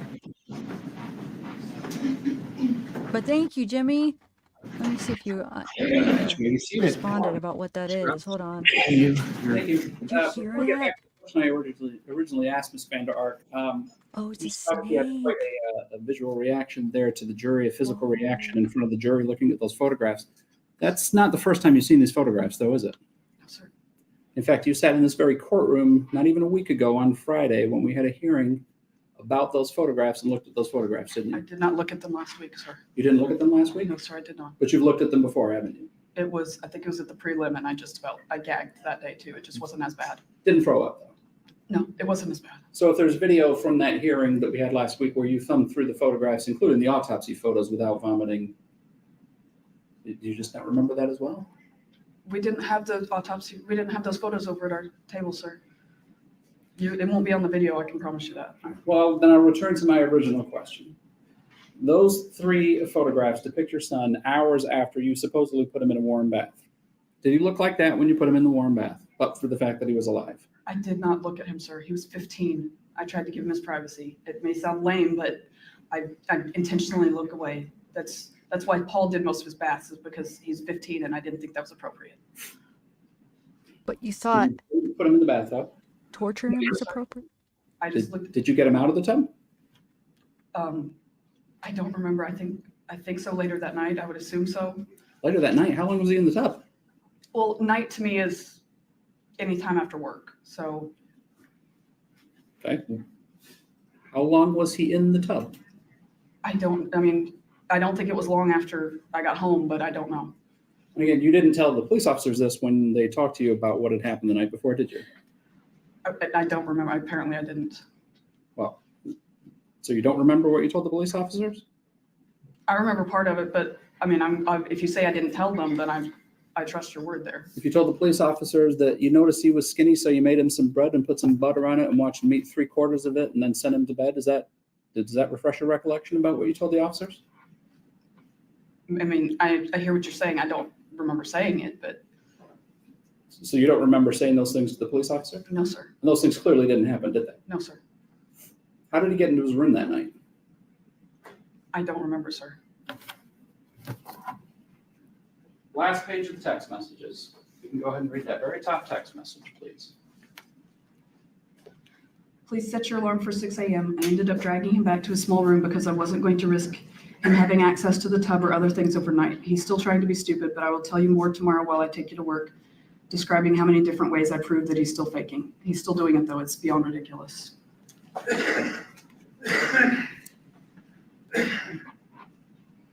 I ended up dragging him back to his small room because I wasn't going to risk him having access to the tub or other things overnight. Plan was for him to sleep in the bathroom, wasn't it? I don't remember, sir. I mean, I know that in the text message, but if that's what the text message says. Okay. And you had to drag him back to the small room. Again, the small room being the closet, right? Yes, sir. Supposedly that he wanted to sleep in. Yes, sir. But you had to drag him there. Why was that? Well, dragging, I mean, that could be anywhere from grabbing hold of an arm and because someone's not being cooperative. That can be a range of things, sir. So I don't know what I was referring to there. You've seen the video, haven't you? No, sir. I haven't seen any videos. Do you need your memory refreshed about him getting back in the small room that night? No, sir. I mean, like I said, I don't remember actually doing it. Did you physically pull him into the room that night? Yes, sir. I mean, Did you push him down onto the ground so that he was laying and facing the camera? if that's what it shows, then yes, sir. And did you position his face towards the camera? If that's what it shows, And did you tell him that he owes you the biggest apology on the face of the earth, and then maybe he can get out to go to the bathroom? If that's what it shows, sir, I don't remember. And did you return a little while later because he had rolled over away from the camera so that you couldn't see him on camera? If that's what it shows, I don't remember any of this. And did you tell him you don't need to open your mouth every time you breathe, dummy, and then hold his mouth shut? I don't know what I said, sir. I mean, I'll take your word for, that's what the video Oh, you don't have says. to take my word for it. Let's play the video for you. Sir, that's not necessary. That's what you're saying it shows. I believe you. I'm So not. you're acknowledging that the night before Timothy died, hours before he died, you dragged him looking like that back into his small room, positioned him in front of a camera, told him he owed you an apology, then came back later because he rolled over away from the camera and held his mouth closed and said, see, you don't have to open your mouth when you breathe, dummy. You're acknowledging you did those things. If that's what the camera shows, yes, sir. You didn't put him in a warm bath that night, did you? Yes, sir, I did. But you have to drag him away from it? If that's what it says, I don't. I know that I know he had a hoodie on.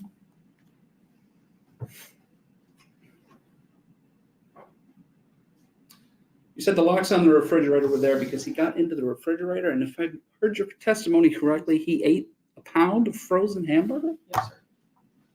That was back. And a bag of chicken nuggets? A frozen bag of chicken nuggets, yes, sir. And frozen hamburger? Yes, the hamburger was not frozen, it was refrigerated. But frozen chicken nuggets? Frozen chicken nuggets and raw bacon. And raw bacon? Yes, sir. Frozen raw bacon? No, it was in the refrigerator. The frozen stuff was the chicken. The chicken nuggets, that was the only frozen, yes, sir. Did you think he had an affinity for frozen food? I didn't know the only thing he ate frozen was the chicken nuggets.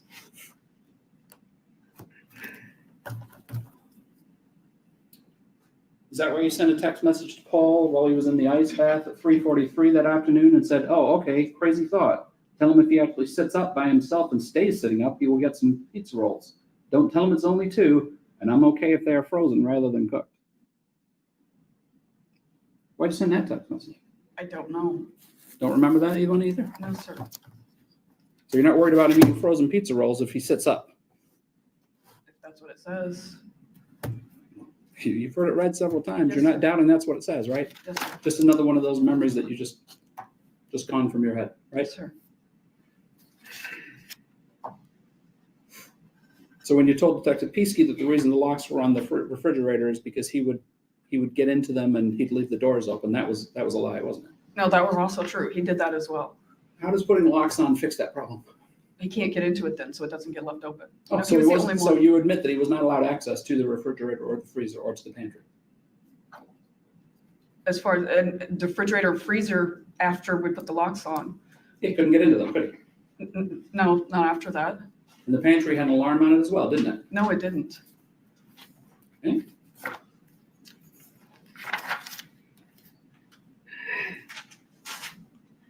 We'll move on. We can circle back to that one. Let's talk about some of the other things that you told Detective Peasky.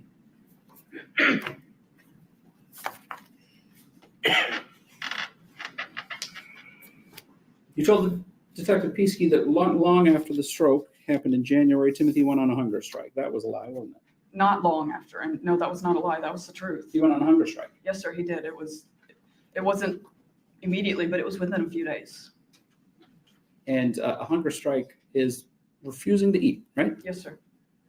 So he's refusing to eat food not long after your husband has a stroke, right? Yes, sir. Then you don't need to put locks on the refrigerator or freezer, do you? If he's refusing to eat. He stopped. He started eating again.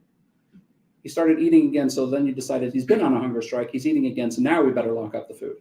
No, I did the locks to protect him because he could have killed himself eating the chicken nuggets. I didn't put the locks on after he did the hamburger or the bacon, but the chicken nuggets, it was raw chicken. Chicken nuggets are cooked, aren't they? They're pre-cooked. Are they? I didn't even think about that. But it's okay if he has a frozen pizza roll or two, if he sits up, right? Yes, sir. Mm-hmm.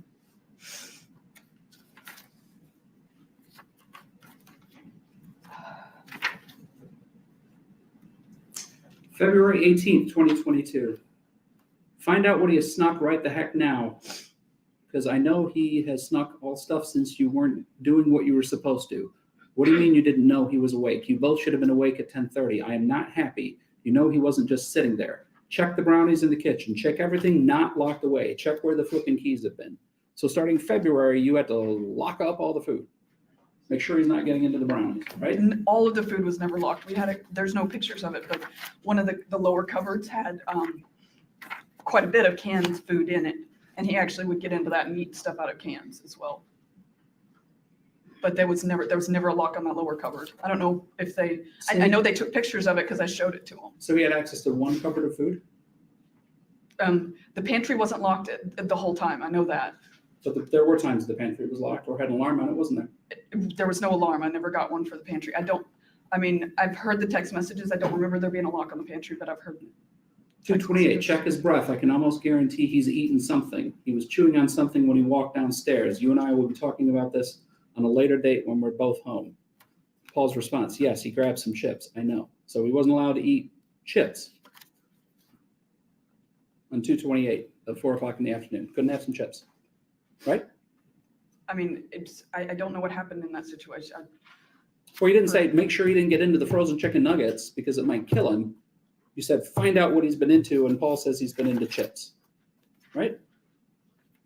That's what it says, yes, sir. So I imagine the next text message then is, oh, great, that's fine, he can have some chips.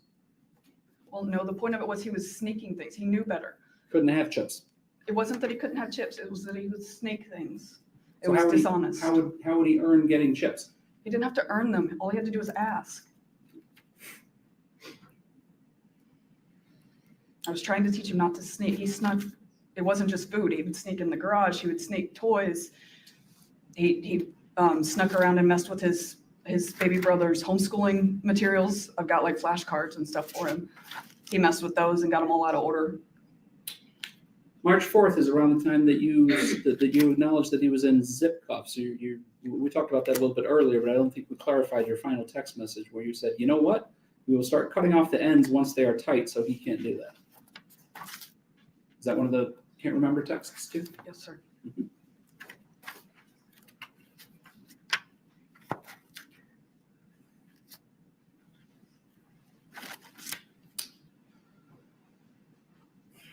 March 19th. Okay, that only makes partial sense. What did he grab? LOL. Paul's response, I don't know, chips or something small he had in his pocket. Okay, tell him he just restarted his not eating again. That was you, March 19th. Tell him he's just restarted his not eating again. So he took chips. So the punishment for that is now he's not allowed to eat anything again, right? I don't remember, sir. Don't remember that one. Okay.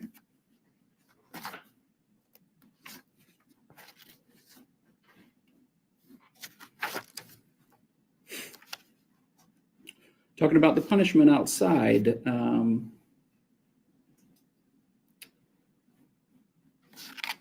Paul says, wall sits question mark, and then you say, push him until it looks like he is about to fall over, please. That was for running up and down the stairs, wasn't it, on April 14th? If that's what it says, yes, sir. So you wanted Paul to run him up and down the stairs until he was ready to fall over. That's what the text says. What crime had he committed to warrant being physically driven until you fall over? I have no idea, sir.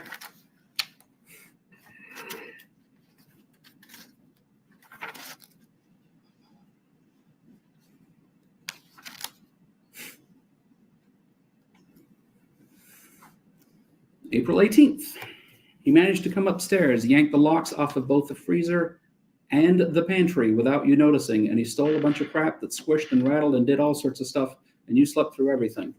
KK, no devices until tomorrow, until at least my lunch other than messaging me, which would be very little. Remember that? I don't remember it, no, sir. So, but if the text message said he yanked the locks off the pantry, then there were locks on the pantry as of April 18th, right? Apparently.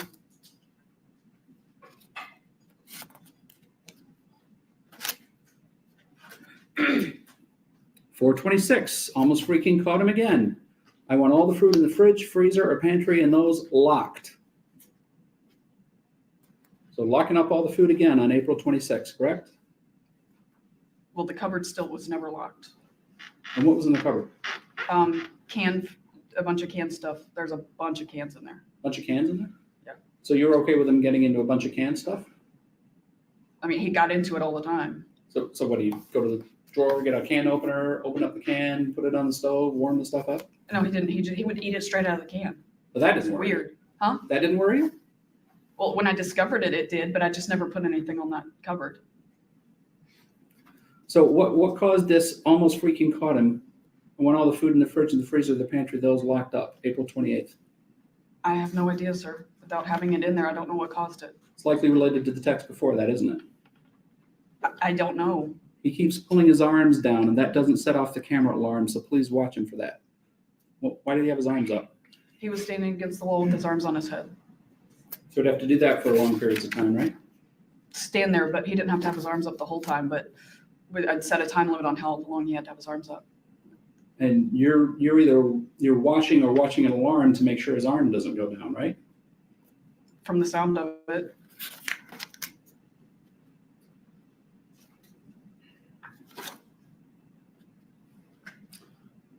The response to you about from Paul about locking up the food, it's just he pulled the pantry door lock.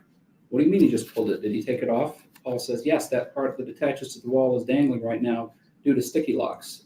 Okay, get another one on it right away. Last I saw, they were on the floor in a bag in my room. And you need to make him run up and down the stairs a ton for that, even in the cold and rain. So trying to take some food, not in his cabinet full of canned goods, and pulling the pantry lock off means he doesn't get food, it all gets locked away, and he has to run the stairs, even in the cold and rain, right? Him being deceitful and sneaky. He was deceitful and sneaky a lot, wasn't he? Yes, sir, he was. Did it ever occur to you it's because he was hungry? He was that way well before there was issues, well before the stroke. I mean, we always had issues with him over that. His stepmom warned me about that. Well before you said well before the issues. What issues? Before his first hunger strike, before any of this, he was extremely sneaky. Did it ever occur to you that this is not the way to deal with a person who's been on a hunger strike? Locking up their food, locking up their access to food, punishing them when they try to take food?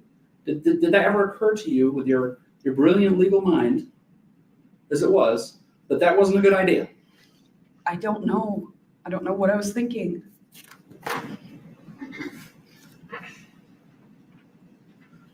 April 27th, Timothy is no longer allowed anywhere near the fridge, freezer, or pantry, or any other place where food is. So now it sounds like he can't even get into his cabinet full of canned goods, right? I mean, that's what it said. We never there was never a lock on that. But he wasn't allowed near it. I mean, if that's what it says, I don't. That was April 27th. Just a few days before, somehow he manages to be 104 pounds, which, as we've heard from the testimony this morning, is still a good 30 pounds under average weight, right? Well, my kids most of them are slim. Paul is 6'1" and 130. He doesn't even hit the 134 for a 5'8" person. And I lose weight extremely easily. So at 104, he looked average.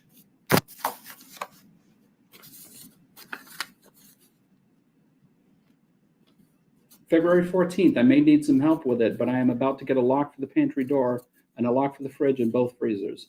And then we won't leave any food out of those areas, and he won't have access to unlock those. Okay, Paul's response. Your response, if you disagree, please say so, but he is not going to win this. I may need some help with it, but I'm about to get that's the same thing. So you were bound and determined that he wasn't going to win and get food without asking for permission first, weren't you? Even if that meant locking up all the food. No, sir, I was bound and determined he would stop being deceitful and sneaky. He is not going to win this. Because he was being stubborn. He kept sneaking. He snuck stuff. We found out, actually, it was well before the stroke. Paul discovered it. This was before his first hunger strike. I mean, before anything. Paul went down to the downstairs bathroom one day, and I want to say it was at least 3 cupboards, if not 4 across. And I guess he'd opened one of the cupboards, and Timothy had snuck a bunch of stuff. I mean, there was wrappers and cans and all sorts of stuff. He did that. I mean, that was, I don't remember if it was before or after my oldest son's wedding, but it was around that time. And again, your response to all of this, rather than to seek some professional help for him, because of these eating issues that he apparently has, is to restrict even further his access to food, right? And then watch his every move on a camera or with a motion sensor or with an alarm, right? My response was to try to prevent him from being deceitful and sneaky. April 28th, do you want to have just the one on the pants for tonight? when I leave, you will have to have both of them on so it doesn't get away with anything. So by April 28th, you were putting multiple alarms on this person, weren't you? If that's what it says, I didn't realize I even owned more than one. I only remember ordering one. Okay, take off the arm one, but warn him that I will count how many times he moves his arm from the camera picking it up, and he'll be doing stairs for that tomorrow. That's at 11 o'clock in the evening on 4/28. So you're watching to see how many times he moved his arm when he was in his room? How many times he dropped his, was he in his room? I don't know. You I'm tell me. assuming I it was wasn't up against there. the wall, because All I can normally, do is read you the text message. It says, okay, take off the arm one, referencing back to the alarms, but warn him that I will count how many times he moves his arm from the camera picking it up, and he will be doing stairs for that tomorrow. that He's not sneaking around there, is he? No, he was up against the wall and he was supposed to have his arms on his head for a certain amount of time. Okay, so at 11 o'clock at night, he's Sometimes. supposed to be up against the wall, and you want to make sure that he knows you're going to know how many times he moves his arm. And if it's not satisfactory, he gets to do stairs for that the next day. Yes, sir, apparently.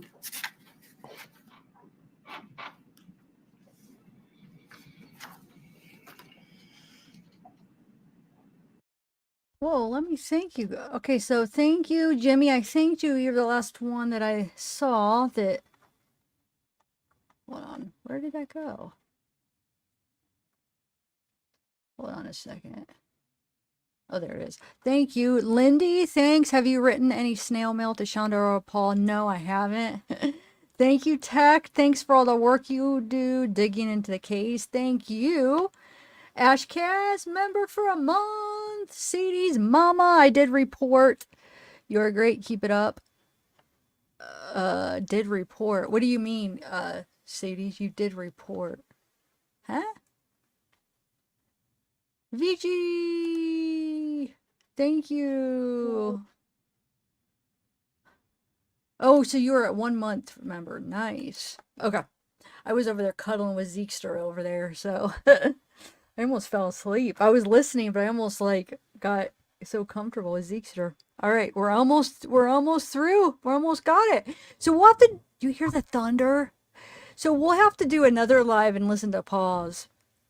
Because since we're going to do that members live after this.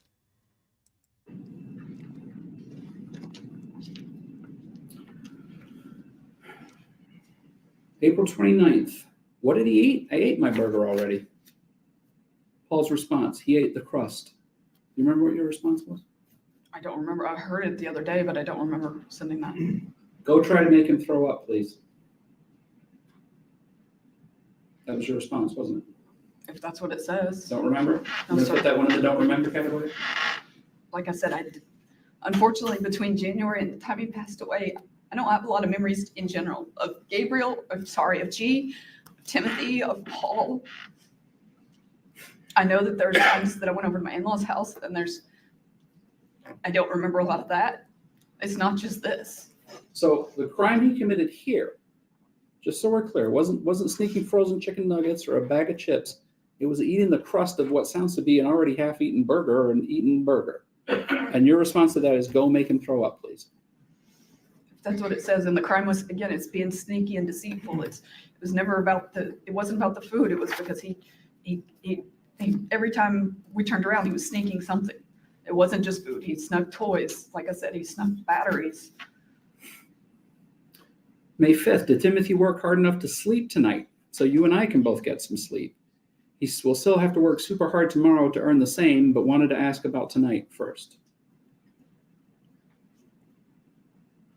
You want to explain how that falls in with your statement that the reason he wasn't allowed to sleep was because he would keep you guys awake? I actually do remember that. Timothy asked if he could trade off not getting to sleep for something else, and I had him doing chores. There's a lot to unpack in that sentence, so I think I'll just start at the end. So he had to ask for permission to sleep. No, Right? this was because he had kept us up. Like I said before, he had kept us up, so he wasn't going to get to sleep. And he asked if he could trade that punishment for another punishment. How was that not having to ask for permission to go to sleep, Ms. VanderArk? It wasn't because it was a punishment. It wasn't anything about, he didn't have to ask to go to sleep. Yeah, I'll do something else if you let me sleep, right? It was trading a punishment for a punishment. That's.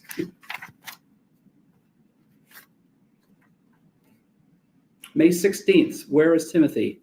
Paul's response, sorry, I was getting dressed. Timothy is on a 5-minute bathroom timer. Well, 4 now. And your response, why is he on a 5-minute timer? He doesn't get 5 minutes. He gets 60 seconds unless he needs to poop, then he gets 2 minutes. He only got to go to the bathroom for 1 minute or 2 minutes, depending on what he had to do? I don't remember. I don't remember ever enforcing that, but obviously I sent it. But Doesn't that strike you as everything else that happens is just cruel and unusual to tell a child, heck, to tell anybody that you only get a certain amount of time in the bathroom? That doesn't strike you as cruel? It's not argumentative. It certainly is. It's argumentative. She can answer the question, but certainly the way it's phrased is an argument. There's no question there. It's an argument. You're the judge with a question mark at the end. No, I really want to know if she thinks it's cool to put somebody on a bathroom timer. And the relevance of if she thinks it's cool. It's simply argumentative, Judge. I don't think it's argumentative. It would tend to give some insight, I suppose, to her intent. If Mr. Johnson, you would like to clarify or have it clarify what her definition of cruel or unusual is so that we're all on the same page with the witness, that's fine. But I think the question can be asked, so the objection is overruled. So your response to that, well, I want my question answered. Is it cruel to make a child go to the bathroom on a timer? yes, sir.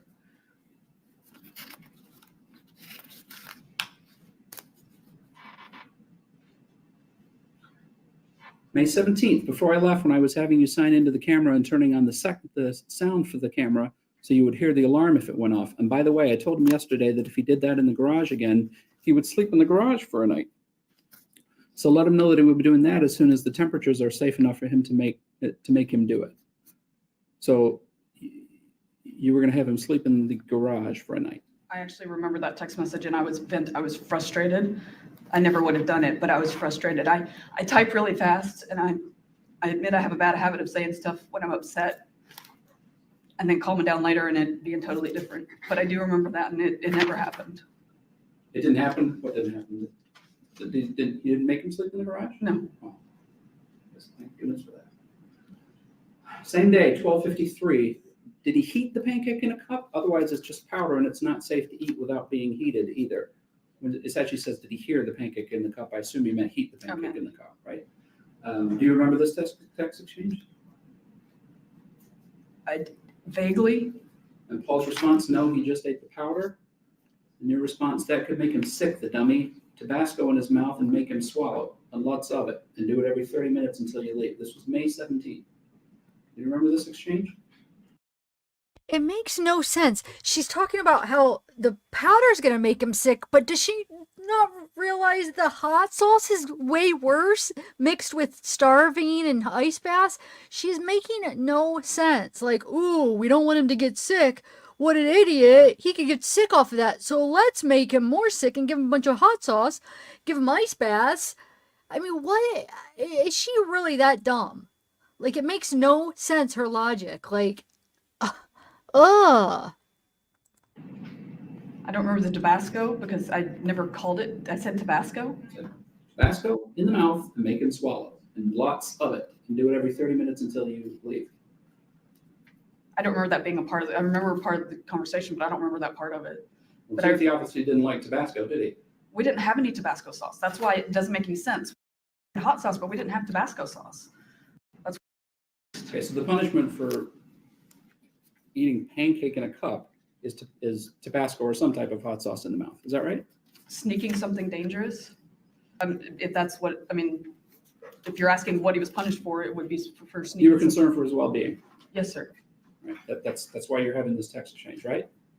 Yes, sir. You're really concerned for him at that point. Yes, sir. Those pancakes in a cup had, if I remember correctly, it's been a while, but I think they had eggs in them.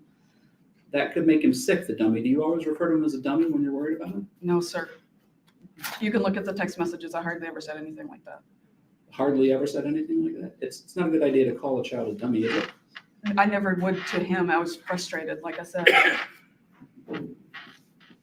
Later on in that same text exchange, Paul says he also crapped himself. And your response is, what? In his pants? Seriously? Paul, I told him to take a 5-minute shower. Make him do the work in the garage with nothing on below the waist. Just make sure the garage door stays closed, and then he can stand down against the wall with nothing on below the waist until you leave. Just please make sure G does not go downstairs at all while he's standing there like that. Break that up again. So make him do the work in the garage with nothing on below the waist. So his punishment for having an accident was that he had to do chores without pants and underwear on, right? If that's what it says, I don't remember this. That's pretty humiliating, isn't it? I mean, he was by himself. It wasn't, I don't remember this at all, sir. You don't remember that at all. No, sir. But you did have the presence of mind at that time that says, just make sure the garage door stays closed because you don't want anyone seeing him doing that, do you? Well, I didn't want the garage door open ever because we had a lot of stuff out there. So. And then he can stand against the wall with nothing on below the waist until you leave. So in addition to cleaning the garage, then he has to stand against the wall with no pants and underwear on, correct? I mean, if that's what it says, I don't remember this. Please make sure G does not go downstairs at all. Don't remember that either. No, sir. Didn't want, but you physically typed these words into your phone and sent them to Paul to make sure that G doesn't see Timothy like that, right? Yes, sir.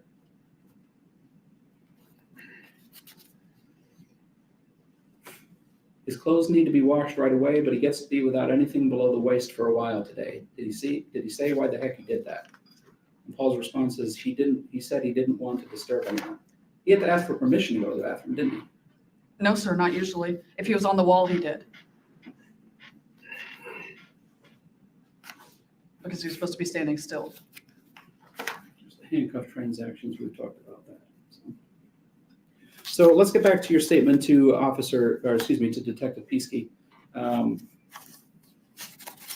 You didn't tell the detective about the warm bath, but you told him that you realized how skinny he was the night before and threatened to take him to the ER if he didn't eat. That's not true, is it? No, sir. And you didn't make him a piece of toast and give it to him and make him eat it, did you? No, sir. I have no idea why I said that. I was traumatized. I actually didn't come out of the first month I was in jail. I wish the Lydia that used to work for the public defender's office visited me, and she said it was pretty obvious that I was under severe trauma. Mm-hmm. I didn't eat for my first month. This was while they were searching your house on July 6th while you were sitting in your house. Yes. Mm-hmm.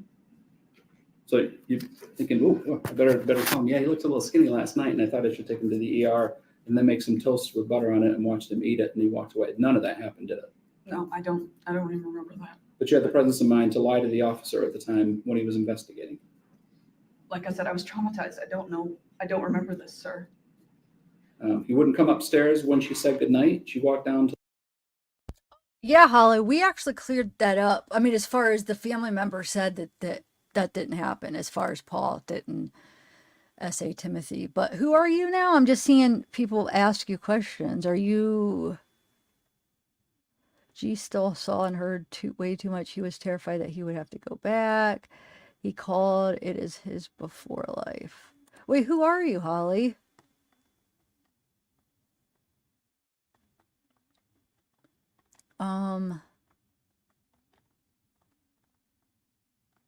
Yeah, because I had a family member and a friend reach out and say, clear up some things. And one of them was that Paul, at least there's no report that Paul essaying Timothy. There was two of the other kids, which, I mean, I was asked not to talk about that really because, they're trying to move on with their life. So, but it's already kind of out there. I'm not going to repeat it, but I mean, I think most of us following the case know what was actually reported. But that thing with Timothy and Paul, we were confused because it was like one of the, or was it like, I'm trying to think if it was two teachers. It might have been two people that reported it. For sure, there was one teacher that thought that. I think there's two teachers that thought that. So we were all confused. Like, where did that come from? Is there any truth to that? So I do believe that what I'm guessing is the teacher misunderstood, thought it was Paul doing it to Timothy when it was the two other kids, and maybe got the kids mixed up on who it actually was that was reported, is my guess. I don't know.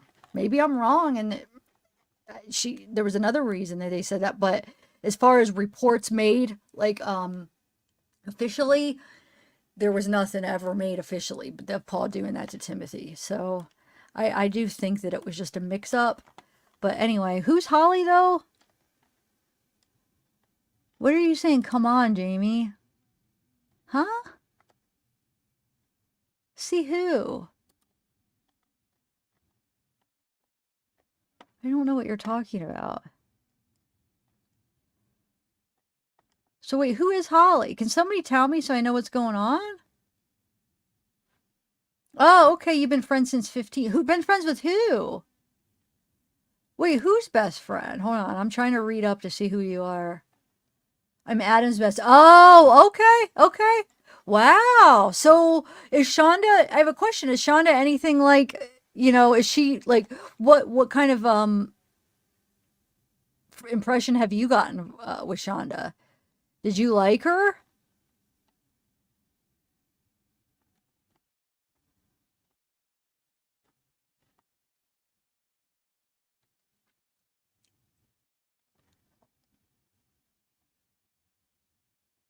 I don't know what you're asking though, Jamie. You're confusing me. I have nothing to show. You're saying show him? Who? I have no idea what you're asking. I'm not planning on showing anybody. So yeah, I'm a little confused, but let me get back to see what Holly's saying.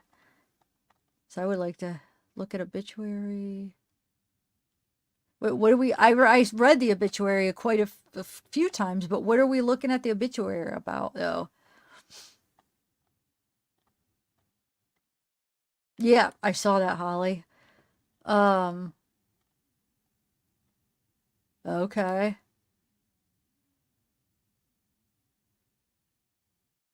Okay, wow.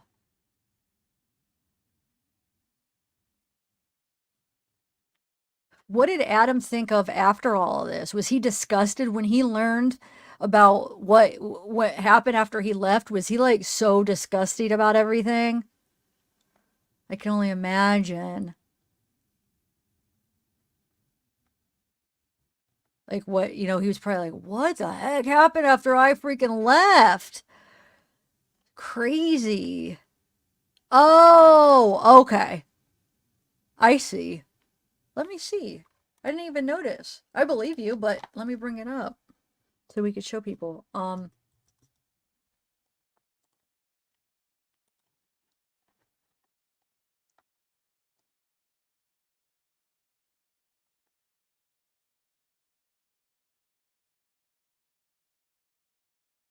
Yep, hold here. I'll share it. I have a question though for you. Hold on. Let me share the obituary, but I want to ask you something about a rumor that's going around. But 1 second. Let me take this down. We'll finish that in a minute, guys. We don't have that much longer, but I just want to, we'll take a little break. Get a new so let me read this. So yeah, right here it says Holly Walton. Holly Walton. So question. There's a rumor, and I think the whole reason the rumor is going around is because Paul got mixed up on the stand. But I have gotten like an email that swears that there's more to it, that Gabe is not really Adam's son.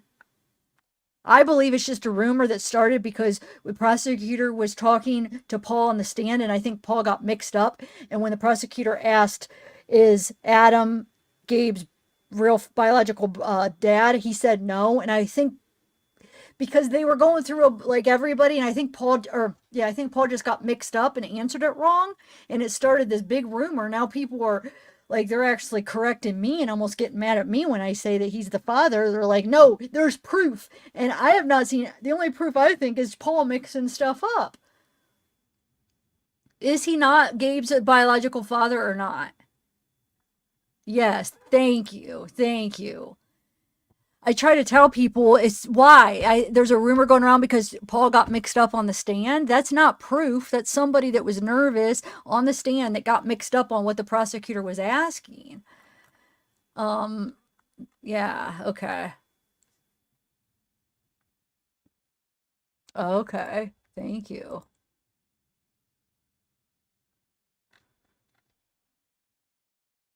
Yeah, that's what I thought. I was like, it was, you could tell it was just he got confused, because they were asking him all these questions, and he probably thought he was asking if Eric was his biological dad. He probably just got mixed up hearing this, and he thought that's what he was saying, is what I'm guessing.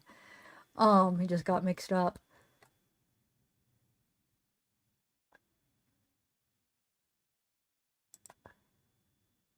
So wait, Holly, do you still see Gabe? Have you seen him? Because wait, what did you just say when one of the first messages, something about the before life, or what were you saying about what he says? Something, does he remember anything? Is he traumatized?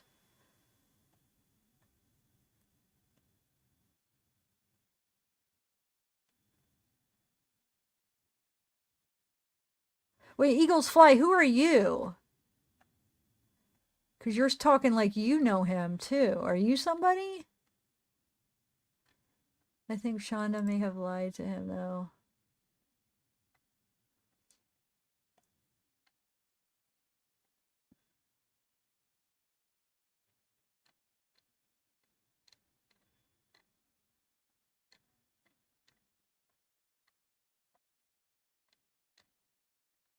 So, yeah. So was Adam just disgusted when he learned about this?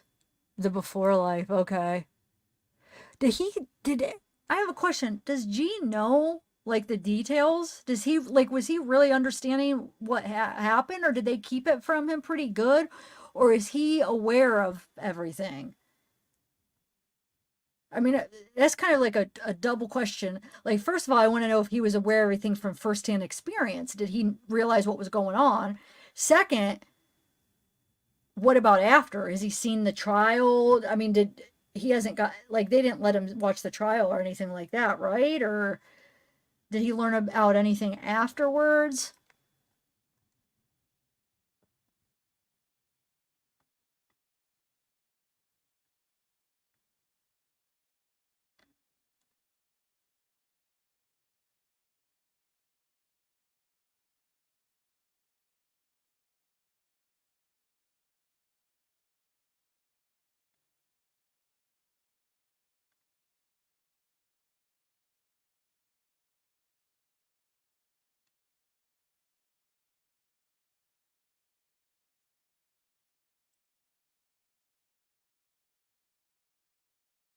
Yeah, no, that's fine. You don't have to say who, but I was just curious if he knew.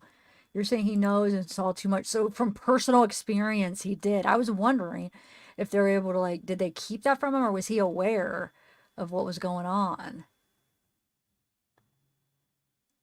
Okay. Oh yeah, I forgot about the custody hearing where he said he didn't want to be with her, right?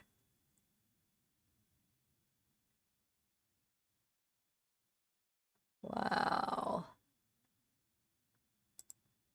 The monster wanted to continue to control him from prison and make him visit her. I know, I saw that. Ugh.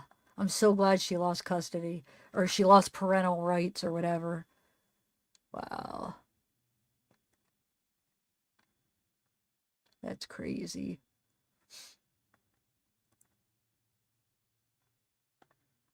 Thank you for sharing this. This is, some of the questions we've had about this.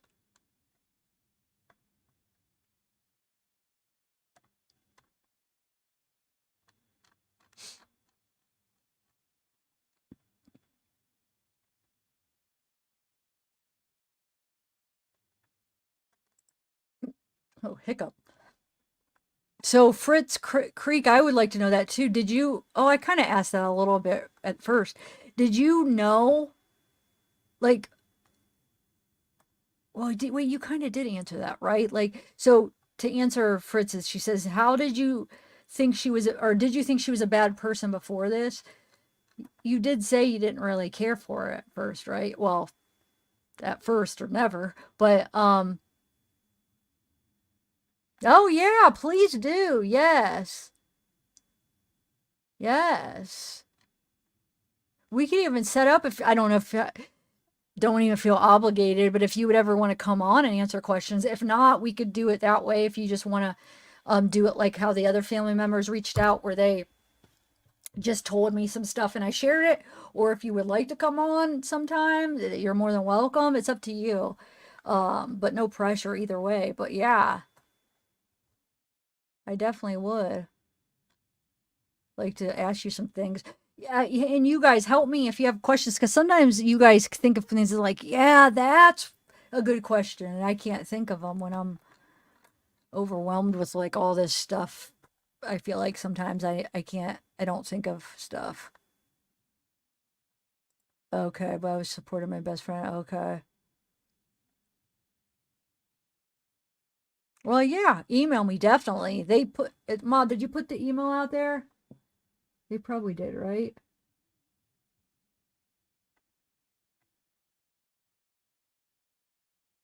So where you put her email for her, and yeah, we'll chat. We'll email each other and chat and see what you want to do.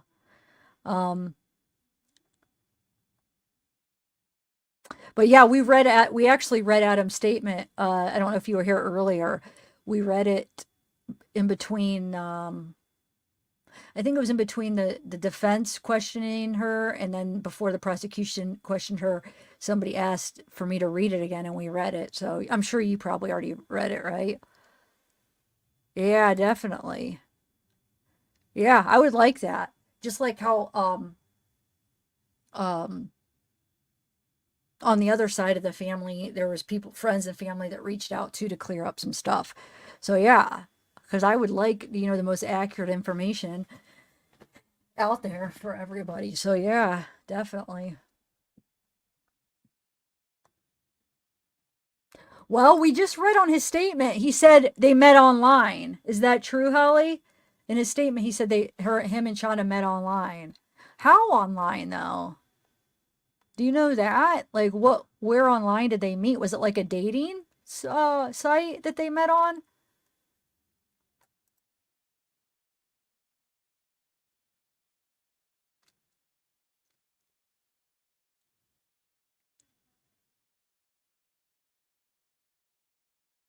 Yeah, that's true too. I'll start, I'll try to remember all these questions so then, and you too, Holly, and then maybe you could answer some of them if you can't answer them all here.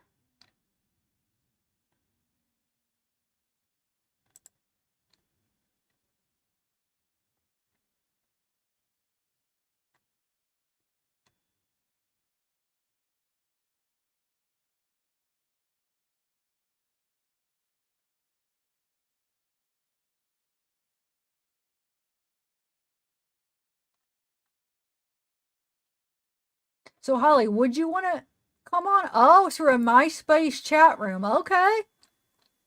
Would you want to come on sometime or no?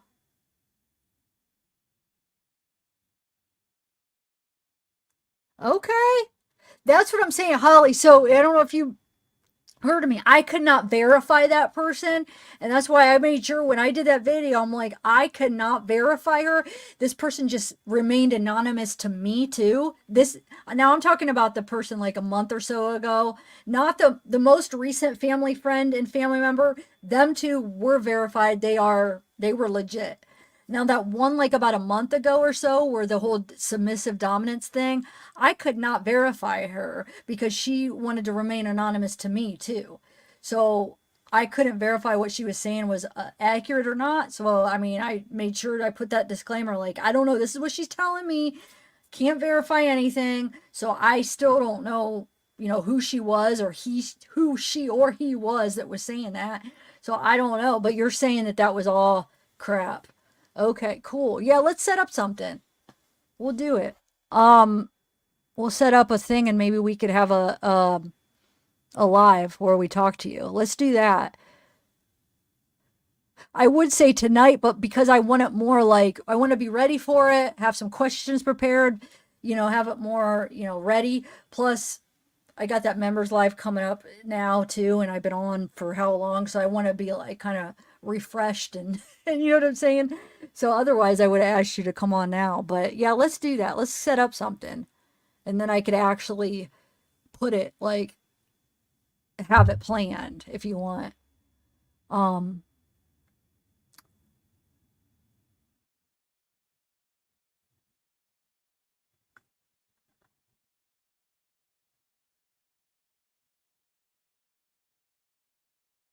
So I wonder, Holly, I have a question. You saw that, so obviously you saw that video from that like a month or I think that was almost probably like a month and a half ago, maybe or whatever. You probably obviously you saw that video of that anonymous friend. Do you think that friend was, from what you saw, was it like all false? Would you think that that person was just lying, completely lying, that they weren't even a friend of hers? Okay, cool. All right, yeah, email me. Definitely.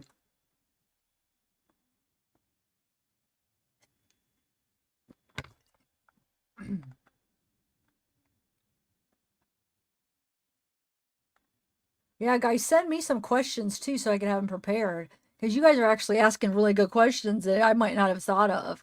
So, will you guys, the people that are having questions, how can I do this? Where I could keep track of them so then I could ask her these questions. I don't know. I mean, I guess you could put them in the comments, but I would like, I'm trying to think what would be the best way to do it. Because you guys are asking really good questions. Yeah, I know. I would like to know, like, yeah, the whole divorce. But yeah, let's just, you guys, come up with some questions. Maybe you could send them to me or put them in the comments of this video and I'll screenshot them. And then we're going to set up something with Holly and then we can make it more formal and, well, nothing I do is really formal, but more like official, casual, but like we'll do something where we could actually do a video just on that. Yeah. Okay. All right. I'm going to get back to the rest of this so then we can do our members live. But thank you, Holly. Yes, let's do this because, okay. Dang it. See, I mean, that's the risk of her, this person not even letting me be able to vet her. But I'm glad I did put that disclaimer. Like, I could not, I mean, that person wouldn't even give me their name at all. And the email didn't even, go back to anybody like in a background search, so it wasn't, because sometimes they don't link to people, so could not, nope, since they wouldn't give me their name, I couldn't vet them at all. But okay, cool. Yeah, then we need to do that then for sure, because a lot of people watch that video, so we got to make sure. We got to schedule something. Okay, thanks, Holly. Wow, I'm glad I ended up seeing you because I missed so much of chat, but I'm glad I ended up seeing that, or I might not have seen you. And then, okay.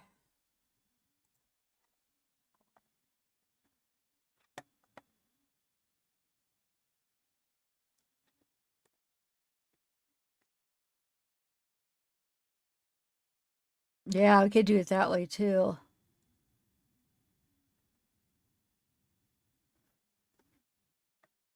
I feel like an idiot that I believe, I didn't really 100% believe the person because obviously you could tell by the video where I was like, this is not, I can't vet this person. I made sure I talked about that I stressed that, but I'm kind of mad at myself that I even did a video then if I couldn't vet them. But I mean, you'll have that though sometimes where you can't and you just have to put it out there and be like, this is, you guys take it how you want it and you guys decide what you think, but man, I should probably take that video down, huh? Maybe I'll just take it down. Because if you're saying that that's all false, then I need to take that down. I'll do that now. I'm going to make it private. Because, yeah. All right.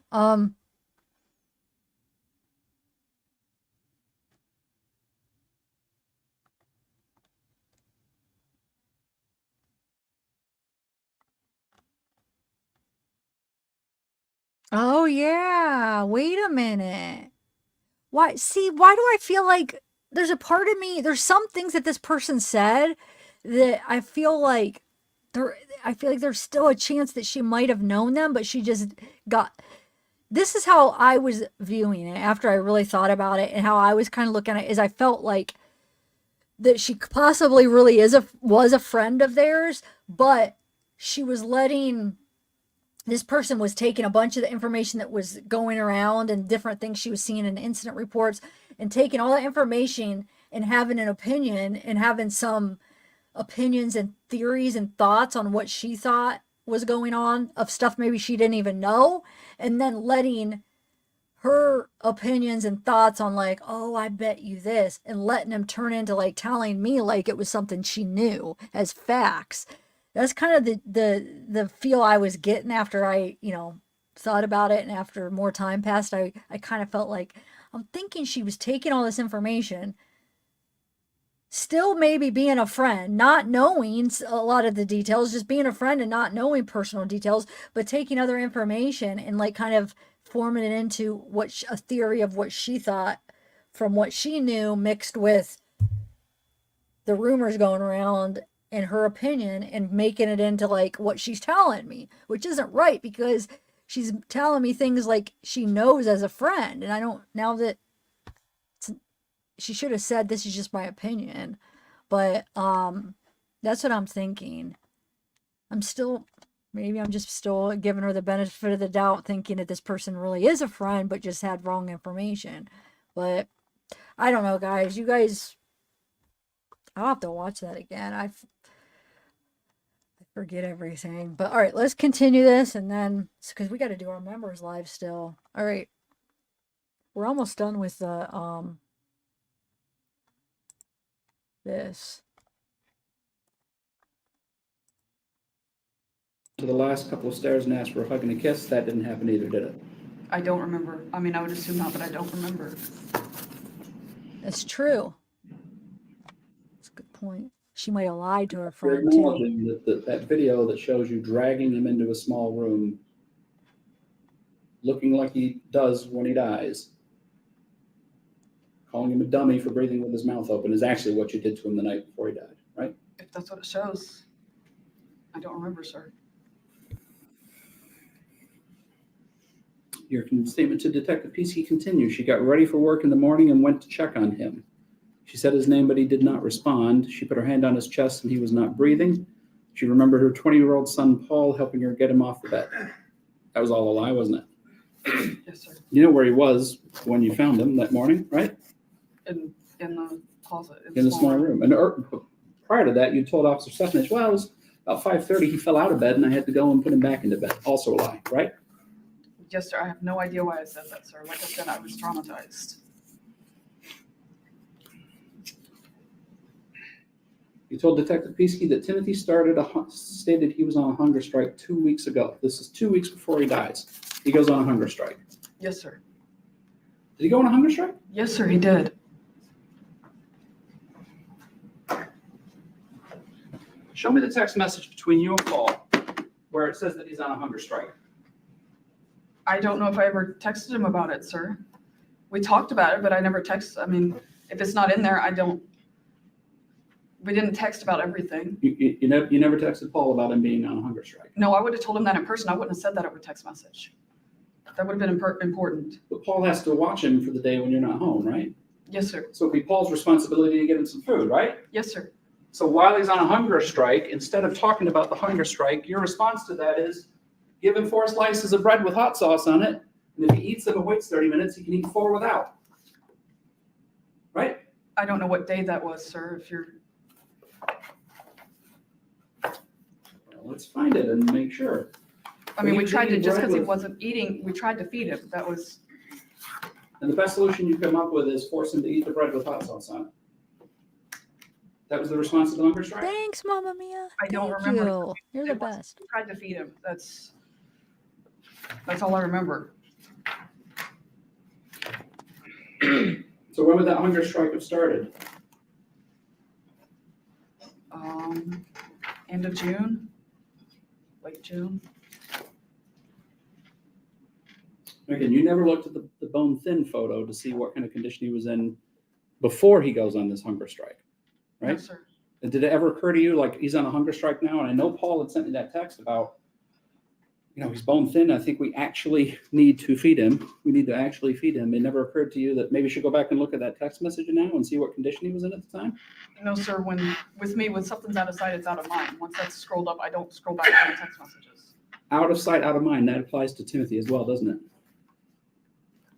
That applies to a lot of things, sir. It's not just, I mean, if Not little man just wasn't, Timothy. no, if little man was not in front of me right then I wasn't necessarily thinking about it. Paul wasn't.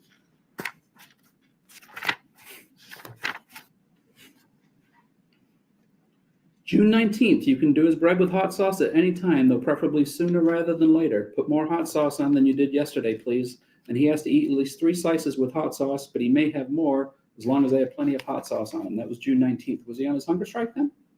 I would assume not. I don't know. I don't know. I don't have an exact date. That was about 2 weeks before he passed away, and that's when you said the hunger strike started. Is that right? Yes, sir. But Did it occur to you that the hunger strike was because he didn't enjoy eating bread with hot sauce on it? did it occur to me? No, sir, because he did it way back in January and that wasn't the case. June 21st, how was everything? Did you make him eat his bread with hot sauce? Yeah, and that's when it's he gets 4 with hot sauce and then 4 more, 30 minutes. That was June 21st. You don't know if the hunger strike started there then? I don't know, sir. Like I said, I can only guesstimate. That's the only reason I remember the 3 weeks the first time around is because it was right after the stroke and he started eating again before the end of January. Right. Did you think he's on a second hunger strike now? I really need to get him some treatment for this. Did I think along those lines? No, sir. He admitted to being, he told us very early on after the stroke that he was taking advantage of that because we didn't have the extra set of eyes with my husband and he was being difficult. He actually, Timothy told me that his dad and stepmom used to let him get away with everything. Whether that's true or not, I don't know, but I've always been the stricter parent anyway. And he told me on multiple occasions that if he thought that if he pushed me hard enough that I would just quit making him do stuff and I wouldn't make him cooperate. All right, well, here's an exchange from June 29th. Maybe this can shed some light on the hunger strike feeding situation. Trust me, I know he's thin. Trust me, I know he's thin. That was your text, no? Paul's, you sent I don't Paul that remember the right? text, but I mean, You don't remember that one either? no, sir. Trust me, I know he's thin. That being said, he told me a week and a half ago that he wanted to be thin to make me feel bad for punishing him. You don't get to grump at him for that, though I already lit into him plenty for it. Is this while he's on his hunger strike?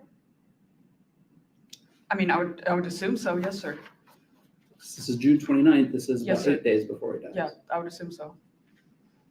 And Paul's response is, of course he did. And your response to that is, yeah, so while I want to fix it, he will get most of his calories from plain bread and rice for, pulling that. He will get plenty of calories, but not get to enjoy them that way, That doesn't sound like somebody who's on a hunger strike to me. Can you clarify that for me, please? I don't remember, but I know he wasn't eating. There was. Continues on, KK. So yeah, we'll tell you more about what he can eat later, June 29th. Just because we offered him food doesn't, I mean, we offered him food when he was on the hunger strike in January. At least I did. I mean, I would assume Paul did as well. But just because you offered stuff, I mean, you couldn't, even though it says try to force him to eat, you couldn't force him to eat stuff. I mean, if he didn't. You heard Paul's testimony yesterday that he had to force him to eat the bread sauce, the bread with hot sauce on it, didn't you? Yes, sir. I don't know what he means by that. It's interesting you use the phrase, we tried to tempt him with food. That came up while he was in the ice bath, didn't it? Tempting him with food. Do you mean the day before he passed? Mm-hmm. Yes. I mean, if I said yes, sir. I mean. You told Paul to heat up some pizza rolls because G needed the pizza rolls anyway, right? You remember that? Yes, sir. Remember I don't remember the text message. Don't remember. So this falls in the I don't remember category as well. Is that right? Like most of it. Yes. The text message says, heat one up, hold it in front of him, but be ready to pull away if he tries to grab it. You don't remember sending any of that? I don't remember it. No, sir.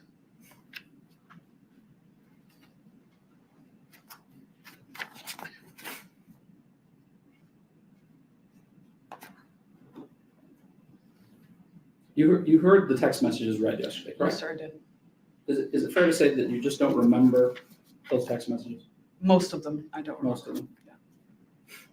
But then you've got your big bind. I can pretty much guarantee I don't remember most of that either. I don't. And it's not just my text with Paul. You don't remember anything. No, sir, I don't. But somehow you were able to hold down a job as a judicial clerk during that time period, right? Yes, sir. My And only, you were able to at least provide dog training to one client at that time, correct? yes, sir. And you remembered to tell Paul to get up and walk Sharma just about every morning, didn't you? I mean, that would be automatic, it would be reflex. If it's in there, then I would assume so, yes, sir. That would be reflex. To tell Paul to get up and walk Sharma, is that what you're saying? I mean, if it's a habit, if I do it enough times, then.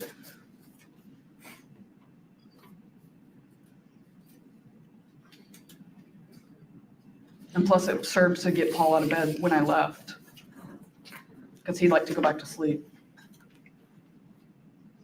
You told the officer that there was an alarm on the basement door, this is the small closet, because there was some sewing stuff stored in it. That was a lie, wasn't it?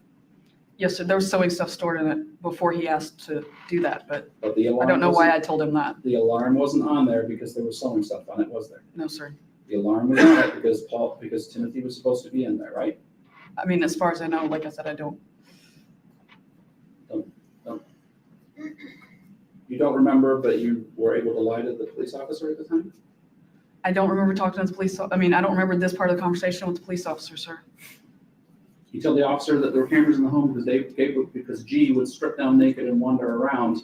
Well, that wasn't the only reason the cameras were in the house, was it? No, sir. You left out all the other details about that you had to monitor Timothy and make sure he didn't go certain places and sneak places and be deceitful, right? You didn't tell the officer that, did you? Apparently not. I don't know why I didn't, but You said he fell out of bed and you went and had to get him and put him back into bed. He never fell out of bed that night, did he? not as far as I know. I don't remember, sir. Well, you know he didn't sleep in the bed that night, don't you? Well, yeah, so I'm sorry. So saying that you got up at 5:30 and had to put him back into bed, and then you changed it to 30 minutes because it's sometime with the ending in the 30 because you learned at that point the rigor mortis had already set in and he'd been deceased for a number of hours. That was still a lie, wasn't it? I mean, yes, sir, I don't remember any of this. I'm sorry.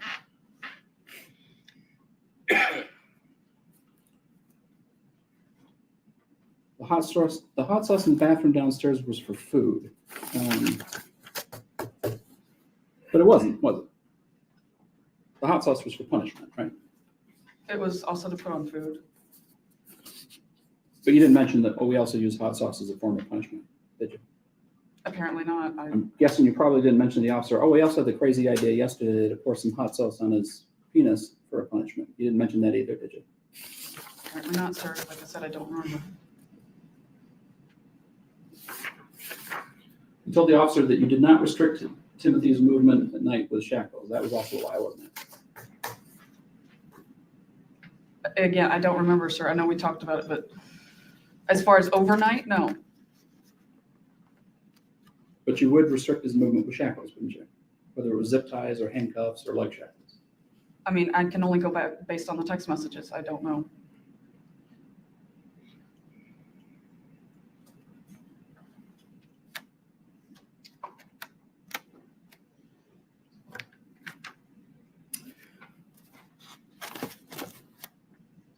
Why did you wait 20 minutes to call 911 after you found Timothy deceased in the small closet in the small room? I have no idea, honestly. I learned of that gap, just a couple of days ago. The whole day is surreal to me, so I have no idea why we waited like that. I don't know.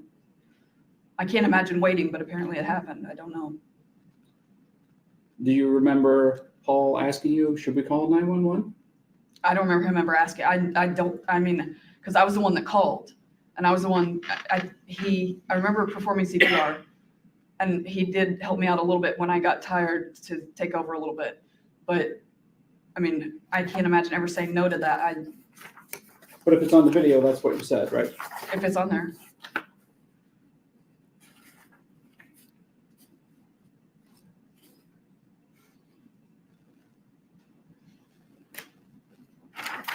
So if the video showed that it begins with you with movement outside of the room at about 6:19:21, and 911 is actually called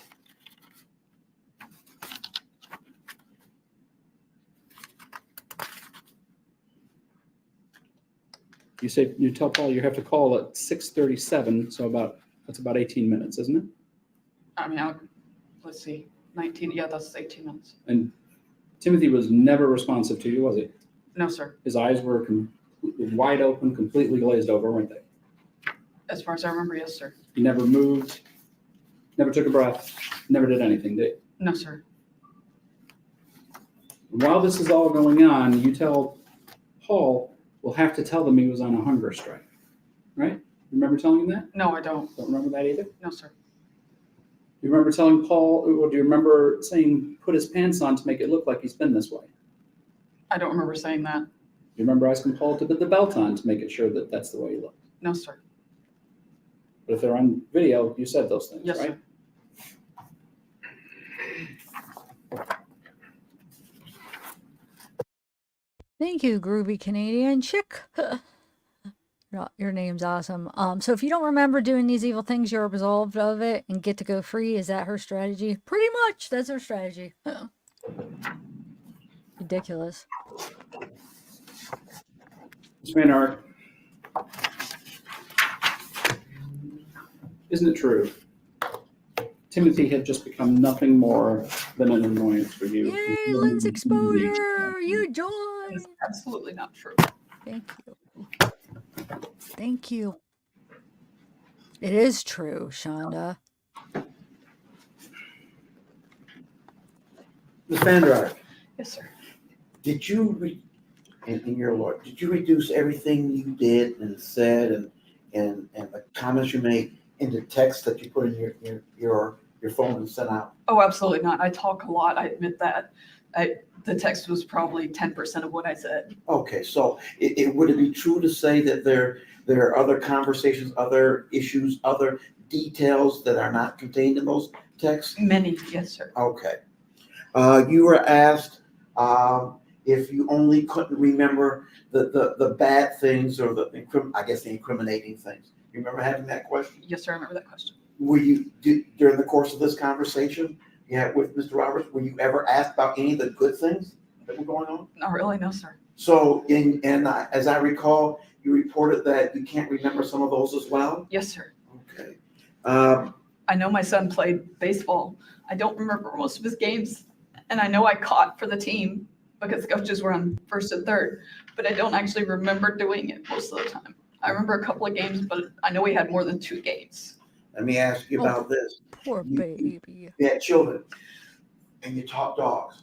Yes, sir. Do you teach children and dogs conduct or responsibility in the same manner? Absolutely not. Did you ever deprive your son of water as far as your? No, sir. No, sir.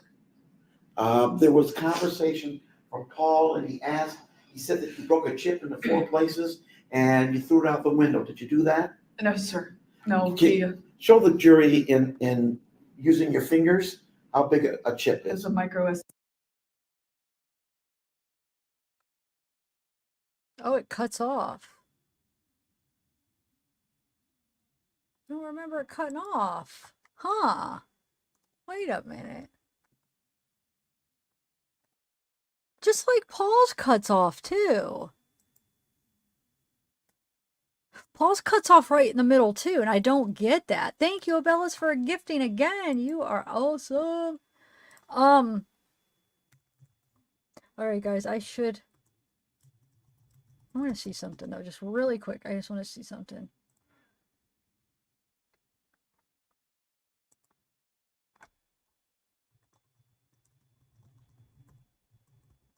I just want to see if oh, wait.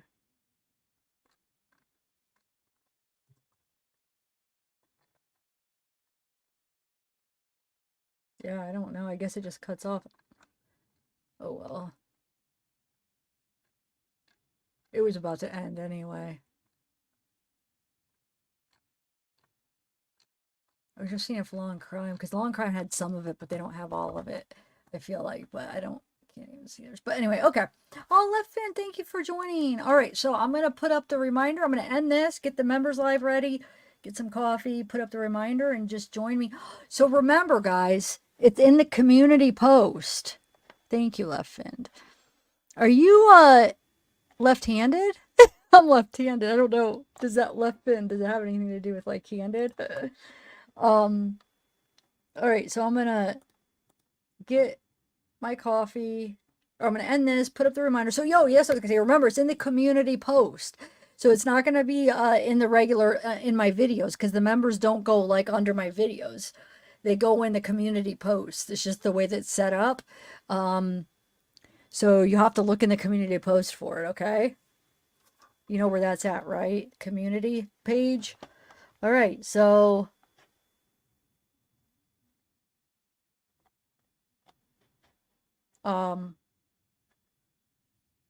yeah, all right. I'll see you guys in a little bit. I'll put it for like 15 minutes because I got to get coffee and just get some things ready. All right, bye.